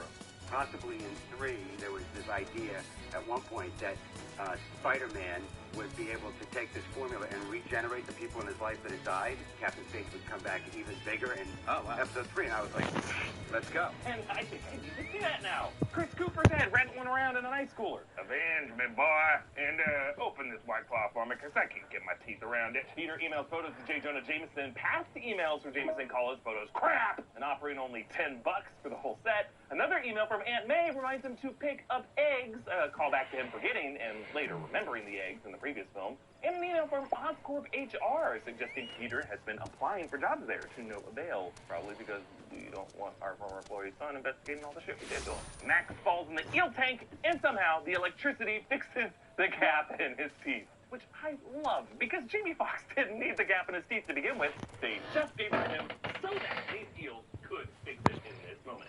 Happy birthday! In Harry's boardroom is Felicity Jones as Felicia. She was being set up as Felicia Hardy, Black Cat, but it didn't pan out, of course, so she moved on to Star Wars stories and immediately killed her off. Bye, Felicia. Peter and Harry catch up, which Peter hates so much he casually tries to kill himself, and they skip those stones. Spider-Man, but Harry kerflunked like an idiot because his hands have already begun twitching, which his father warned him about. Started to switch, yeah. Electro attacks Times Square, and notice how spectator barriers have been set up, which, you know, I hate to be nitpicky because all movies can do this, but this would imply preparation for onlookers. We actually see this again in the final scene. God, why would you set up anything for people to stand there and watch? Don't erect a barrier. People need to keep running for blocks and not turn around. They're going to die. That's definitely not a safe radius for all the bullets and lightning that are flying around. And similarly, when Electro attacks those red steps, the people there are fleeing up those steps, despite the fact that there is nowhere for them to go at the top. These stairs don't lead anywhere. And you know these people know this because later they know to flee down those steps. This sequence was not designed to be a true threat. Really, it is no deeper than a mere visual spectacle, a light show with a literal stage and a literal audience. And that superficial aspect, being the screen switch from Electro to Spider-Man, is what turns Max on Peter in this moment. Peter's research on what Roosevelt refers to brings up a photo of the Roosevelt Island tramway, a nod to the final battle with Green Goblin in the first Sam Raimi Spider-Man film. And I know I already bashed the Psycho research wall, but god damn it, Peter went to the effort of printing out FDR's face on separate post-it note-sized squares and then piecing them back together. I guess because FDR's big checkerboard face is the key to this movie. She's the key! Before I continue, thank you to Bang Energy for sponsoring this video. Every can of Bang is 16 ounces. It contains 300 milligrams of caffeine. It has 0 calories, yet it's a great over 6 flavors from one of those great flavors is frozen. Okay. Great fruity taste of frozen wine, but will make you come back to life as if you were some people dying, but check out Bang on Instagram. You can get 25% off your order at bang-energy.com when you use the code NewRockstars25. There you can buy cans of Bang Energy, including their sweet tea and coffee flavors. You can also get clothing, supplements, all types of stuff to be your best Bang self. Thanks again to Bang Energy for sponsoring this video. Get 25% off at bang-energy.com using the code What are you doing, like Murph? Harry Osborn similarly unlocks the trinket to his secret Oscorp secret projects that include, if you look closely, Dr. Connor's file and Dr. Morbius' file, which refers to Dr. Connor's from previous film, and Michael Morbius, the living vampire, coming soon next year. Uncle Jared Leto. There's also Venom storage and experiment Oct-32A, which could be nods to Venom and Dr. Octopus. And there's also a bunch of projects in Australia, Oahu, New Zealand, Manchester. Those could refer to plans to introduce International Bounty Hunter, Craven Hunter. Actually, there's a saber-toothed tiger skull with a gold teeth in its room. Could be another bounty or trophy that Craven gave to Norman in the past. And in the archive video of Richard Parker and Norman Osborn, you can already see Norman's hands starting to twitch there too, a sign of his illness starting to set in. The YouTube video Peter researches has 0 downvotes, yet the blue bar should put that like ratio somewhere in the low 80s. I know this because that bar is my master. Harry tells Peter he needs Spider-Man's blood for its self-healing properties. He can do everything else a spider can. Another sort of nod to that animated theme song, whatever a spider can. Now, the first moment Gwen meets Harry is a jump scare for Gwen Stacy. Oh my Sorry. And Gwen is right to be afraid. This is the psycho that will later snatch her up out of nowhere and lead to her death, which will be a much faster drop than the descent in their elevator here. The Ravencroft Institute is a key supervillain prison in the Marvel Comics, a prison for supervillains and the criminally insane. It is run by Dr. Ashley Kafka, as it is in the comics, and plays Johann Strauss's Beautiful Blue Danube, most famously used to evoke humanity's great leap forward into sci-fi in films like 2001: Space Odyssey, and recently with another blue-free lab experiment with Dr. Manhattan and Watchmen. Spider-Man refuses to give Harry his blood. You're a fraud! Spider-Man! And Peter does some national treasure shit, finds his daddy's secret train lab, and learns it was Richard's own DNA infused with the spider, making it Peter's destiny to become Spider-Man. People will say I'm a monster. For what I've done, maybe they're right. The real crime against nature here was going back to the sacred bloodline trope instead of the this could have happened to anybody factor that has always made Spider-Man great. Meanwhile, Harry manages to overpower 2 armed guards and free Electro, and then uses Megan to access Norman's basement, which is cast in green light for the color of the goblin. Now, in this basement are 6 chambers, among which you can see Doc Ock arms, and later, with Gustav Pierce, you can see vulture wings and a rhino exoskeleton. The end credits show flashes of all of these Sinister Six figures, along with nods to Craven the Hunter and maybe Chameleon for a planned Drew Goddard-directed Sinister Six film that was scrapped. And as Harry transforms, we get this nice, sweaty, dainty shoulder blade roll. Let's loop that for some puke porn, please. As Peter chases Electro around the city, I love that he climbs up his own web during his swing. Now, again, the effects and action in this movie pretty solid. But unfortunately, for some parts of this battle, we don't really want to see it. Like, you know, when Electro pukes lightning on him. You ready to give up? And of course, infamously, when he turned the power plant grid columns into a xylophone.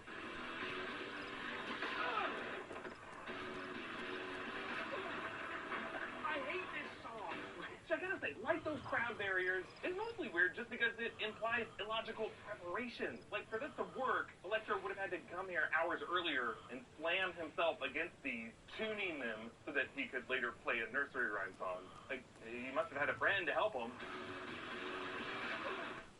Not quite my tempo. But Gwen arrives to help, and on this day, she is wearing a green jacket and a purple skirt, the exact same clothes that she wears during her famous death in the comics. But her death is not much of a surprise. It's telegraphed pretty overtly. Nobody makes my decisions for me. All right? Nobody.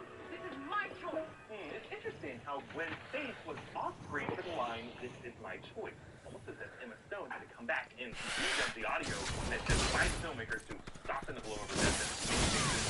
But the damage is already been done, because in this movie, Gwen's death is just a factor of a totally unmotivated conflict between Peter, Harry, and Electro. It really just happens because the script and the Crabler in it. Crab! Really, the consequences of Peter Parker's life are all meant to come from chaos and randomness. Now, this series tries to streamline that mythology. His powers, the death of Uncle Ben, Gwen Stacy's death, they all play out like predestined clockwork. We actually see the gears moving both metaphorically and literally in the opening images. But sadly, it cheapens Gwen's death by just making her feel like another cog in that machine. Now, yes, it's kind of cool that the clock tower freezes on 121, the issue number Gwen died in the comics, but the camera work doesn't really do anything to make it subtle or, like, discoverable. The clock hand just clangs with a duh. Kind of like they started with this idea and then worked their way backwards from it, and then never really wanted the audience to see other possible futures. Now, some accuse Peter of not mourning Gwen long enough in the final minutes of the movie, but actually we do see him at her grave for a full year's worth of seasons passing around him. Really, the bigger issue is how Peter returns to being Spider-Man unchanged from the first act. He's even fighting the same villain. One new move he pulls is using the manhole lid to deflect Rhino's projectiles and smack him with it, which you could say is a callback to him using the lid against Electro in the power plant. But even that move technically was before Gwen arrived to change his whole attack strategy and change a thing or two. It's almost as if the studio was saying, "Look, you get more in Spider-Man, are you happy, nerd?" Really, the best lesson the studio learned from this was simply to surrender the character to another studio and knows what they're doing when it comes to fan service. Now, does this mean Sony is incapable of good Spider-Man stories? Absolutely not. Spider-Man Into the Spider-Verse is considered by many to be the best Spider-Man movie. That was all Sony. At the end of the day, I am grateful for these two amazing Spider-Man films. There's a lot to love in both. Historically, I just find it uncanny that this came out the same year as my two favorite MCU films, Captain America the Winter Soldier and Guardians of the Galaxy, because this proves to superhero filmmakers that even in this modern era, success in this genre is not a given. But for my hotter takes on these movies and to join us for our next watch along, join our official Discord server by becoming a patron at patreon.com/rockstars. Follow me on Instagram at follow the Rockstars on social media. Subscribe for breakdowns of everything else.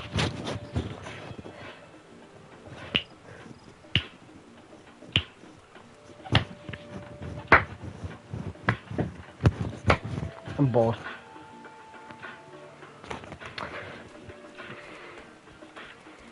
I'm kind of loading into dungeons. Because everyone's gone.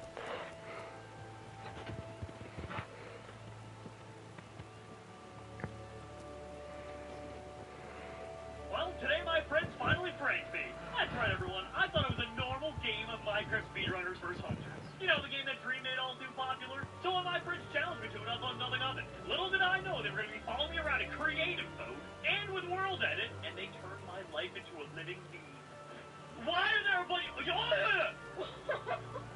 I just got struck by lightning, and there's 3 creepers by my crafting table. What? I need new friends. All right, guys, our first ever traditional Minecraft speedrunner. 3, 2, 1, let's go! Oh, yeah. Oh my God, you're the worst. No, please. This is so weird. You don't know how many people have requested us to do this. You know how many people have requested us to do this in the past? Just do like a traditional speedrunner versus 100. See if I can beat you guys. Yeah, 15 total people only. That's right. Yeah. Yeah, this one's for all 15 of you. Oh, thank you, Dropsy. Jerome, you need to run faster. What? Why is it raining? Because you do that sometimes. Jerome, I am a better swimmer than you. Go away, Steve. You're a butt. A menace of a butt. You know I can't do that, Jerome. You can't. What? It just stopped. What is going on? It literally just stopped raining. We like the rain. We don't like the rain. Why? No, we do. Oh my gosh.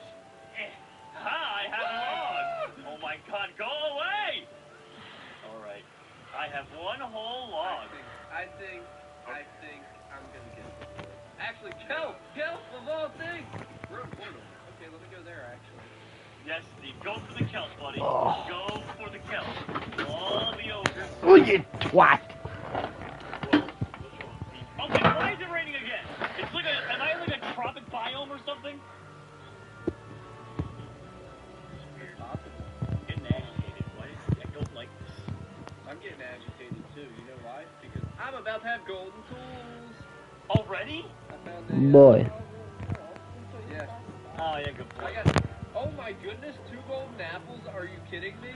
I ain't kidding you right now, Steve. Not 1, Jerome, but 2.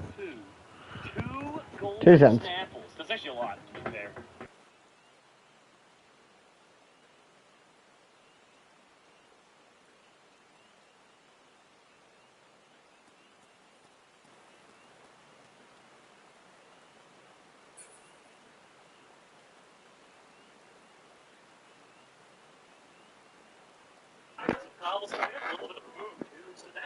I just don't have a chance. I haven't had a chance to like cook it yet, but you know, I got beef chops. Yo, I don't like that actually. Can I take that back? Beef chops. I just ate a golden apple. Did you like to take back beef chops? Okay, but we gotta live with the repercussions. I like beef chops. Specifically, Steph, we gotta live with the repercussions of that. Of what? Beef chops. Why are there a bunch of... I just got struck by lightning, and there's 3 creepers by my crafting table. What? What are the odds of getting hit by lightning? That's in the thunder, so that's kind of bad for you. But what are the odds of getting hit by lightning? Is that like an actual thing? Okay, there's no way I can hit by lightning twice. That's not possible. You're more It's like real life where you're more likely to. Yeah. That's real life. That's not Minecraft. Alright, whatever you do, stay away from lightning bugs. This is 117.1, so it's possible that with the creepers, maybe it's like a chance to spawn supercharged creepers? Is that a thing? Maybe? Yeah, it is. Like a random chance to spawn them? It's possible. Well, not spawn, but you know. Oh my god, big crap. We're going deeper, Leo. We need to go deeper. We're going deeper, Leo. Deeper into the caves. Who's above me? I hear someone breaking blocks above me. Not it. I'm busy. Smelting up my eye. Bucket. I'm living underground right now. I have to literally live underground for the time being. And why is that? Because I have nothing and I'm almost dead. Have you tried going and killing some chickens? Oh my god, there's no way he randomly spawned down here. Bruh, that's literally not even possible. It was a 1x2. Imagine. Simply imagine. Imagine. That was abysmal. I guess round 2. That was ridiculous. It spawned in a 1x2. I mean, while possible, that is ridiculous. Wherever it's like, it has to be dark enough and it's like sticker. Plus, with it raining like this, that means mobs can spawn anywhere. Alright guys, round 2. I don't know what happened in that last one, but 3, 2, 1. I wasn't ready yet. I know you had your head turned and you were typing super loud, Steve. That's why I started it. I was trying to clear myself and get me my hunger back and all that stuff, but now I have 3 haunches missing. That's on you. Okay, well, you know what? It doesn't even matter if you guys do anything, because apparently my luck today is atrocious. So. It's gonna be a long day today, Jerome. I can already No, Steve, it's gonna be a very short day at this pace. Hi, Jerome. Ha! You only get one log. You stink. Yeah, but it's still not enough for us. Iron. I already found iron. Iron's kind of cheap. And what? Steps to beat you, buddy. Yeah, Steve's right behind me. Oh, yeah, is he? And there's Remember, buddies? Oh, we got to blow up on him. What a hit. Alright, I need to... Oh, yeah, let's leave him alone. Hello. Yeah, you like that? That creeper gave me 6 logs, bro. Joke's on you. Joke's on you, pal. I'm alive, and you guys are hurt. Emotionally. Well, like, I insulted you. I can say literally nothing. Oh my goodness, guys. He's about to be physically hurt. Get over Yeah, it, I'm Steve. about to be physically hurt. I'm still hurt from the beginning of the game. Get out of here, Steve. I'm out of here. Who's stealing my crusting table? Oh no! Oh no! No! Happy? You dare steal the crusting table? Please, I leave the crusting table alone. You leave, and you never come back to crust. I never come back to the crust. I'll never eat peanut butter and jelly sandwich forever. You have as no crust. Unless you don't like crust, then I hope it has crust. I've decided to load in some dungeons. I mean, I'm not gonna say I like it, but I'll eat it. I've decided to load into some dungeons. Oh, you're a myth. I thought it contained most of the fiber, to be honest. I was already loading in when you were away. Oh, we have a bard, I think. That's a bard. People who use like a card. Yeah, that's a Oh, fuck's sakes. Astrologian, yes. Is that just an upgraded bard, like? The healer. Oh.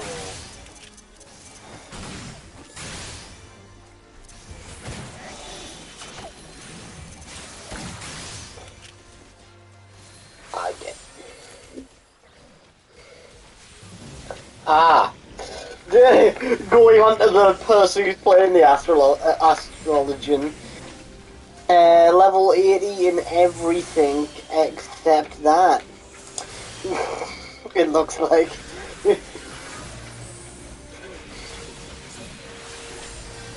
So I think he's just leveling himself up as well. Level 34. What in the world?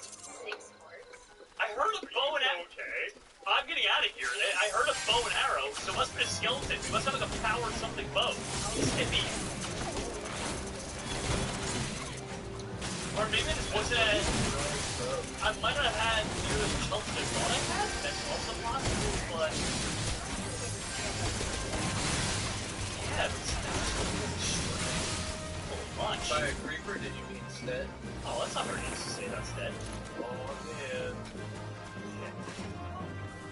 I found some surface iron, so that's good, I guess. Yeah, you're still awfully close to the wall, right? A little close. Oh god, get out of here! Zombie, I'm trying to smell some food! Oh, that's another zombie. Please, zombie, please! Just go away. Oh, that's another zombie. Go away! Oh god, there's a witch nearby. I got hit with a slowness potion. Oh my goodness. We're down here. Having a very rough time. Endless mobs all over the place. It's bait blocks long top. Okay. Gonna be okay. Okay? Okay, Steve? Because Steve is my... Because there's no... I'm only level 34 on this character. I've had a really rough time so far, okay? Yeah, I've been having a really rough time getting some little video from a friend.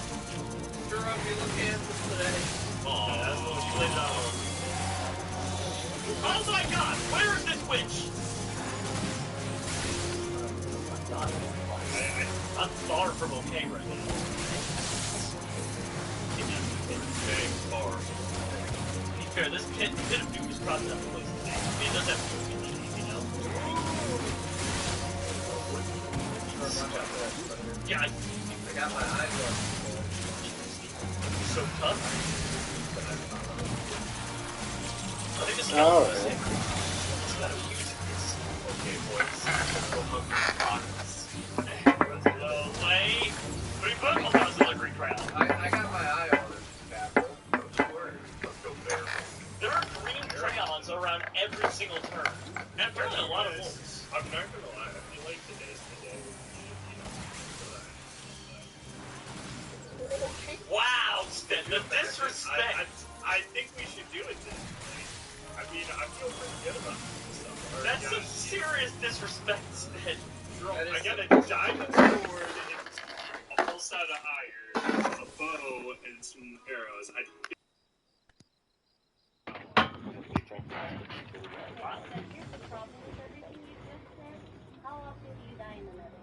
Every single time.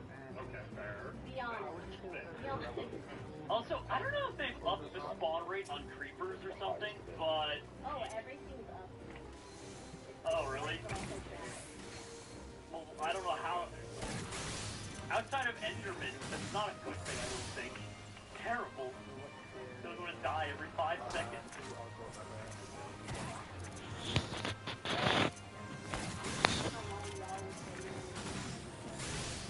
I think you're watching it.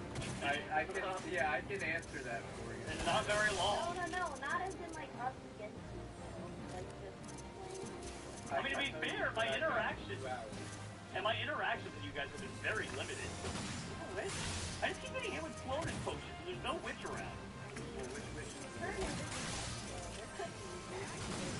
Is that true? Yeah, their own potions they can Yeah, they use it. That is wild. I didn't know that. I did not know that. That is... Okay. That is, as you could say, wild. Yeah, that's why you kind of want to get rid of them. Don't focus on like using like the instant damage and the poison and stuff. But if they're dying, they'll try to get away. Things like the wandering traders are invisible. Yes. An Enderman. I have no armor, so I don't want to risk it. I'm not risking it to try to kill you guys. But I'll be back for your liver. Yeah, that's what Ender Pearls are, you know. Okay, where's the Visible Witch?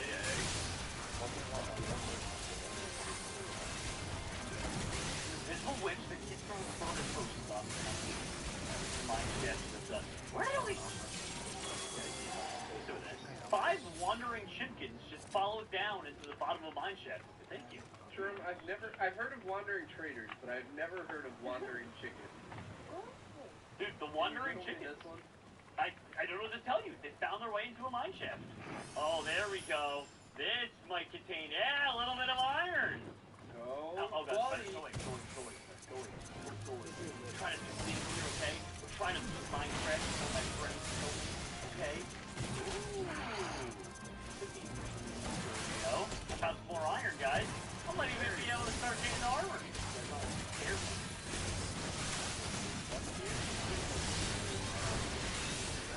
Alright, well I have an iron sword and an iron pickaxe. I'm doing vastly better than I did the first one. Vastly? Well, I didn't die in a 1x2 hole, so we have to do vastly better this time. Vastly?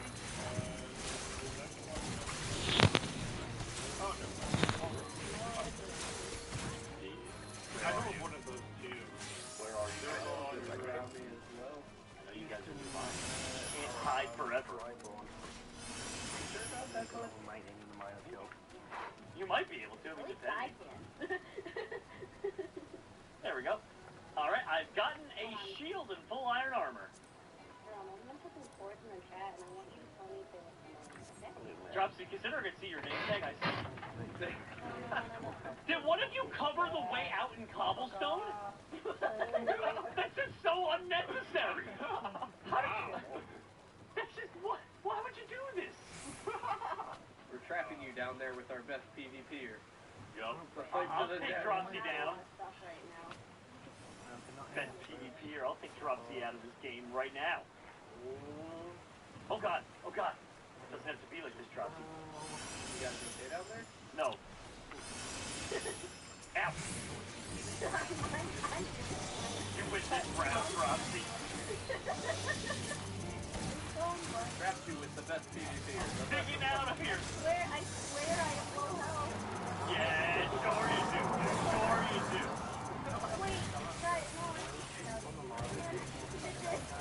no. I assumed it was you. Dropsy, you're too late. The wall held you back. Alright, I gotta find out where this witch is. There's been a witch following me the entire video, throwing slowness potions at me. It really bothers me. Have you tried to move? You know, see, baby, that's what I've been missing all along. Thanks, buddy. Yeah, no problem, buckaroo. I know that you really enjoy getting good, but I don't know what you tried to do. I'm just like, That's what's definitely made. I'll say that. Oh, crying. Much. Might be able to make some leggings soon. Like, yeah. I'm not going to the nether with that full iron armor set. It's not good enough for that. Guy, tell me still about that one, pal.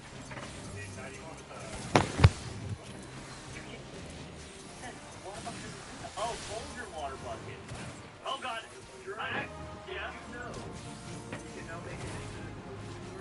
And do you know that I accidentally lobbied myself out? No. No. Say it ain't so. Say it ain't so. No, I survived. I was like, there's no way you died of lava. All things lava. I mean, there's a very strong way that that can happen these days. It almost just did.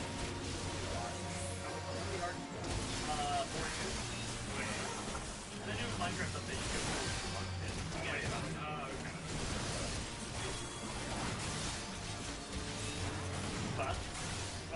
Survival! Oh god, kill me. Impact looking mod. That's getting worse. I see Dropsy's up there. Dropsy, I know you know I'm down here. You can let me live though if you want to be nice, you know. Keep up the good work, Dropsy. What are your coordinates? 1, 1, 1, 1, 1. 1, 1, 1, 1. 1, 1, 1. I do have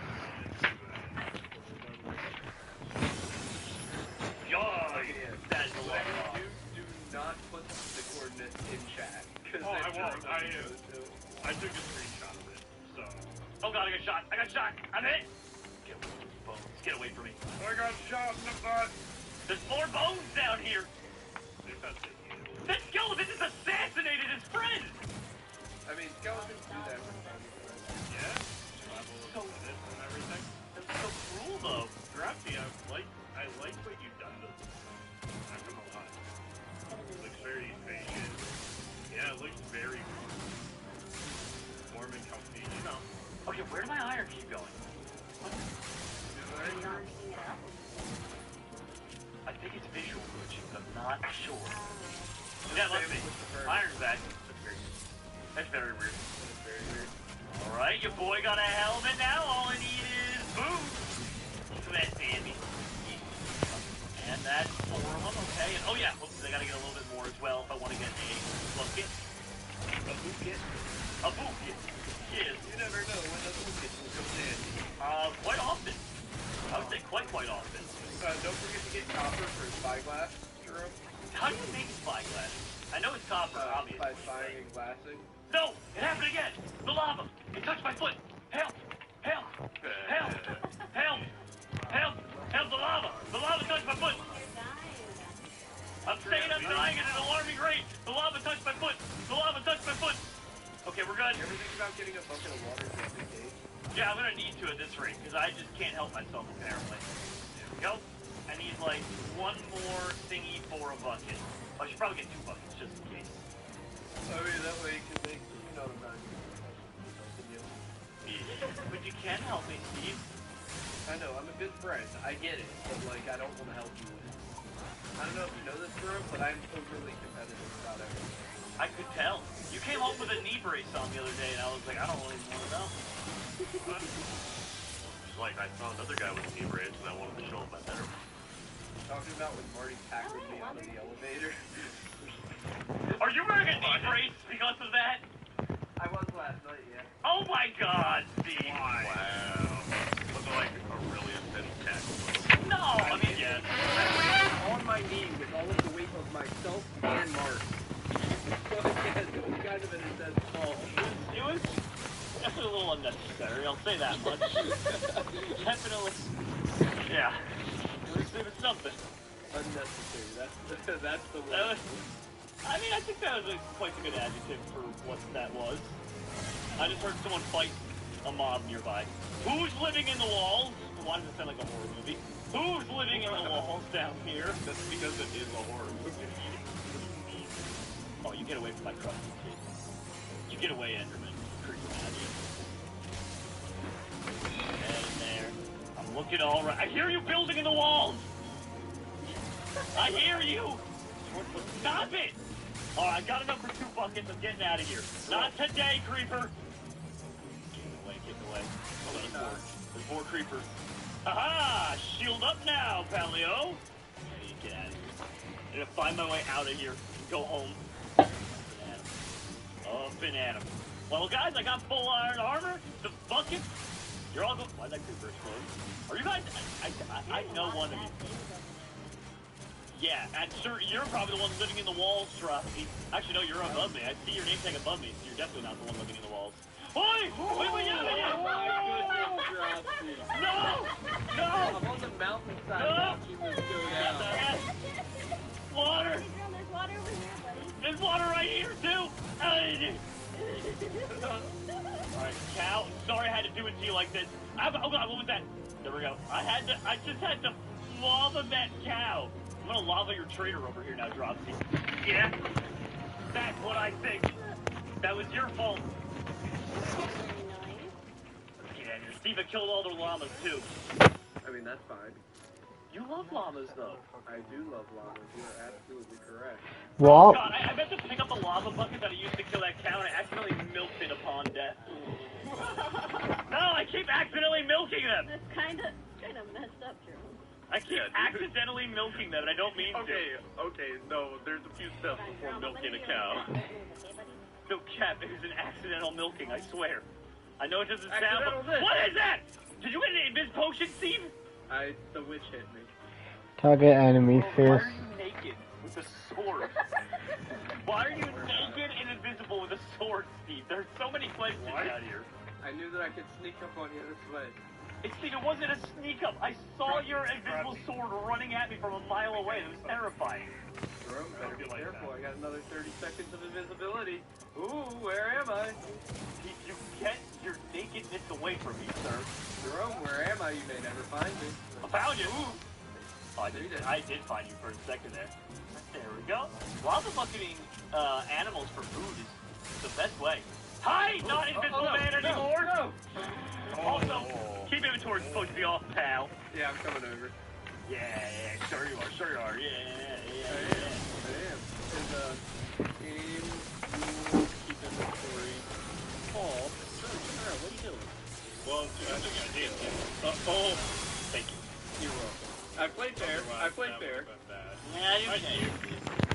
Hey, Stead, how's it going? I don't have anything. Well, that means I know where Stead is. Stead's at spawn. Steve, come here, I got you. Thanks, Buckaroo. You lose that. Stead, I have no armor. Why would you give me that?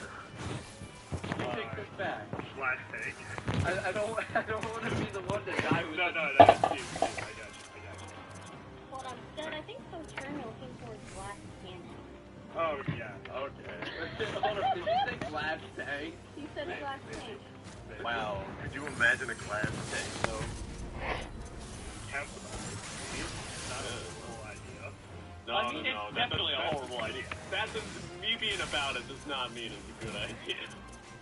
If you pitch that to the military, they would not be amused. Also, I saw you hiding behind this tree. Oh.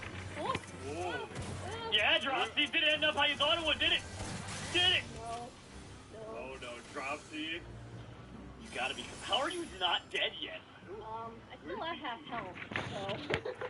Also, you have an enchanting table? This was the gift from Stead. I don't know how he got this. Stead, you have an enchanting table? I had Hit me with it? Yeah.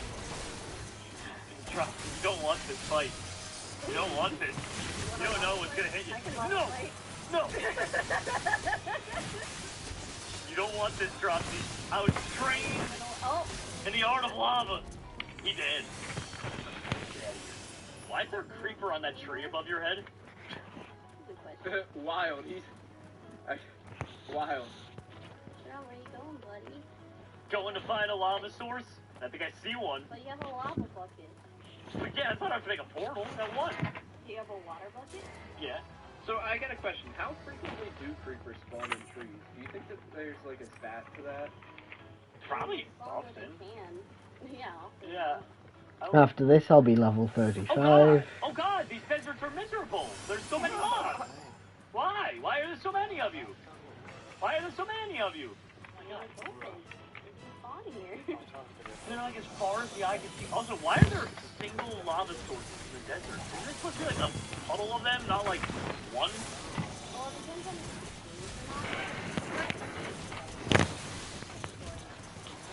Well, that's gonna happen twice there in the desert. Both the lava sources, just one piddly little lava. Ah, a portal.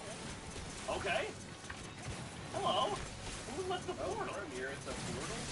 No. it's not my portal. I'm not Found your portal. Why would I be after the portal? Gave him a portal. I didn't give it. I didn't know where it was. Gave him a portal. Mark to it, alright? I would never. Well, guys, we know where that now. Where's he at? He is true with that. I don't know about that one. I could be in any portal. We all know where the portal is, bro. No, how do you know where the portal is, Steve? Because Ted gave it to us. There's no way you know where it is. Okay. There's a big way. Yeah, it's not like we're looking at anything. No. I mean, that might be... I would not recommend coming in here. Oh, really? Did y'all... I'm going to die. He put a lava bucket there, guys. He put a lava bucket. Well, lucky for me, keep it before you send the police together. No! I was wondering where you're at when I thought they got sent back to the portal. So I did technically make it back through the portal before I died. I mean, to be fair, you just don't... Where'd my lava go? My lava source just deleted itself. Oh, no, it moved itself. Good, that was weird. That's a jerkaroni move right there, bud. Steve, you don't have to... You go into the portal and you look around, you observe your surroundings, you don't just jump into the lava. I didn't move when I saw you. Okay, what is going on? Slightly up. I'm having a weird visual glitch. What visual glitch do you have? The lava just keeps moving. Are you sure you're not just placing it in the wrong spot? Yeah. Pause. Come back to the portal, Steve. Sherm, I gotta get back to the portal. Yeah, sure, Mr. Steve. I made a contraption, by the way. You know I was on the other side of that portal when I hit you into it, right? I kind of assumed as much because I didn't move when I saw it. So. Yeah, I made a little contraption. Alright. But right now I'm fighting my way through spiders and husks and all sorts of things. There you go. Level 25. Level 35.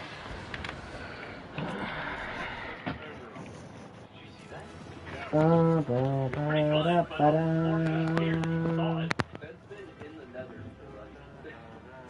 I mean, he's been in the portal. Well, the nether's a big I got all these... Yeah. I got 16 over here. Wait. There's no way you have 16. You're just lying at this point. I have 16. You're definitely lying at this point. No, I have 16. You don't have 16. I do have 16. I don't believe it. Have you found out the list yet? No, that's totally not that. But I do have that. That's just crazy. If you're telling the truth, that is crazy. You must have some crazy good ones. Stan, you should be a professional speedrunner. No. Wait, hold up. Stan, why don't you ever join us in the nether? Yeah, that's a good question. Every Minecraft fight, you you are hide. never in the nether. 90% of the time. No! Maybe I 90%. can count on one hand how many times you've joined us in the nether. I think 90% of the time you're not. I enjoy being in the nether and work for it. I was not going to I don't believe it. I don't believe it, Jerome. Just like I don't believe that you're on the same.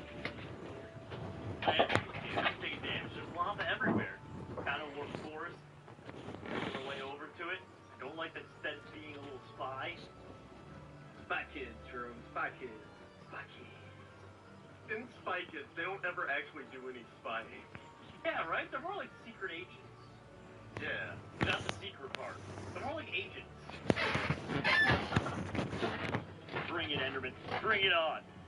I don't even know if I have the food necessary to kill enough of you, but I'm gonna try my best. Because I don't have anything else going for me. Oh, hi, Enderman. There's a ton of Endermen here. So I kind of understand that how you got this. There must be like really high spawn rates or something. Yeah. I'm already at 2. I told you guys earlier, in this version, it's not as hard. Yeah. Same with like ores and stuff. Yeah, but this is a little crazy. I've like barely left the patch that I'm in the Warp Force, and I've already gotten 4 Endermen. 4 Endermen? Are you kidding me right now? Okay. Heal up a little bit.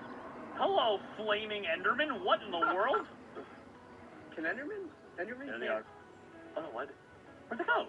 There were 2 angry Endermen running at me, and then they just disappeared. No need? They teleported away. No. They didn't make the noise. They make the noise? I don't know. Thought they always made the noise. They're just gone. Yeah, okay. Fine. Oh, they're back. He's back. He's back. He's gone now. I mean, Endermen teleport. He will die. Why? How does he keep teleporting like that? This is like very... I know Endermen teleport, but this is like very abnormal teleporting. Drum, it's been nice watching over you, but I'm gonna go find another fortress. Yeah, okay, Stedmanton, okay.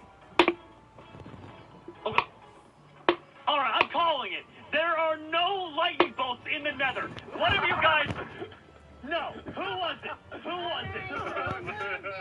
Who was it? No, It was all of us, Jerome. Yeah. Were you guys pranking me? Yeah, we've been sitting here constantly just trolling you. Yeah. Yeah. Was it? No, wait, no, come to me, no! No, you let it finish. We wanted it to be a bonding experience. Not coming back.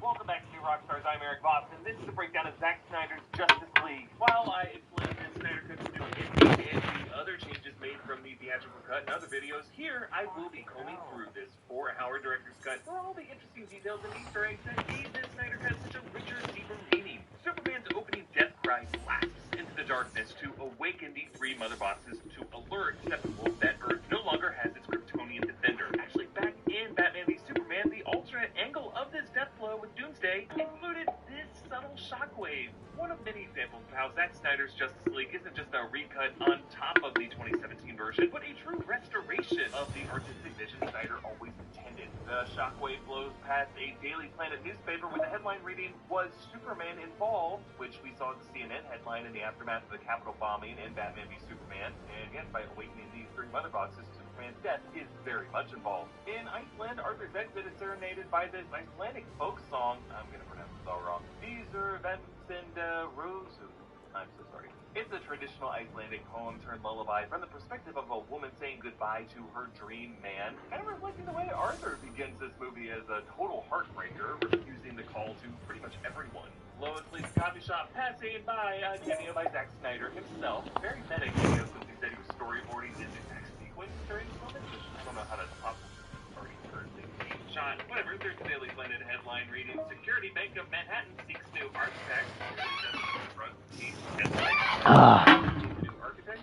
Alright, this could be a nod to Green Lantern John Stewart, who began as the architect. Jerry, the hero's part cop, is a cameo by Mark McClure. Jimmy Olsen from the Donner Superman films, he played a Central City death cop in the aftercut. And Steppenwolf arrives, his new design with metallic armor that opens and closes with independent shards, similar in a way to the techno-organic pieces of the Motherbox design. And his exchange with the Amazonian is fire. I have come to enlighten you through the great darkness. I will bathe in your fear.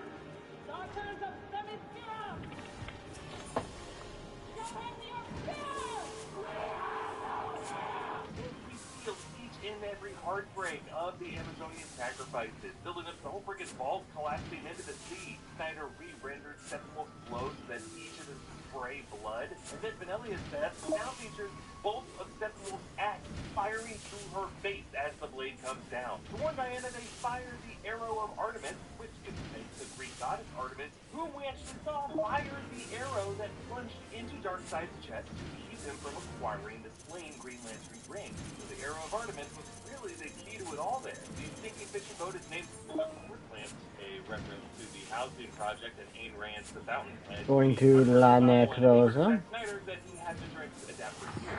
Arthur chugs the liquor bottle and throws it into the sea. Remember, sea pollution was a big plot point in Aquaman. King Orm orders the Atlanteans to spew back all the litter onto the shores. But Arthur's move is justified by an added scene with Willem Dafoe as his mentor, Volko, begging him to take his mother's trident, all the base of the statue of King Atlan. And Arthur says that he hates everyone in Atlantis anyway, so litter away, I guess. Upon setting up his stronghold, Steppenwolf promises to conquer Earth. This promise actually becomes his final spoken word in the final line of the film, right before Superman arrives and wrecks him. For the dark side. Diana comes with Bruce's flying fox jet. A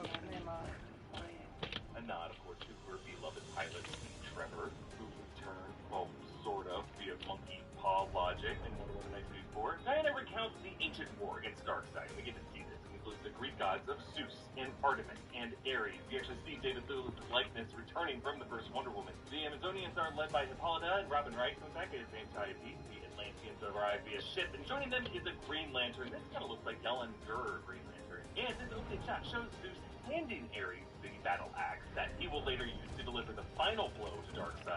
Darkseid's right shoulder, the same shoulder Superman cut into on Steppenwolf with his heat vision later. Barry Allen saves Iris West from a crash, including a Gardner Fox truck, a reference to Gardner Fox, comics writer and co-creator of The Flash. Barry later tells Bruce he feels lonely and needs friends, and this quiet moment with Iris reveals just how his super speed creates this barrier between him and the rest of the world. Actually, later after Bruce recruits, they drive past the billboard reading, "You are not alone," with the AFSP website.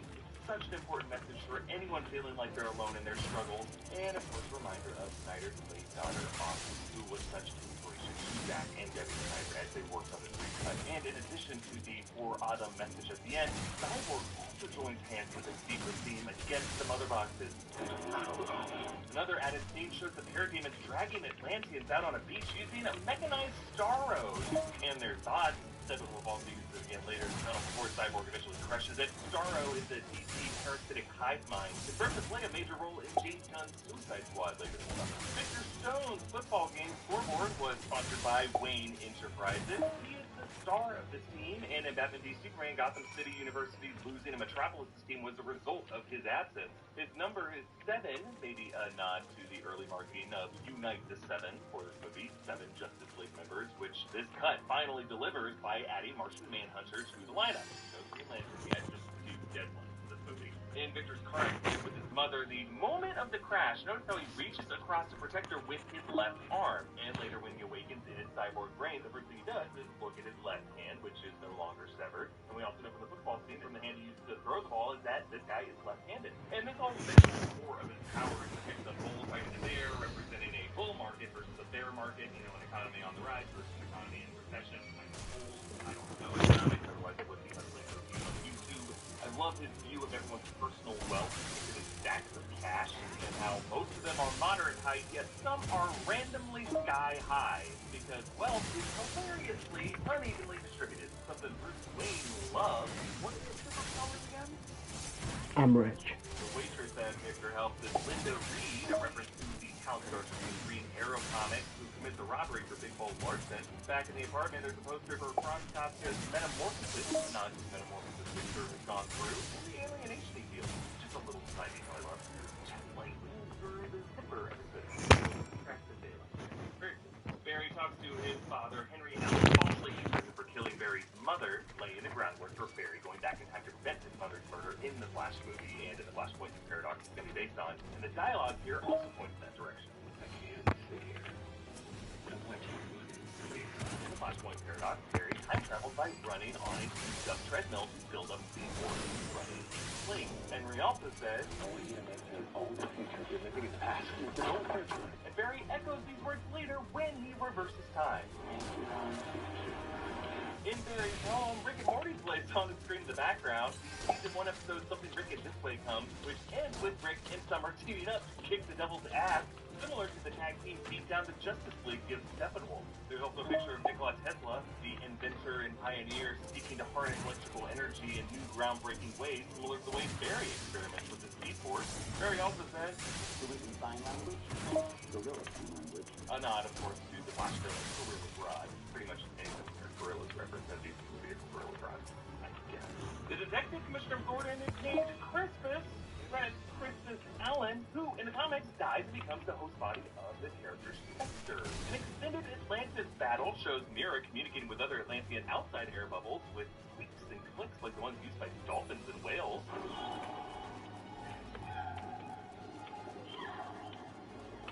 And when she fights Steppenwolf, she uses her water-bending powers to suck the moisture and the blood out of Steppenwolf's body. So cool.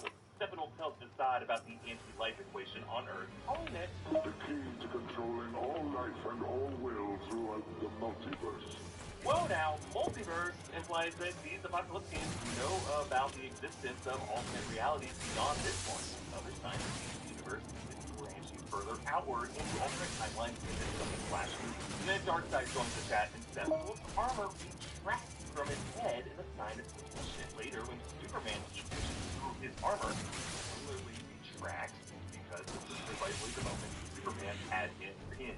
This is Daddy.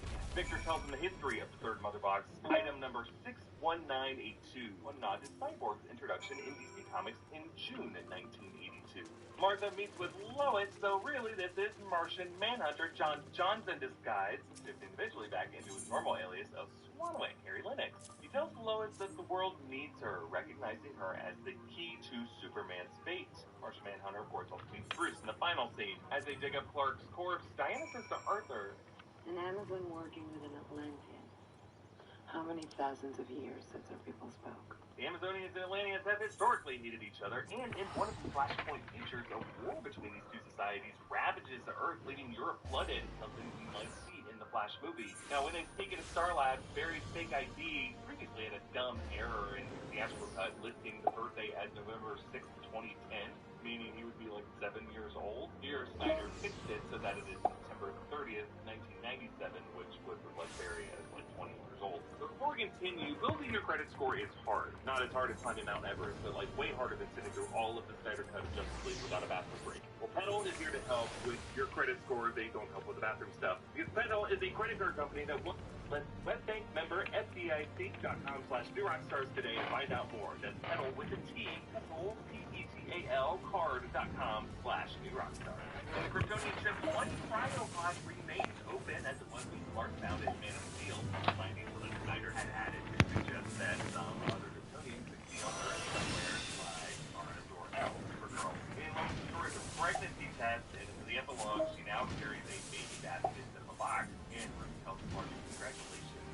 Snyder had confirmed that this baby would have been Clark, and that some future scene would have involved young Bruce Kent being brought into the Batcave, set up as the next Batman. Victor sees a vision of a dark future, the Unity complete. Earth is scorched, Darkseid sits atop the throne. Diana's body burns on a funeral pyre in the ruins of Themyscira, overlooked by Darkseid. Holds her on her eyes. This is a tradition dating back to ancient Greece. The fair leads Charon for the soul's delivery across the River Styx. Darkseid stabs Arthur with his own trident, and it is the three-pronged trident of Atlan, so this would be after Arthur takes the throne in the events of the Aquaman film. And Darkseid also uses his Omega beams to kill other Atlanteans. Their corpses just kind of floating around there. Black suit Superman cradles the charred corpse, probably of Lois, and this is in the Batcave. You can see Robin's suit in the background there as Darkseid rests his hand on his shoulder to claim him, which is interesting. So he's not using the anti-life equation to control Superman's mind. Superman is turning on the Justice League with his own free will. And then we see the ruins of Wayne Manor after its conversion to the Hall of Justice. Superman hovers over it. He's holding a Batman mask that he tore off Bruce in the Batman v Superman Nightmare sequence. And among this rubble, a bunch of great Easter eggs. First off, the corpse of Green Lantern Kilowog, and then the portrait of Thomas Wayne, Jeffrey Dean Morgan, who may show up as Thomas Wayne Batman. Aquaman's trident, Diana's shield, relics, and both of them are dead in this timeline, and then Joker's truce card torn in half, meaning the truce was broken here. So why is Victor seeing this? It's because right at this moment, Barry is using time reversal to sync his Speed Force with the Mother Box at the moment of the fluid contact. And right before that happened is when Cyborg is experiencing this vision, so technically right after it happened. In that precise moment, Barry altered the timeline, and that Cyborg is a part of that future history. That's why he witnesses it. Just like Bruce's vision in Batman v Superman. It happened as Barry, again, was altering the timeline by coming back too soon. So the rule is, whenever Barry changes the past, those who are part of this future timeline experience an echo of the future as it is being rewritten in that moment. So, when Clark resurrects, the first thing he sees is his crest in black on the memorial. And during this fight, beside Barry on the memorial wall is the name Ben Parker, obviously from a different comics universe, but maybe it's a Nazi expression that no matter what comics, the ones who stay dead are Bucky, Jason Todd, and Uncle Ben, but Bucky, you know, that's God broken anyway. Batman says they can track the third Mother Box with his satellite. You have a satellite? I have 6.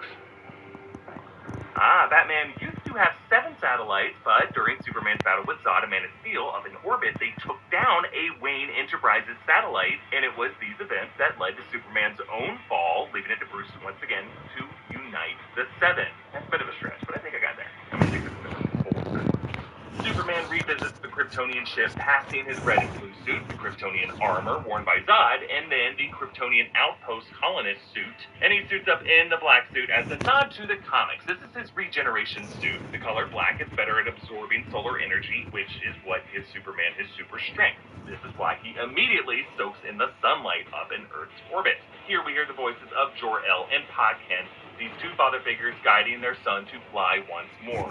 Snyder composed all of this, even with Hans Zimmer's theme as a callback to that first flight in Man of Steel. And as Superman arrives in the fight against Steppenwolf, composer Junkie XL, who did amazing work rescoring this whole film, kicks in with this triumphant coda to the Man of Steel theme.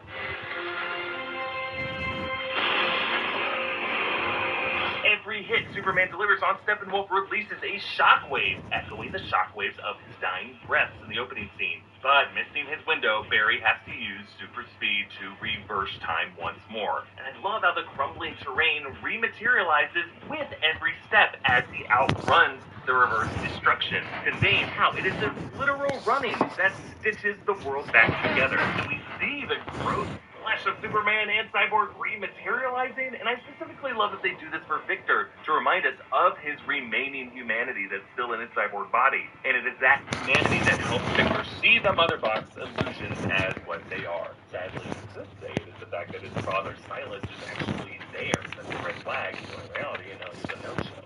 I love that Mother Boxes are briefly shown as these white-haired demons, since, you know, they are not just pets. They were describing them earlier as living things.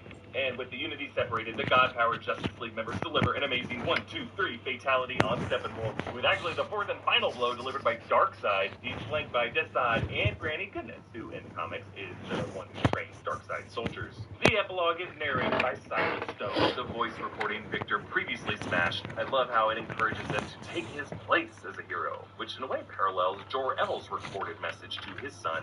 Ryan Choi takes over Star Labs as the future DC hero, the Atom. Batman stands atop his War Machine tank from the